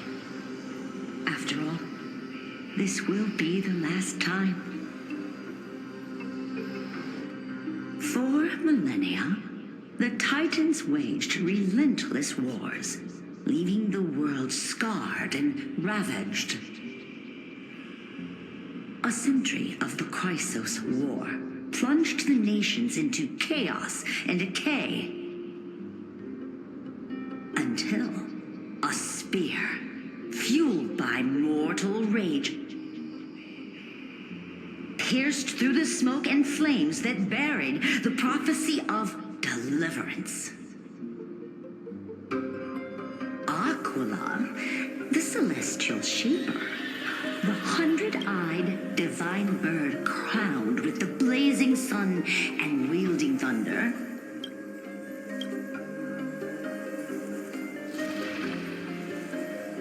those struck blind in 99 eyes by Nicador, they kept one eye glaring at the children of Twilight who received divine blessing, yet turned their weapons against the gods. The Chrysos heir of the sky, Seleuci, the Day Thunder Knight, ascended the forbidden lands of the Eye of Twilight at dusk, clad in wings. To her left was the lion-headed Solibus the Sunlit Wings, whose roars breathed divine flames and scorched the world. To her right was the horse-bodied Lunibus, the Moonlit Plume, whose graceful steps trampled the stars in the heavens. The one warrior and her two beasts challenged the ruler of the sky, determined to seize the divine core flame through plunder. The Titans' every roar summoned lightning bolts, and their every movement stirred cyclones. The wounded Titan's blood poured down like boiling rain upon the world and converged into scalding torrents. In the final moments of battle, the Sunlit Wings set the Titan's wings aflame, while the Moonlit Plume sealed the divine body. The battered hero of the sky, with her wings broken and her body covered in wounds, struggled to lift her spear and pierced the last monstrous eye. The Titan's divine body crashed to the ground, and with it, the sky tore apart like fabric, about to fall with its god. The fear and pleas of mortals urged the hero of the sky to rise again. Seleuci, the Day Thunder Knight, the first of the Chrysos heirs to slay a god in this world, charged into the crumbling body of Aquila with her two fearless winged companions. She merged with the Titan, holding up the sky once more, only to leave behind a powerful message for the world. My descendants will be blessed and cross the Rainbow Bridge back to the sky. At the end of the prophecy of Genesis, they will reclaim the core flame from my hands.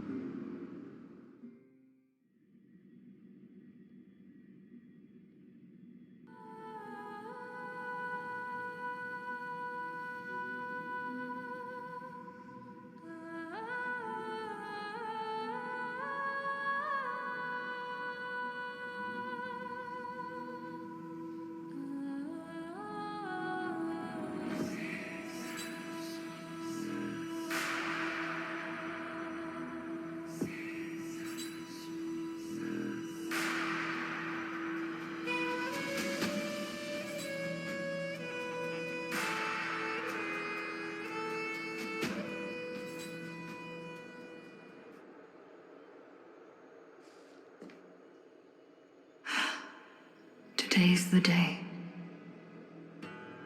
Wow, I didn't expect it to be so lively up here. Are these people here to send off the Chrysos heirs? There's Vinan. Let's go talk to him.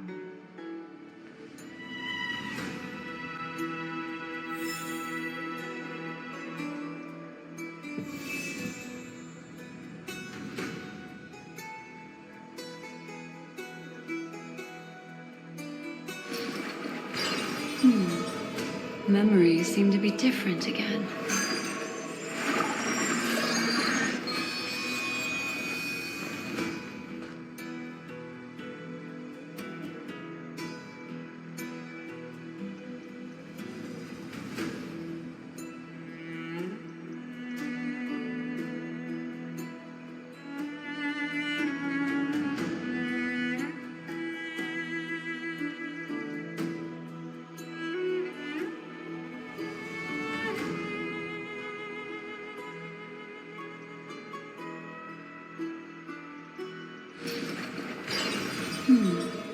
Memories seem to be different again.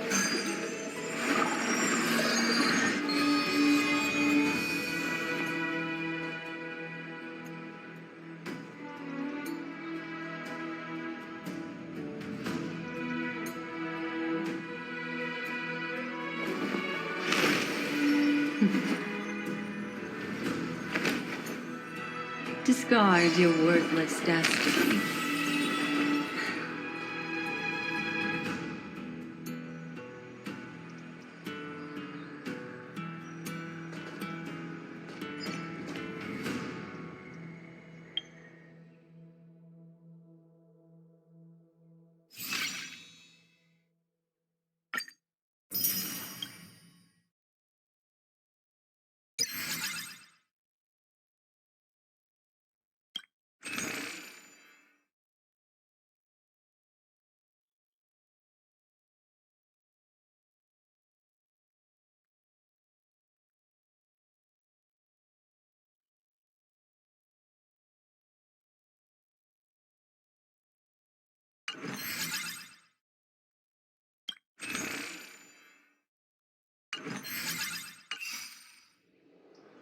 Yeah.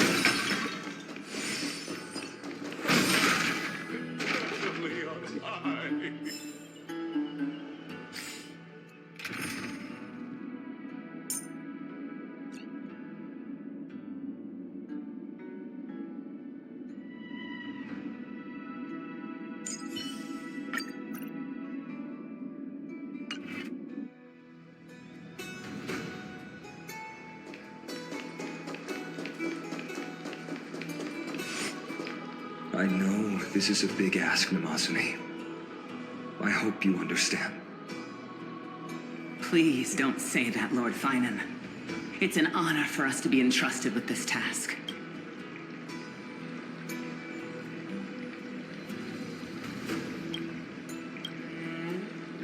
Go then. Let's hope our concerns don't come true. I hope you all return safely, my lord.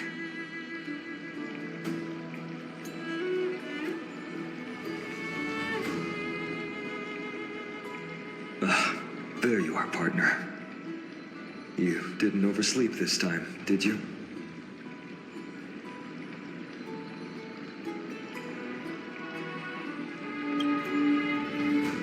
Since you're here, make yourself comfortable. You can take a nap while we're waiting for everyone else. Ready, comrade? If all goes according to plan, this could be the last battle where we fight at each other's side. If the curse separating Amphorius from the world beyond the sky is truly Aquila's doing, then you'll be able to return home after their fall.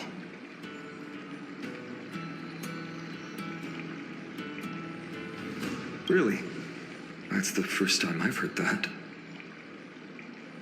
She just makes things up. Don't take it too seriously.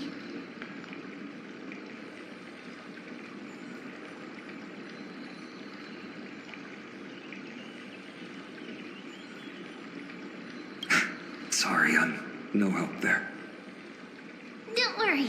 Don Hung mentioned that Counselor Ligas can help you with that.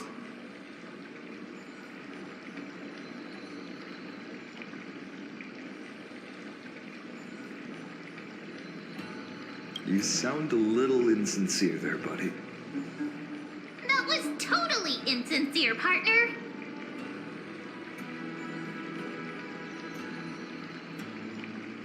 That would be a problem. We'll need to get you home before Aranova. Let's leave the emotional goodbyes for later. That'll give us some time to figure out what we should be feeling at that time. Besides, when we were playing Seal Slammers, that bumping seal game, didn't you teach me something back then? Crack the champagne at halftime to watch victory slip away.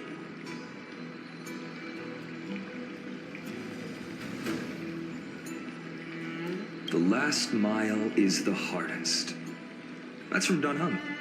Same principle, just more elegantly put. Hey, speaking of Dunhung, where is he? He arrived before everyone else and climbed to the cliff top to wait for us. He's probably not keen on being the center of attention. Lord Finan, please make sure you all come back safely. Please defeat the indifferent Eye of Twilight and restore compassionate sky to Amphorius. Thank you all for your blessings. Rest assured, we're fully prepared. But I'm not the main attraction today. Please don't hesitate to cheer for Miss Hyacinth when she arrives. Miss Hyacinth, the chosen daughter of the sky, the pride of the Twilight Courtyard. She's not just the pride of Akama, but all of Amphorius as well. And furthermore,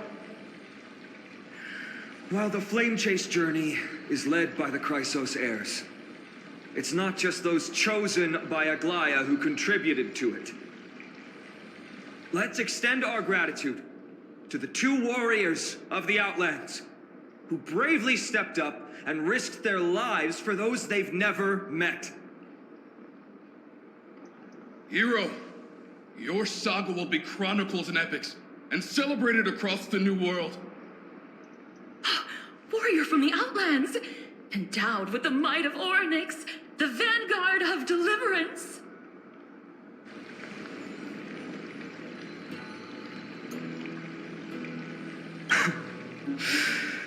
After all this time, you should know when I'm just being polite and when I'm genuinely speaking from the heart. That praise was heartfelt, partner. Had I not trusted my instincts and put my faith in you and Don Hung, it's hard to imagine what might have become of Ak. The guest of honor has arrived.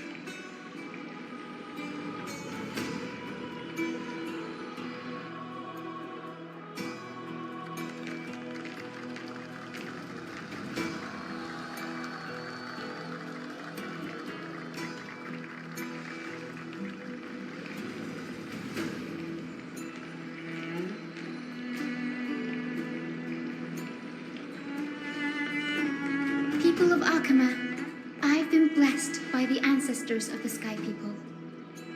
They have agreed to bestow the 1,000-year mission to me and to have me claim the core flame of Aquila.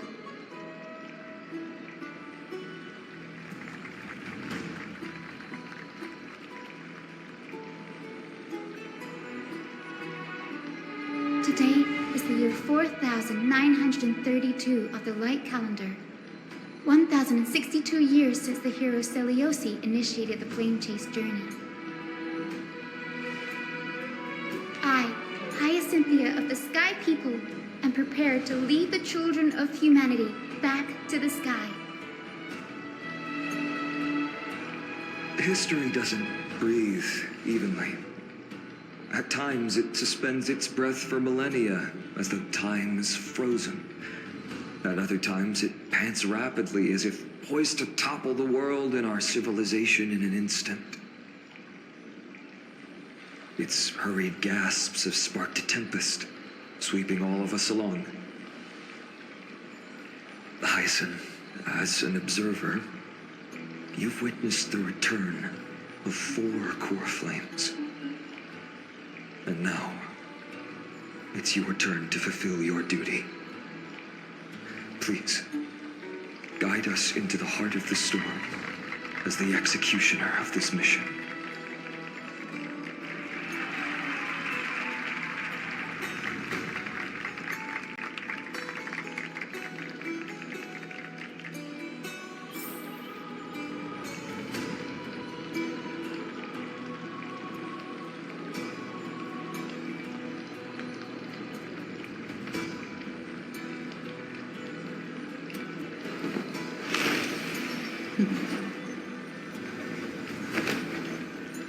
Discard your worthless destiny.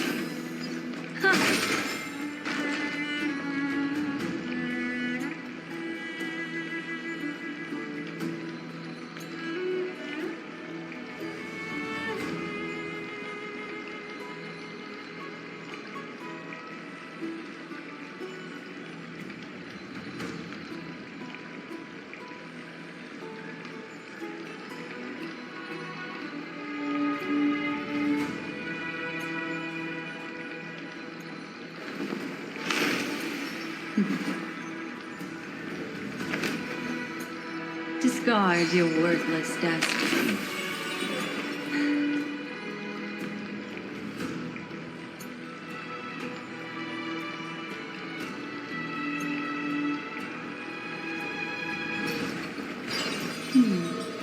Memories seem to be different again.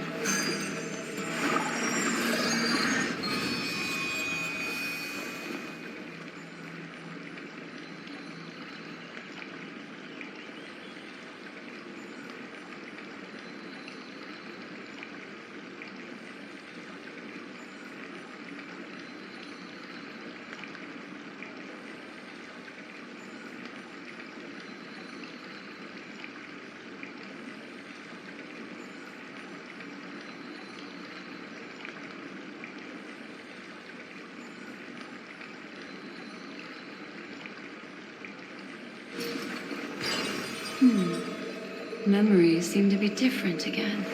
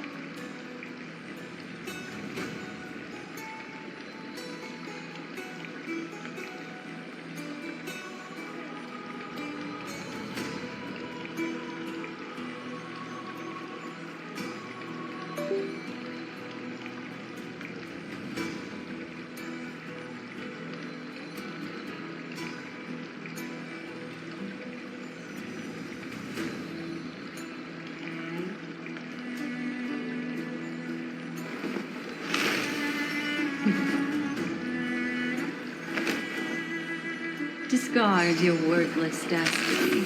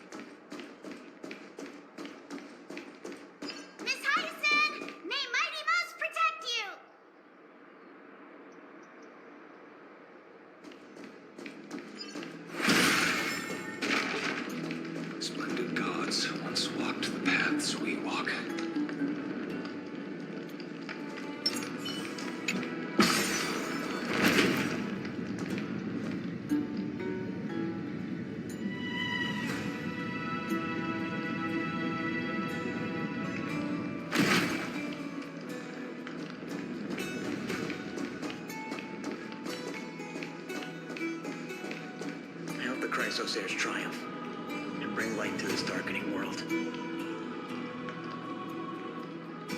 Alas, all that's left of that warmth is a hazy mirage.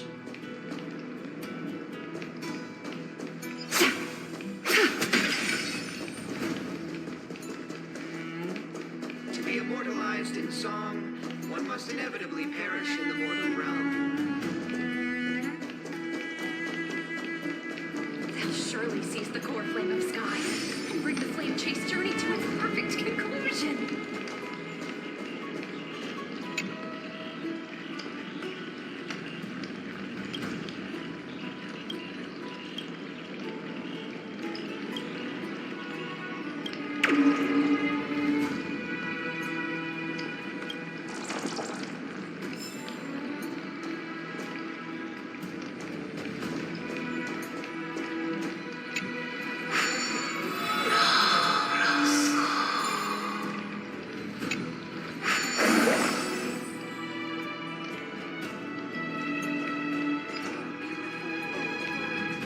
Where are you now?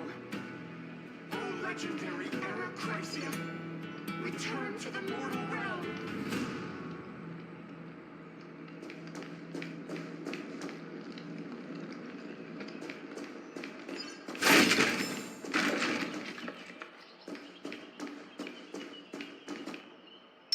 Make a wish.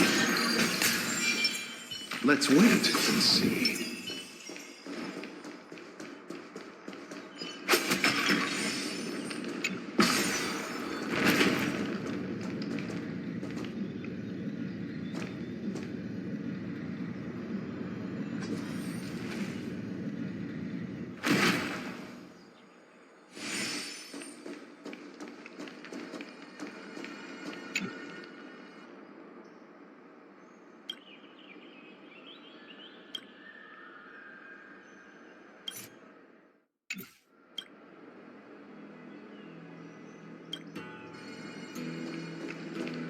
Thanks for waiting, Dunhung.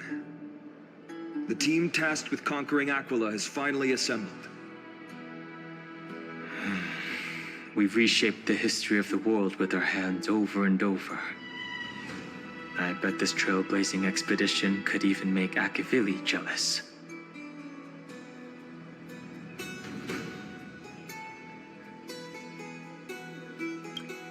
So full of energy, comrades. Seems I chose the perfect day. Hyacin, it's all yours now. Legend tells of the Skyfolk once divided into many tribes.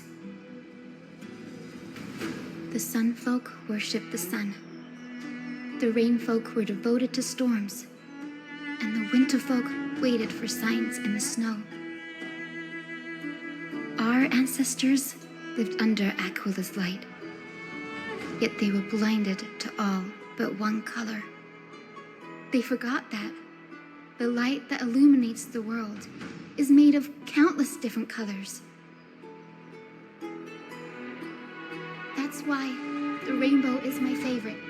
For not only does it reflect the many colors, it is also a bridge. And I want to use the Rainbow Bridge to link everyone's hearts and give hope to every soul on Earth.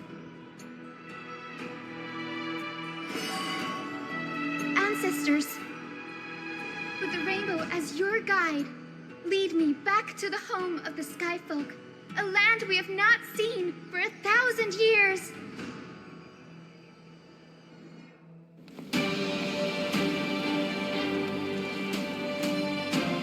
Oh, Rainbow Bridge, please guide us to ascend to the skies once more.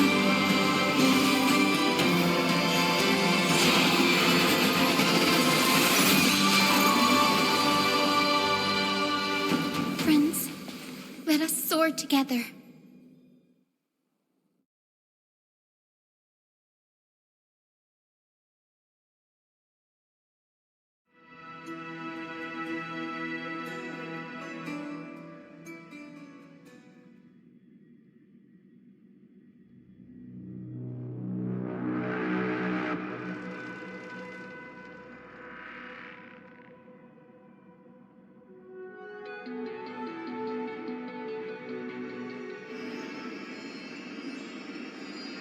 Flying along the Rainbow Bridge is truly an amazing experience. The Eye of Twilight. It's the legendary sky fortress of Aquila. I never imagined that one day I'd be able to step foot on it. My ancestors once built a magnificent civilization among the heavens. The Eye of Twilight, which we are standing on, is the home of Aquila and the heart of the city-state in the clouds. This must be where the hero Seleucus stood when she challenged Aquila and began the first step of the flame chase journey. We are here to end the journey she began. Yes, what we must do will not change, no matter how much of the legends are true. According to historical records, the civilization that worshipped Aquila once mastered advanced technology, which made their strategically located sky castrum the only force that could face Castrum Kremnos head-on in the Chrysos War. But they were divided within. The frequent wars started by the Chrysos heirs drained their power, especially after the prophecy descended. In the end, they had to hide among the clouds, far from the conflicts raging below.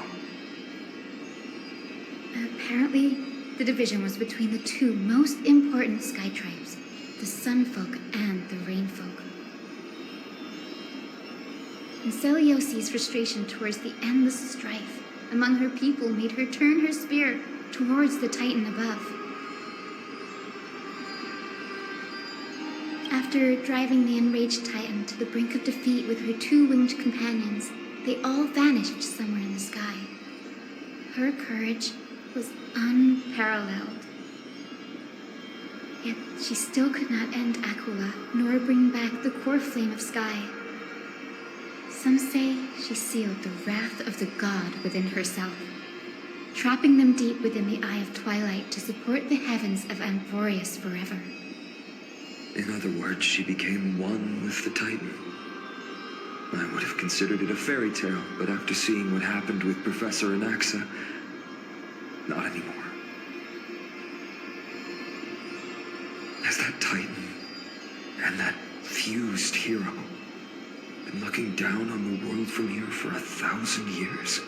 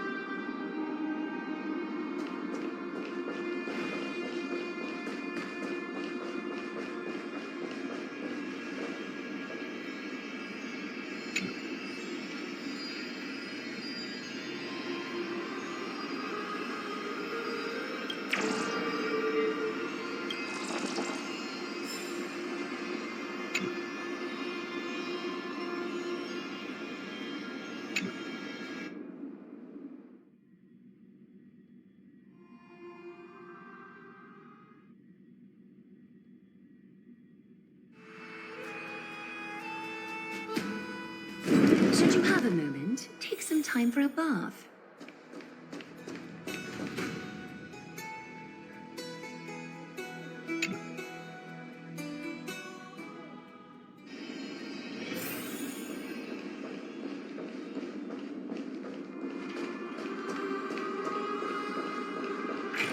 It's so quiet here.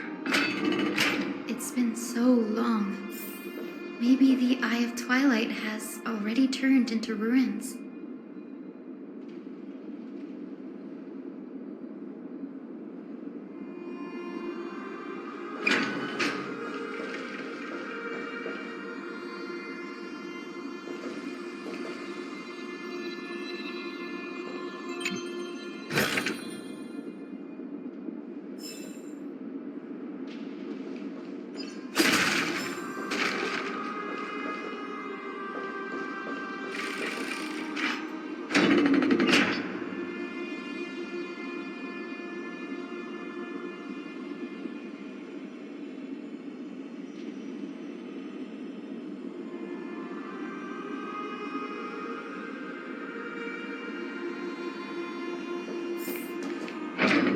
feels not right. I can kind of feel how big and empty this place is. But all I can see is darkness. What's on the other side of this? Maybe it's the celestial mural. The Sky City believes that mural to be connected to Amphorius' sky. And any weather condition depicted on it will become actual weather. The mural would reflect Aquila's shifting mood, like clear skies, fog, snow, or thunderstorms. The sky priests would gather here during peaceful times and pray to the god for warm breezes and good harvests.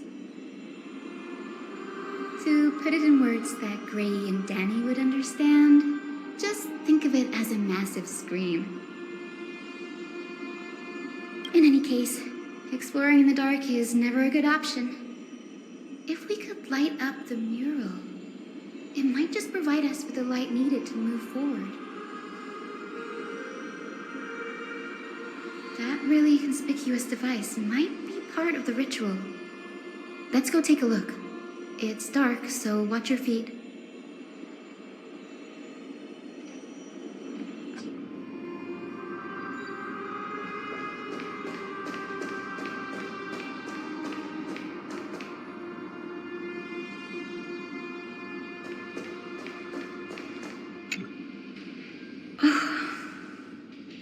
How about it? Got any leads? I have no idea how to turn it on. If only we had help from the wisdom of those who came before us. That's it. I almost forgot. Gray, Memmy, can I borrow your powers? Got it. We just need to find the scattered memory nearby, right? That's simple. Give me a little time.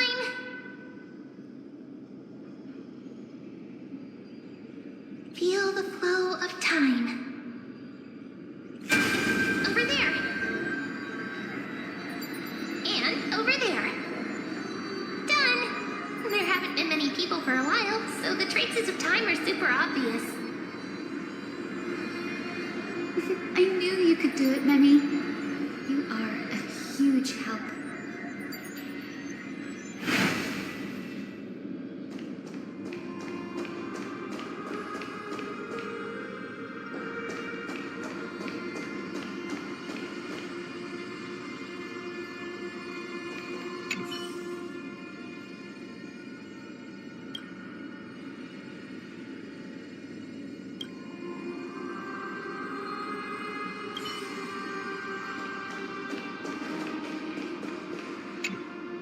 Arrogant sunfolk.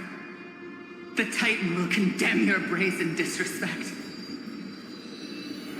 But Aquila, you that shape the sky, why do you avoid the pursuit of dark clouds? Are not clear skies and stormy rains equally your creations? The Sunborn see your behavior as an act of favoritism towards them, and weaponize this reason to oppress my people. The Rainfolk will not suffer in silence. Oh God, if you remain silent, we shall have to forge our own weapons and resist the malice concealed under your brilliance. May the Eye of Twilight never open, and may torrential rains descend forever. Avoid the pursuit of dark clouds. Aquila doesn't like rainstorms.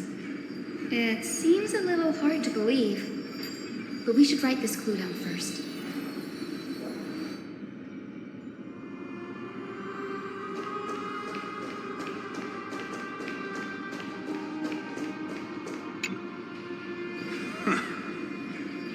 Foolish rainfolk. The great Aquila has already left a mark of their manifestation on the golden clouds. The gods' choice is clear. Only we, the Sunborn, are the true heirs of the sky. This war is destined to end in the victory of the Sunfolk. May the Eye of Twilight never close, May eternal daylight embrace the land! Left a mark among the golden clouds. Is this referring to the celestial mural? But we can't see anything right now.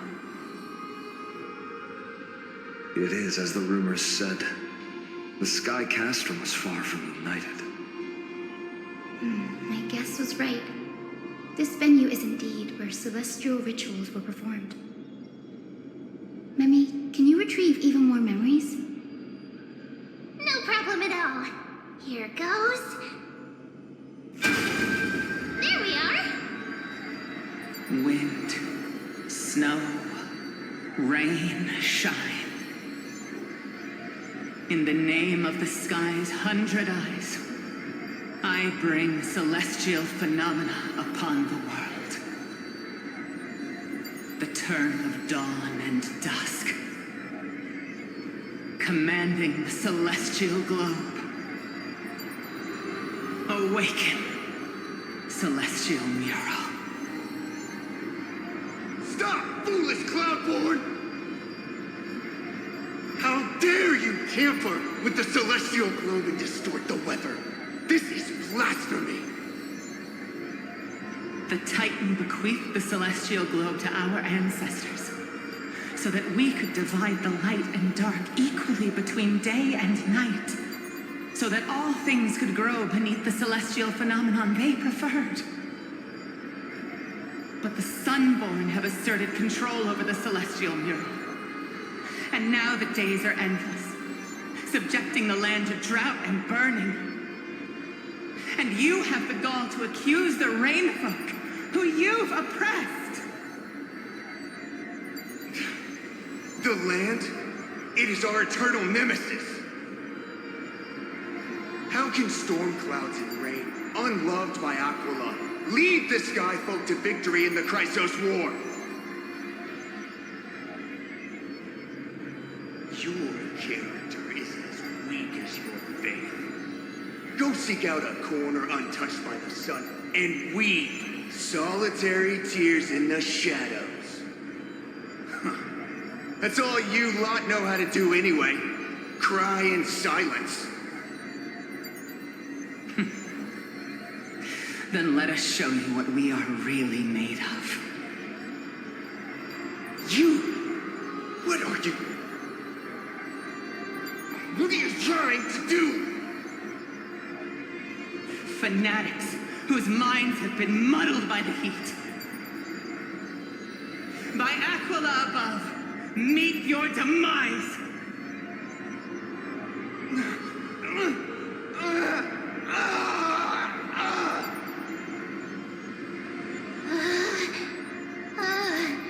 What a terrifying memory. The brutal internal strife is sad to see. It appears the Sky Cities didn't fall to external threats after all. The proud Sunfolk saw themselves as divinely chosen, exacting long-standing oppression on other tribes. And the Rainfolk suffering beneath them began resenting the divine and plotted their retaliation.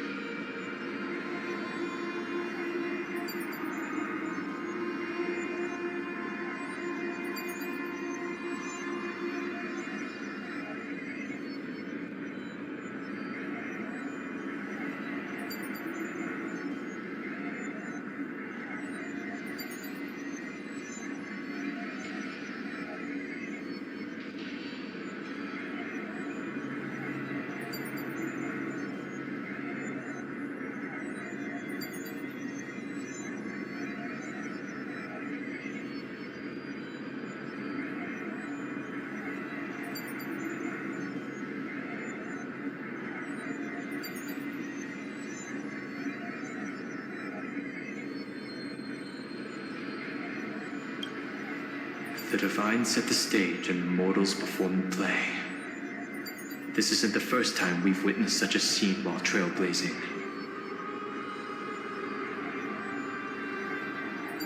No matter the era, conflict among humans is destined to persist.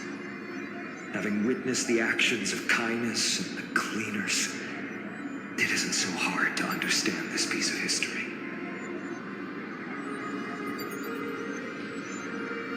There's nothing but empty silence here. I fear there were no winners. The hero Seliosi. How did she view the ancient feud between the Sunfolk and Rainfolk? The legends focus on her god-slaying expedition, but are hazy on the fall of the sky denizens. Perhaps I can piece together the true face of history here. One step at a time. Do you remember the verse that Rainfolk sang, Hyacinth? Perhaps that's the key to unlocking the celestial mural. Yes, I already memorized it. Now, shall we try to wake it up?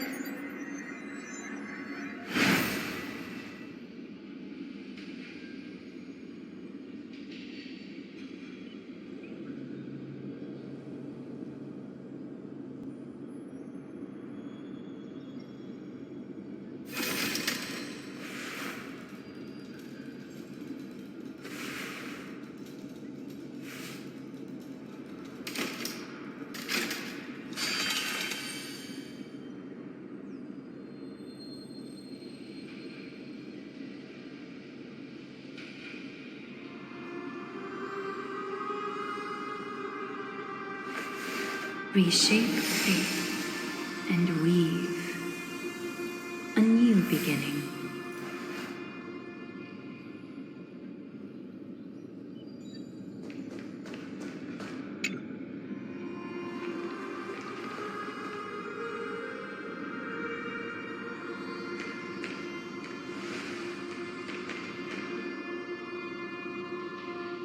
Wind, snow, rain, shine. In the name of the sky's 100 eyes, I bring celestial phenomena upon the world. The turn of dawn and dusk, commanding the celestial globe. Awaken, celestial mural!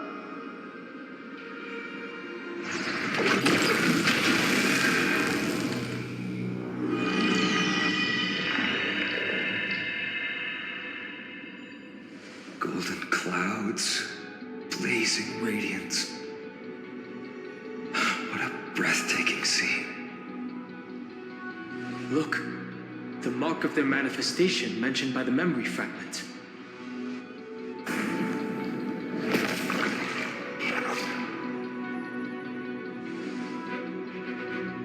How chilling. I wonder if Aquila is also watching us. I remember the Rainfolk mentioned the Titan dislikes overcast days. We might be able to use this to our advantage and change how the mark is behaving by changing the weather on the mural.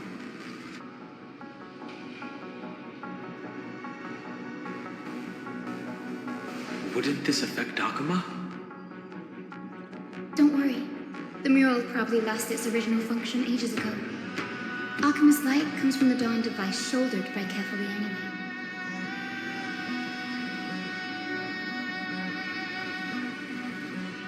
That being said, there's no power in this device anymore.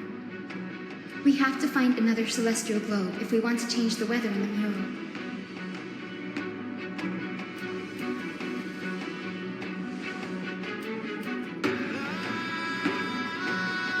There! That circular device. I'm quite familiar with it. That's a west wind compass of the Twilight Courtyard. We can use it to create a miniature rainbow bridge to walk on. Who knows?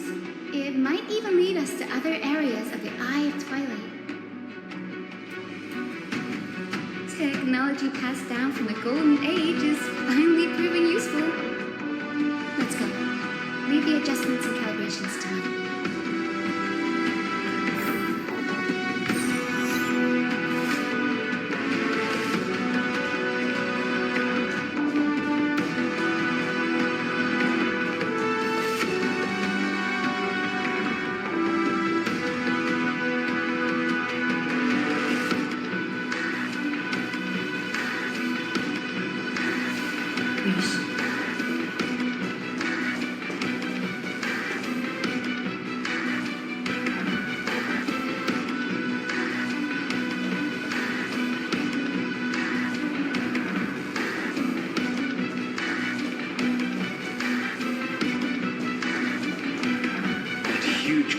pool down there.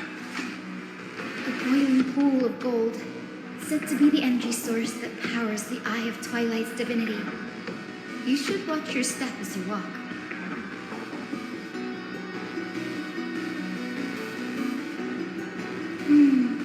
Mechanical structure is a bit different from the one used in the Twilight Courtyard. How should I put this? It's a little more complicated.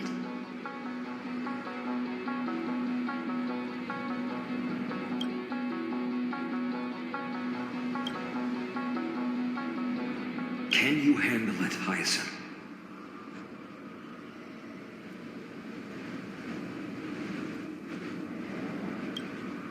This might take a while, but I think I can manage.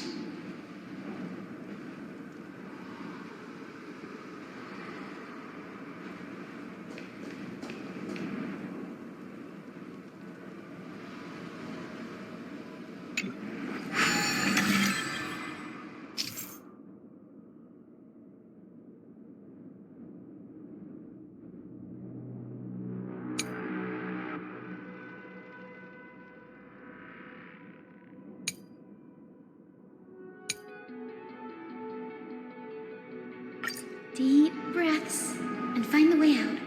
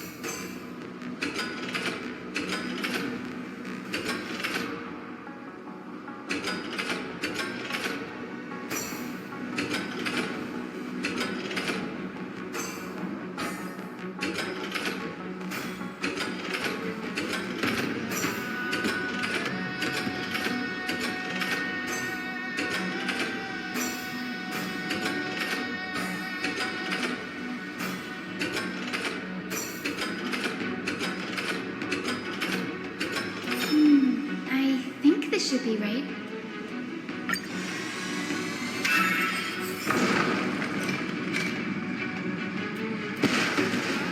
Look, the rainbow bridge has appeared. Well done. Now we can cross. Hey, careful!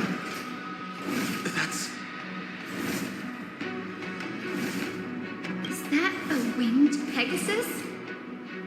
Looks like a mythical beast. But this one doesn't seem hostile towards us. Hyacinth! Could it be the legendary? I'm not entirely sure. We might be able to tell if we get closer. You can't assume it's friendly. Keep your guard up and follow it.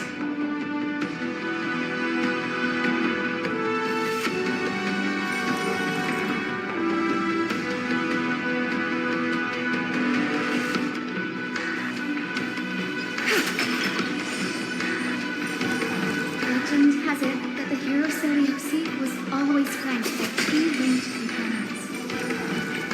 Solibus and Lunibus.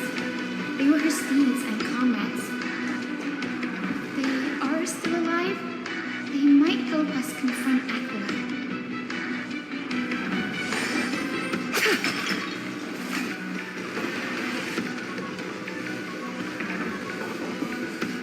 It disappeared. An illusion? Or the memory dissipated? How strange. That Pegasus was different from the other memories. It was surrounded in an air of sorrow. Oh, it's so heavy that it's hard to breathe. Was that Lunibus's phantom? Did it appear here because it has unfinished business? If that's really the case, there must be a super strong obsession keeping it in one piece. Could it be some remaining bits of Seleucid's will? We can't be sure of that yet. Let's take the elevator up to the Eye of Twilight's core first.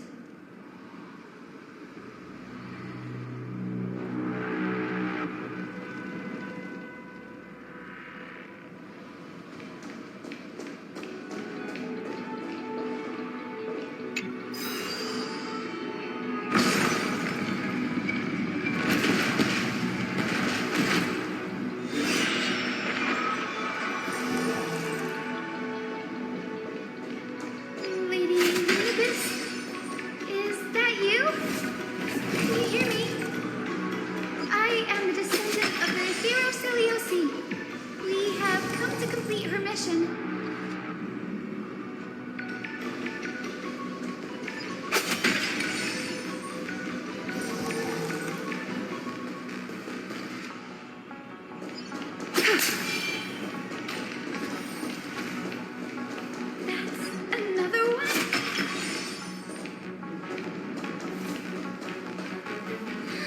Careful! It's not a memory phantom! It looks like it's alive! But it's so twisted and very shadowy, like those black tide creatures! Hyacinth, watch out! So, you're Lady Lunabis, aren't you? And that corrupted being before us must be Lord Solibus. Did you lead us here so we can free your companion? I understand now. You must have been tormented by pain for so long. But you didn't give up. And you've held on to what little is left of your will with such tenacity. Don't be afraid. You're not alone anymore. I am Cynthia, the healer who inherited the girl's bloodline. Zeliosi, the Thunder Knight, was your comrade, isn't she?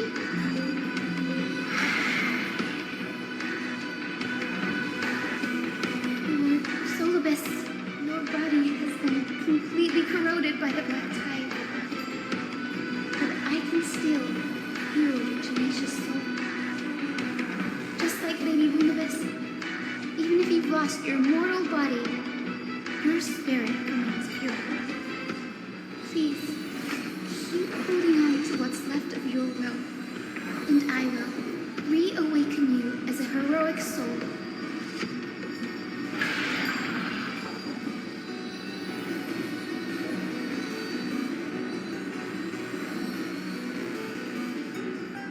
It must have understood me.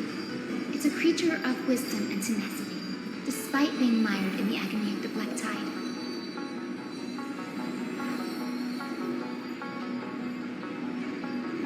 Solibus, the sunlit wings that once accompanied the hero. If this battle can remind you of your great deeds from back then, it would be my honor. Come on, heroes!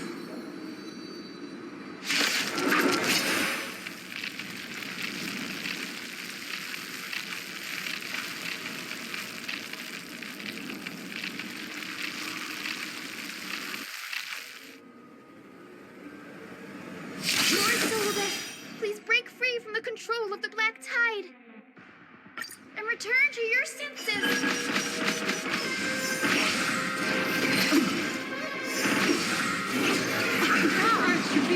Receive divinity. Don't get complacent. Stand still.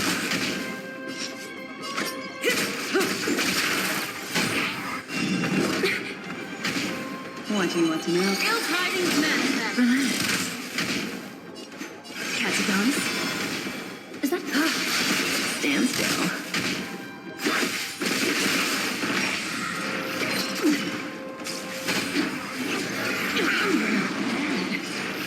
Didn't hurt. Cannot come to pass. You see, I've returned. Eternal sleep. The dead return!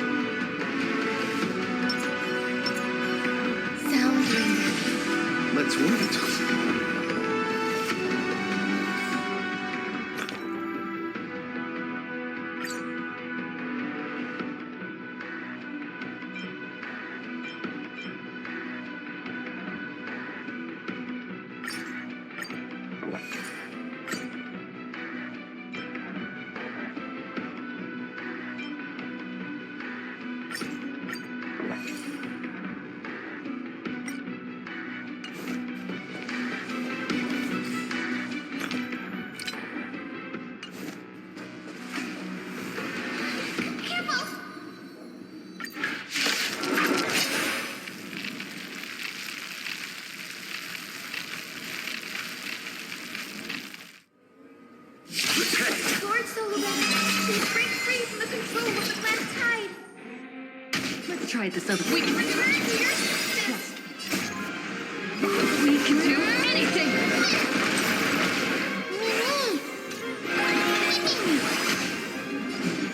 As you wish. Just wait. Boom. Breaks over. Every petal, all will be swept away by the wind.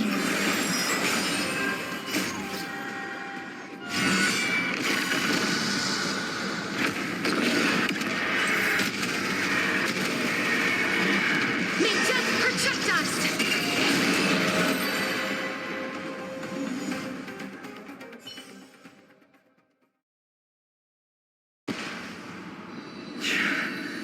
It's over. Solobeth.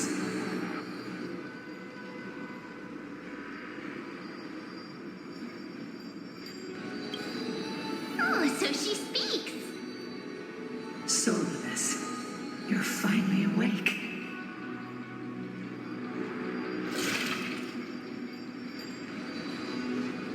My consciousness has been lost for far too long. Finally, I have been released from the Black Tide's cage. Little girl, are you Celiosi's descendant? It is me, Lord Solobeth. My name is Hyacinthia, and my companions call me Hyacinth. Hyacinthia, you don't have the scent of her on you. It's been 1,000 years. Celiosi's blood may have thinned in my veins, but the resolve of the Sky People has never been eroded by time. I've journeyed here to fulfill her dying wish.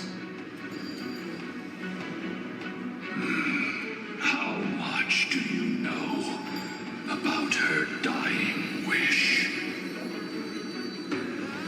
I know that in order to support the shattered sky, she merged herself with the divine body of the Titan.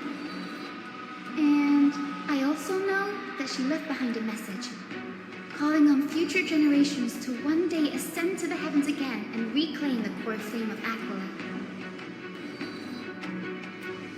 Has the legend changed so much since your people fell to the earth?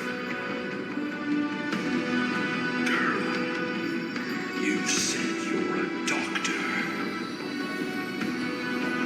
You only know how to heal and tend to wounds with such a weak lot in life. How do you plan to challenge the embodiment of the heavens? With this long sword, heroic soul.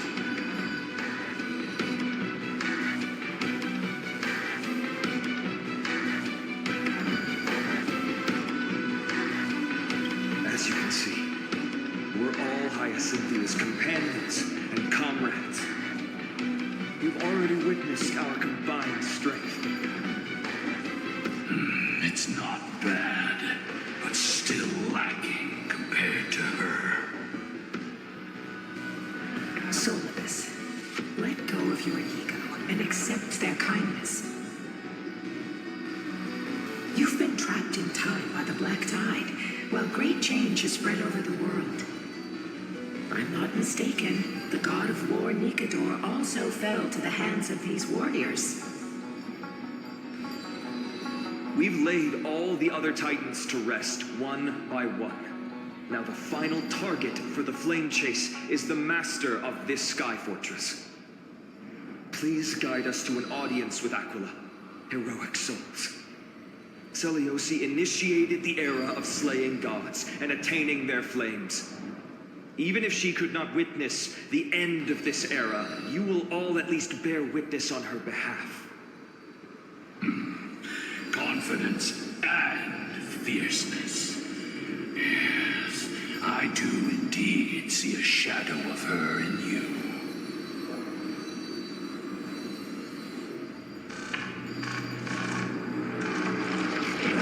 Aquila is not far away.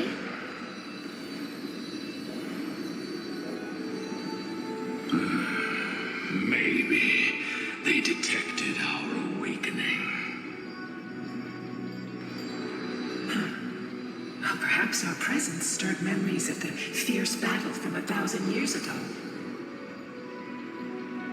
We learned from past memories that the Sky Titan fears dark clouds. Would you know more about this topic?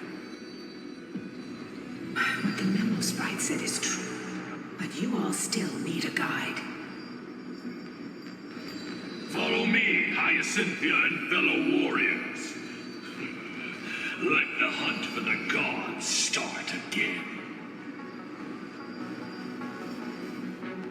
Is Lady Lunabis not going with us? I will be waiting for you all at the next destination, Hyacinth.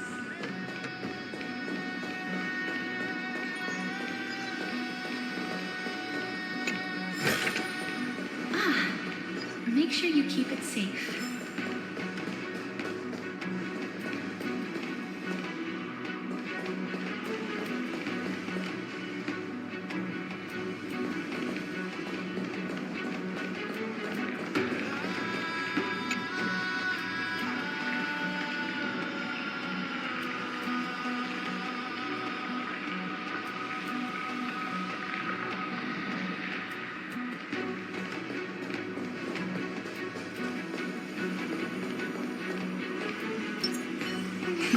Deja vu.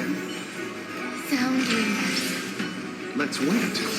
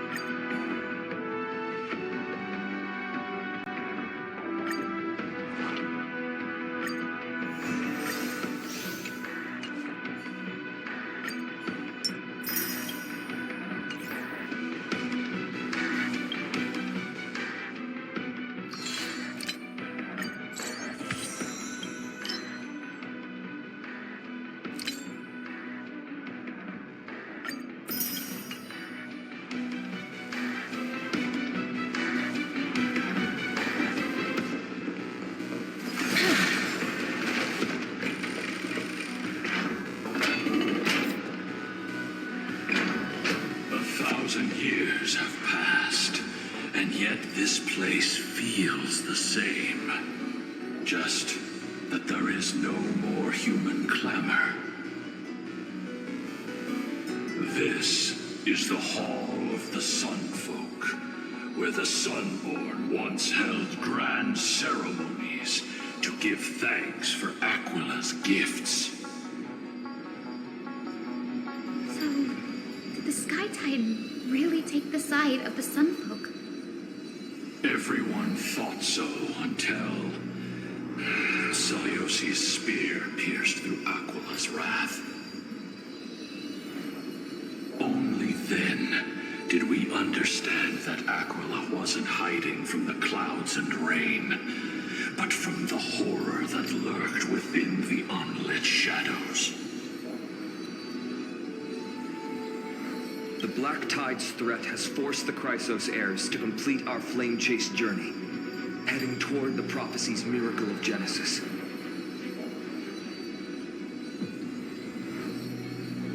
Chrysos heirs. In our time, that title used to stir up waves of outrage.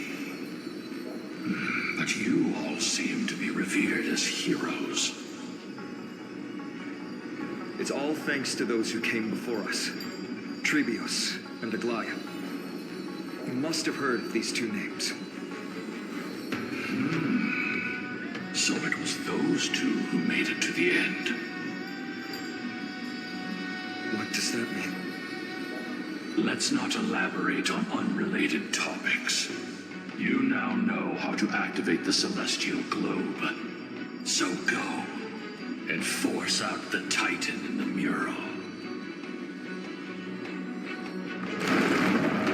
The road got sucked away by the wind fan?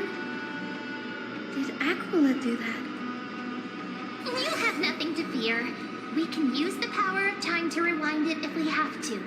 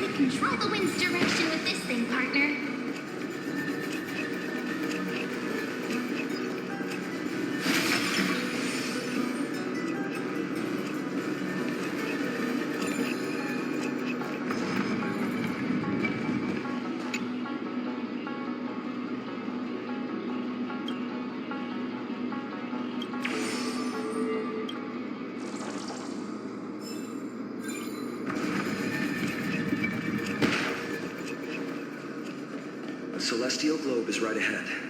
Let's go and force Aquila to come out.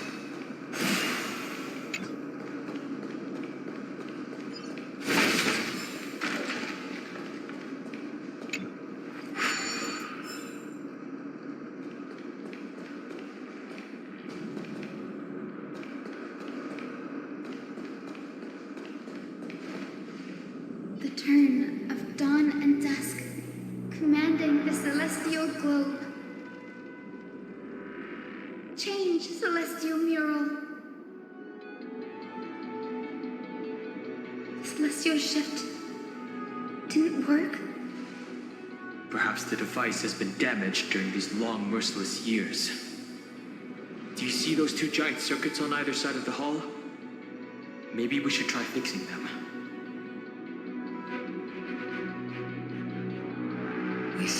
circuits all seem to be corroded by the black tide.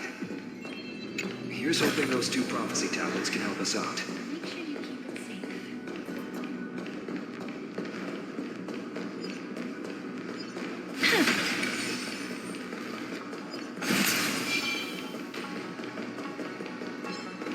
Emerge from your cocoon.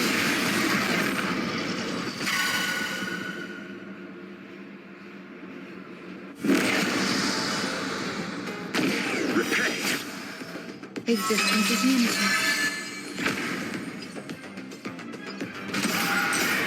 May death protect us!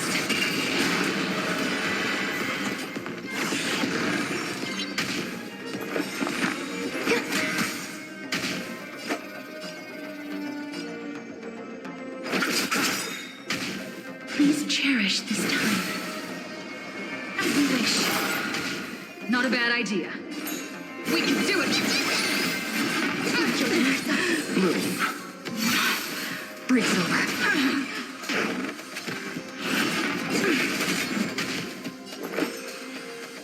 Eternal.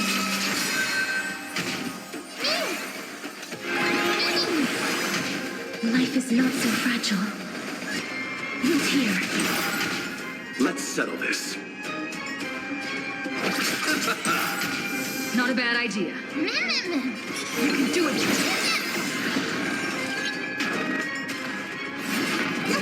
Don't worry. I'll knock me down. Embrace a new life.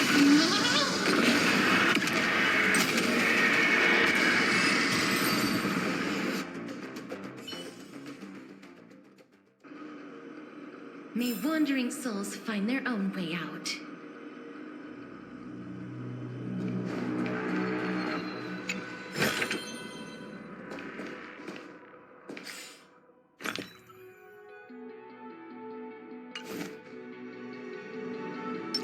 Sound lingers.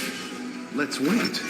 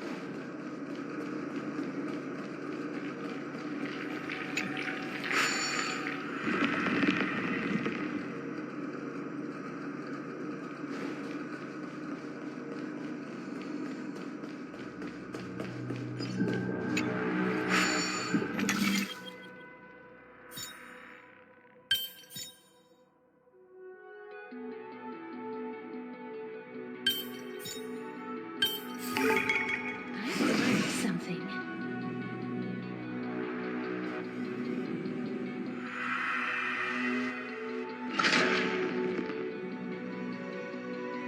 Smooth sailing so far.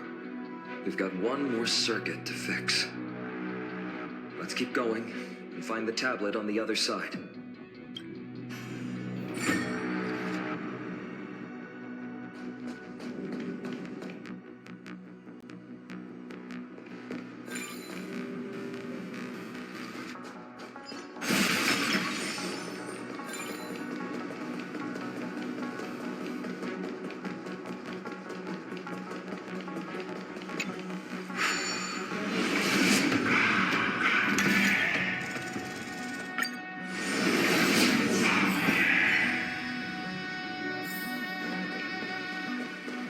The tablet is right ahead.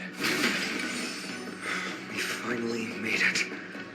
Hopefully, this is enough to fix the celestial globe.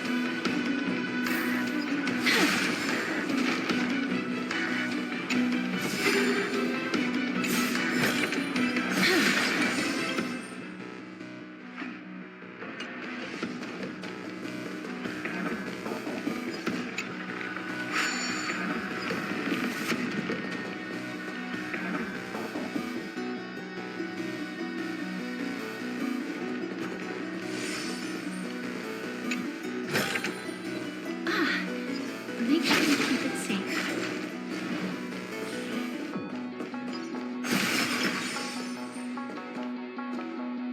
Dear Celiosi, how have you been lately? It's been a few months since you left Elena's, and we really miss the times we spent together. We'd run and play in the countryside, and in the evenings, we'd mess with the grumpy dromas from next door. Every day was carefree, as if the troubles of the world had nothing to do with us. Since we parted with our sisters, the time spent with you has become our most cherished memories.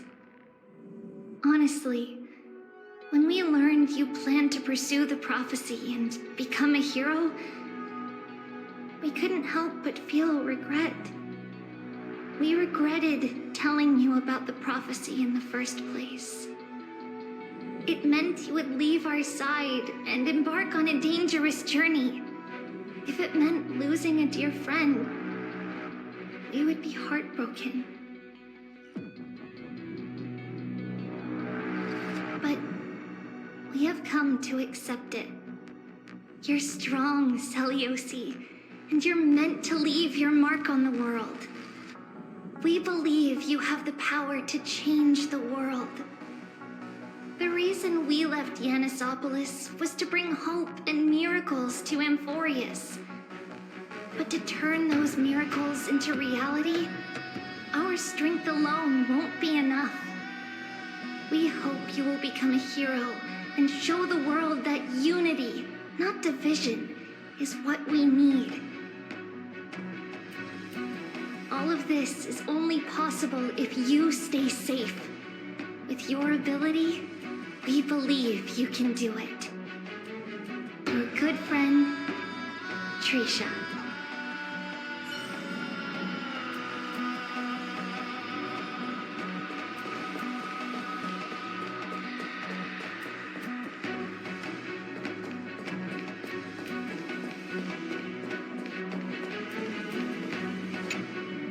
The turn of dawn and dusk, commanding the celestial globe. Change, celestial mural.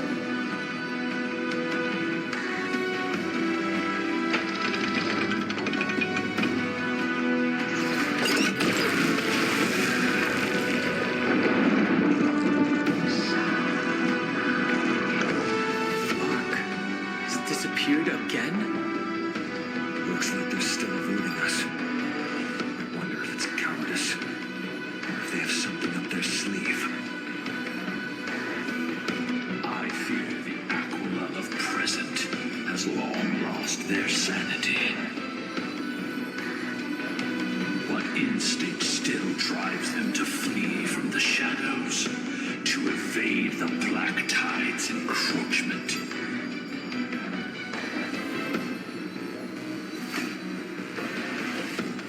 Do not mistake their behavior for weakness, warrior. I have faced down the tyrant of the sky.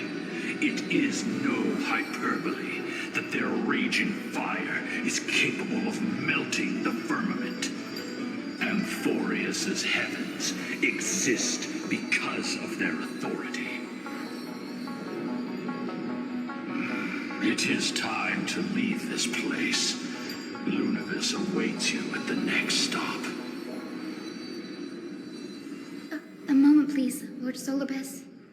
I have one more thing I wish to do. What is it, girl?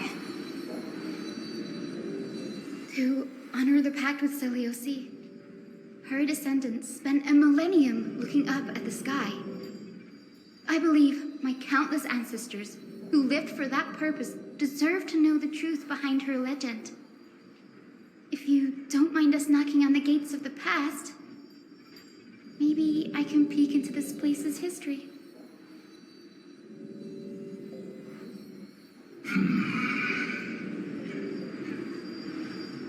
You are the ones who hold Orynyx's miracle.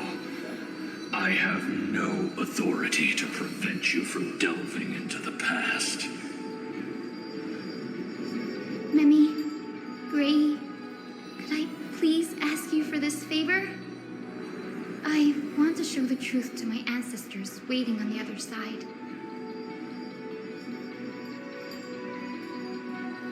And there must be a reason behind its falsehood, right? Seeing here and the previous memories all give me a strange sense of foreboding. After Selioci challenged the gods, what else did the Skyfolk encounter? I must unveil the true nature of the legend, so that my ancestors' souls may rest in peace. Hyacinth, you're such a good child. Don't worry, I'm here. Oh, the memories surging here are even more intense than at the entrance. I'll gather them up now, and mold them, and mold them. All done! Thank you, Memi. Everyone, please, witness history with me.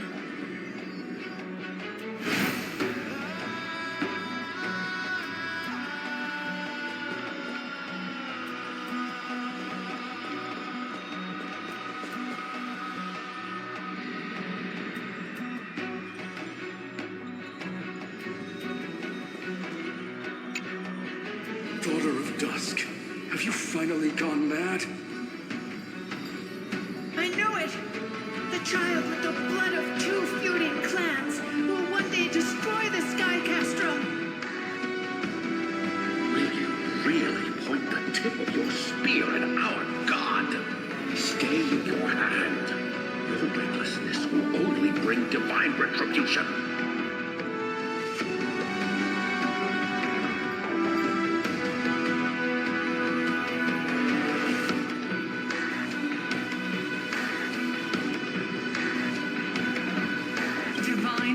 retribution? Those innocent children of the earth were sentenced to total annihilation by the god above, while they had nothing more than mere curiosity for things that lie beyond the sky.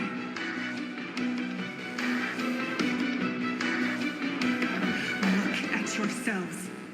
You call yourselves the Sunborn, yet you're unable to bear the blinding sunlight. You even consider sunburns and blisters as a gift from the gods. You declare yourselves the chosen ones, champions favored by Aquila. Yet you dare not even declare war upon the true threat of this world. Instead, you raise your swords and rattle them at your weaker brethren. You are all beyond saving. My father was also a disciple of the sun, but he taught me resilience and justice and guided me towards the light. He taught me wherever there is light, there is hope. Wretched people, I see no hope left in any of you. Even a shadow has more dignity than you lot. Even so, daughter of dusk, even so, you should not shatter our faith. Not just our faith. Aquila forged the sky. Nay, they are the sky itself. If they fall, what will this world turn into? A prophecy echoes from the horizon's edge. It heralds the advent of a new age, one not ruled by the Titans, but created by mortal heroes. I choose to believe in that prophecy. I must believe in any sign that promises to break the chains imposed on us by the old era. Any sign that will lead us to a new chapter of the world. If you wish to stop me from slaying the god, you'd better muster your courage and draw your bows. Let's see if I will be pierced by a hail of arrows first, or if you will be burned to ash by Solobis! How can we even fight you? You're the powerful Day Thunder Knight, a warrior goddess capable of trampling all lands.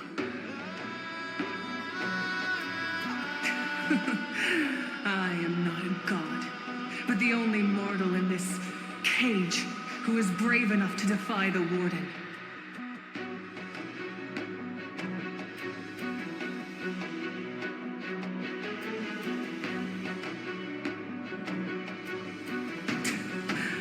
See, you are all truly weak beyond measure.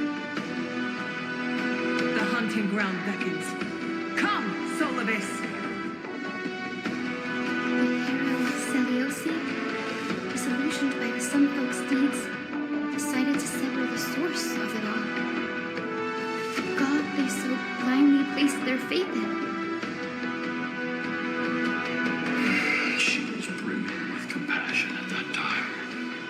Her words were bursting with anger, but her heart had nothing but mercy for the children of humanity.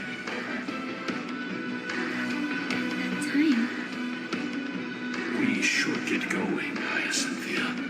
Lunavis is waiting for you all. Aquila has fled to the other end of the fortress. Let's chase after them. Lunavis will lead the way.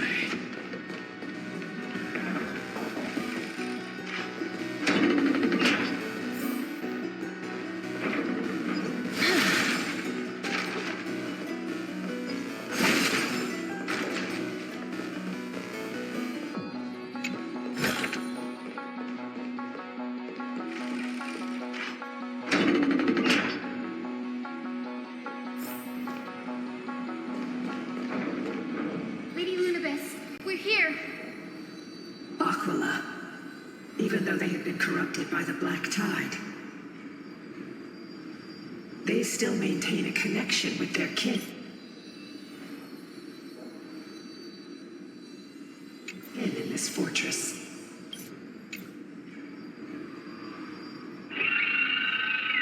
They're behind us as well. Maintain formation, and don't get surrounded. You think to hinder us imprisoned Titan, then we will make you understand that resistance is futile.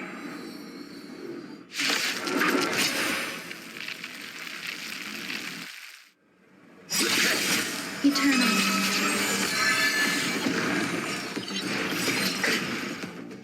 Trust me. We can do anything!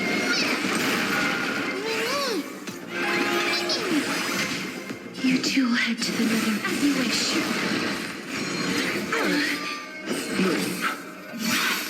Break's over. I'm still here.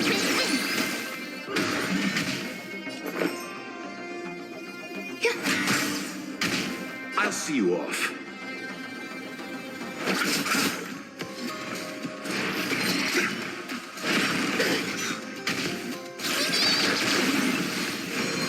I overestimated you. Embrace a new life.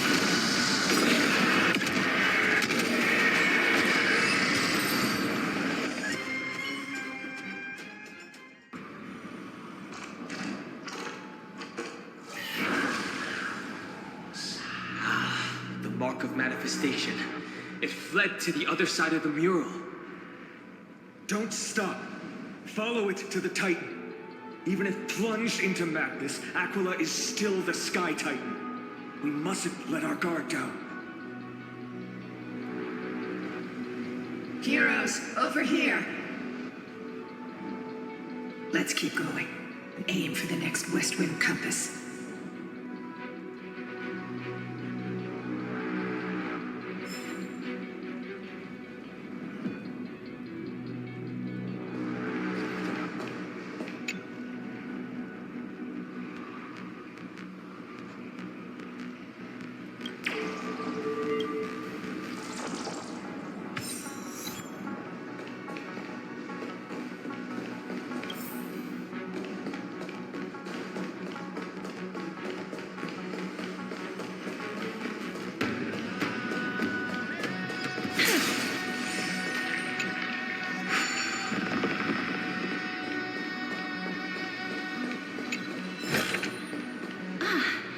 Make sure you keep it safe.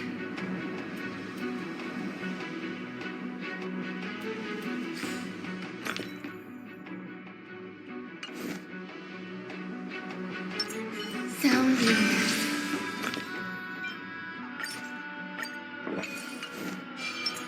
Let's wait.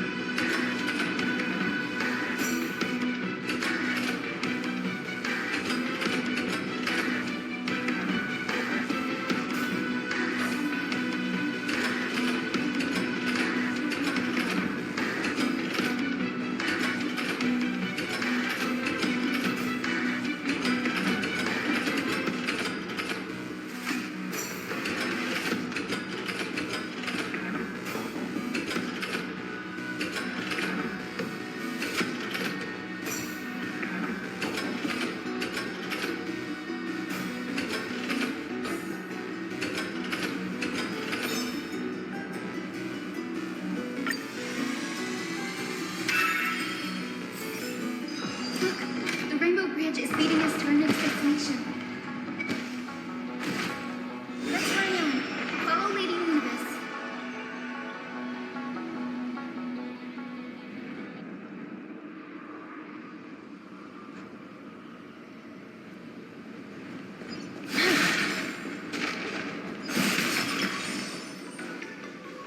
Miss Heisen, how are you so certain that you could free Solus from suffering? My apologies, Lady Olympus. I was not all that certain. If even the healer loses hope, then how will the patients repossess their hope for life? What a kind answer.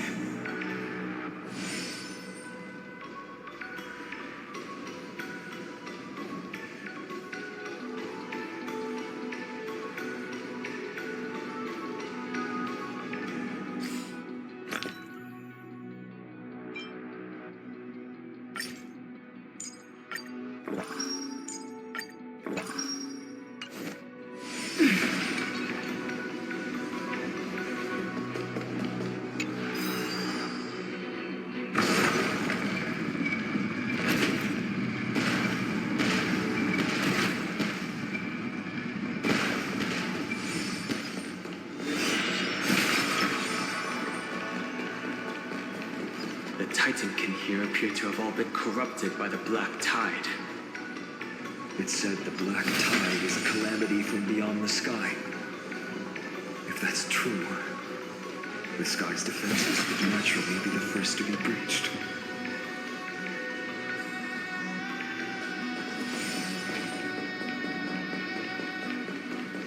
These murals seem to depict more than just the Sky Titan.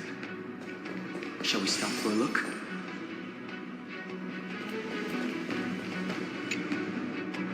Which Titan is this? It doesn't seem to match any of the Amphorian myths I've read. Maybe the ancient sky civilization had a completely different interpretation of the Titans from ours. But I agree with you. This figure looks way too alien.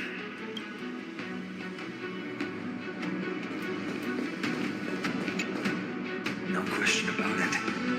This mural depicts the Eye of Twilight.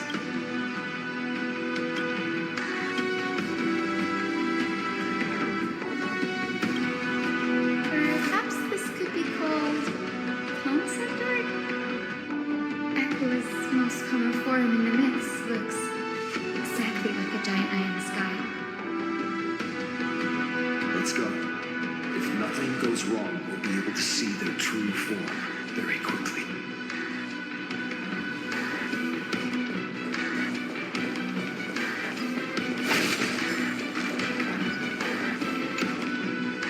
Princess Chalice of Plenty. This mural depicts its breaking. Though the conflict between sky and ocean wasn't particularly severe, it is obvious that Aquila's people weren't exactly cordial to the latter.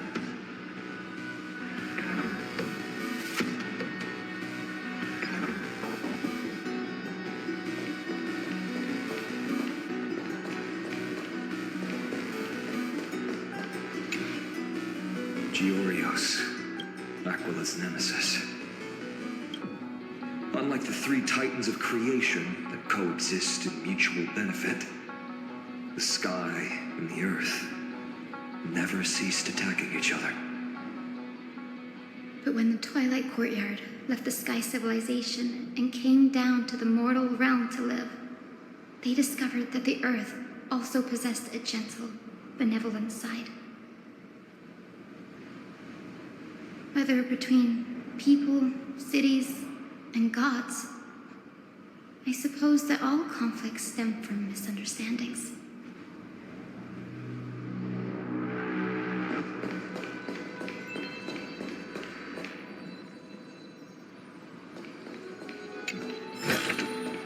I want to make something with it.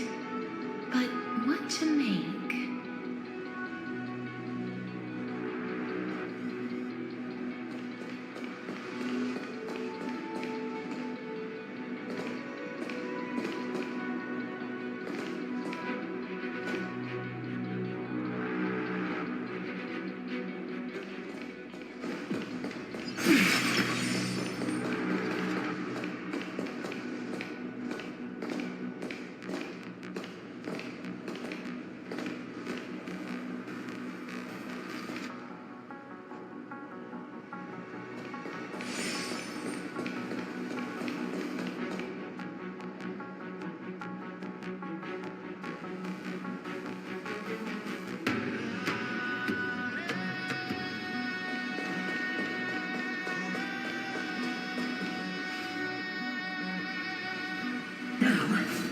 shall lead you into the Rain Folk's Hall.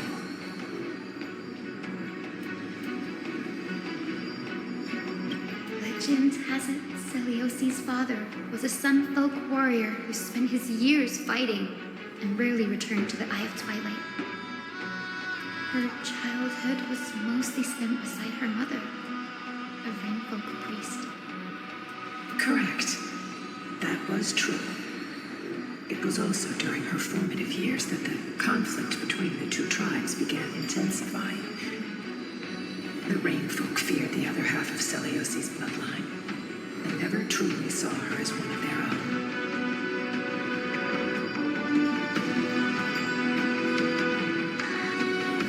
Yet she bore no hatred for her people and still grew into a passionate young lady. Until people discovered golden blood ran through her veins. That was the final straw that turned disdain into terror. But the epic said Celiosi left to live in solitude so she could train her spirit and hone her martial skills. I never would have imagined that she was cast out of her tribe for her lineage and her golden blood. Even so, she did not despair. She met Solus and me while she was living alone. We hunted, spent our days together, and forged an alliance. I think that oath, stronger than fate itself, kept Solus and me here to watch over this abandoned fortress. Despite experiencing betrayal and exile at the hands of her own people, she was still willing to set out on the path to slay the gods for them. Was Celiosi's love for humanity truly so boundless and unconditional?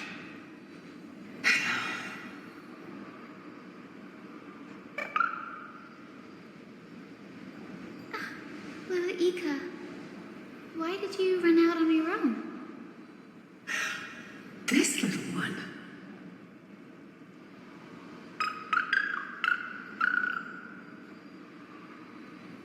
You're saying you smell a familiar scent on Lady Lunabis? They look completely different. But little Ika should also be a winged beast, right? Could it be?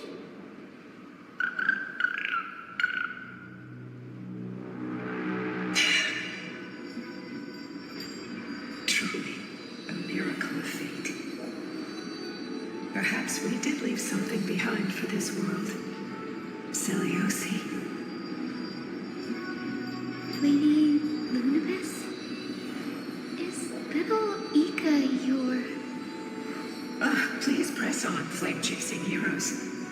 I can sense it. The radiance of Aquila shines ever brighter.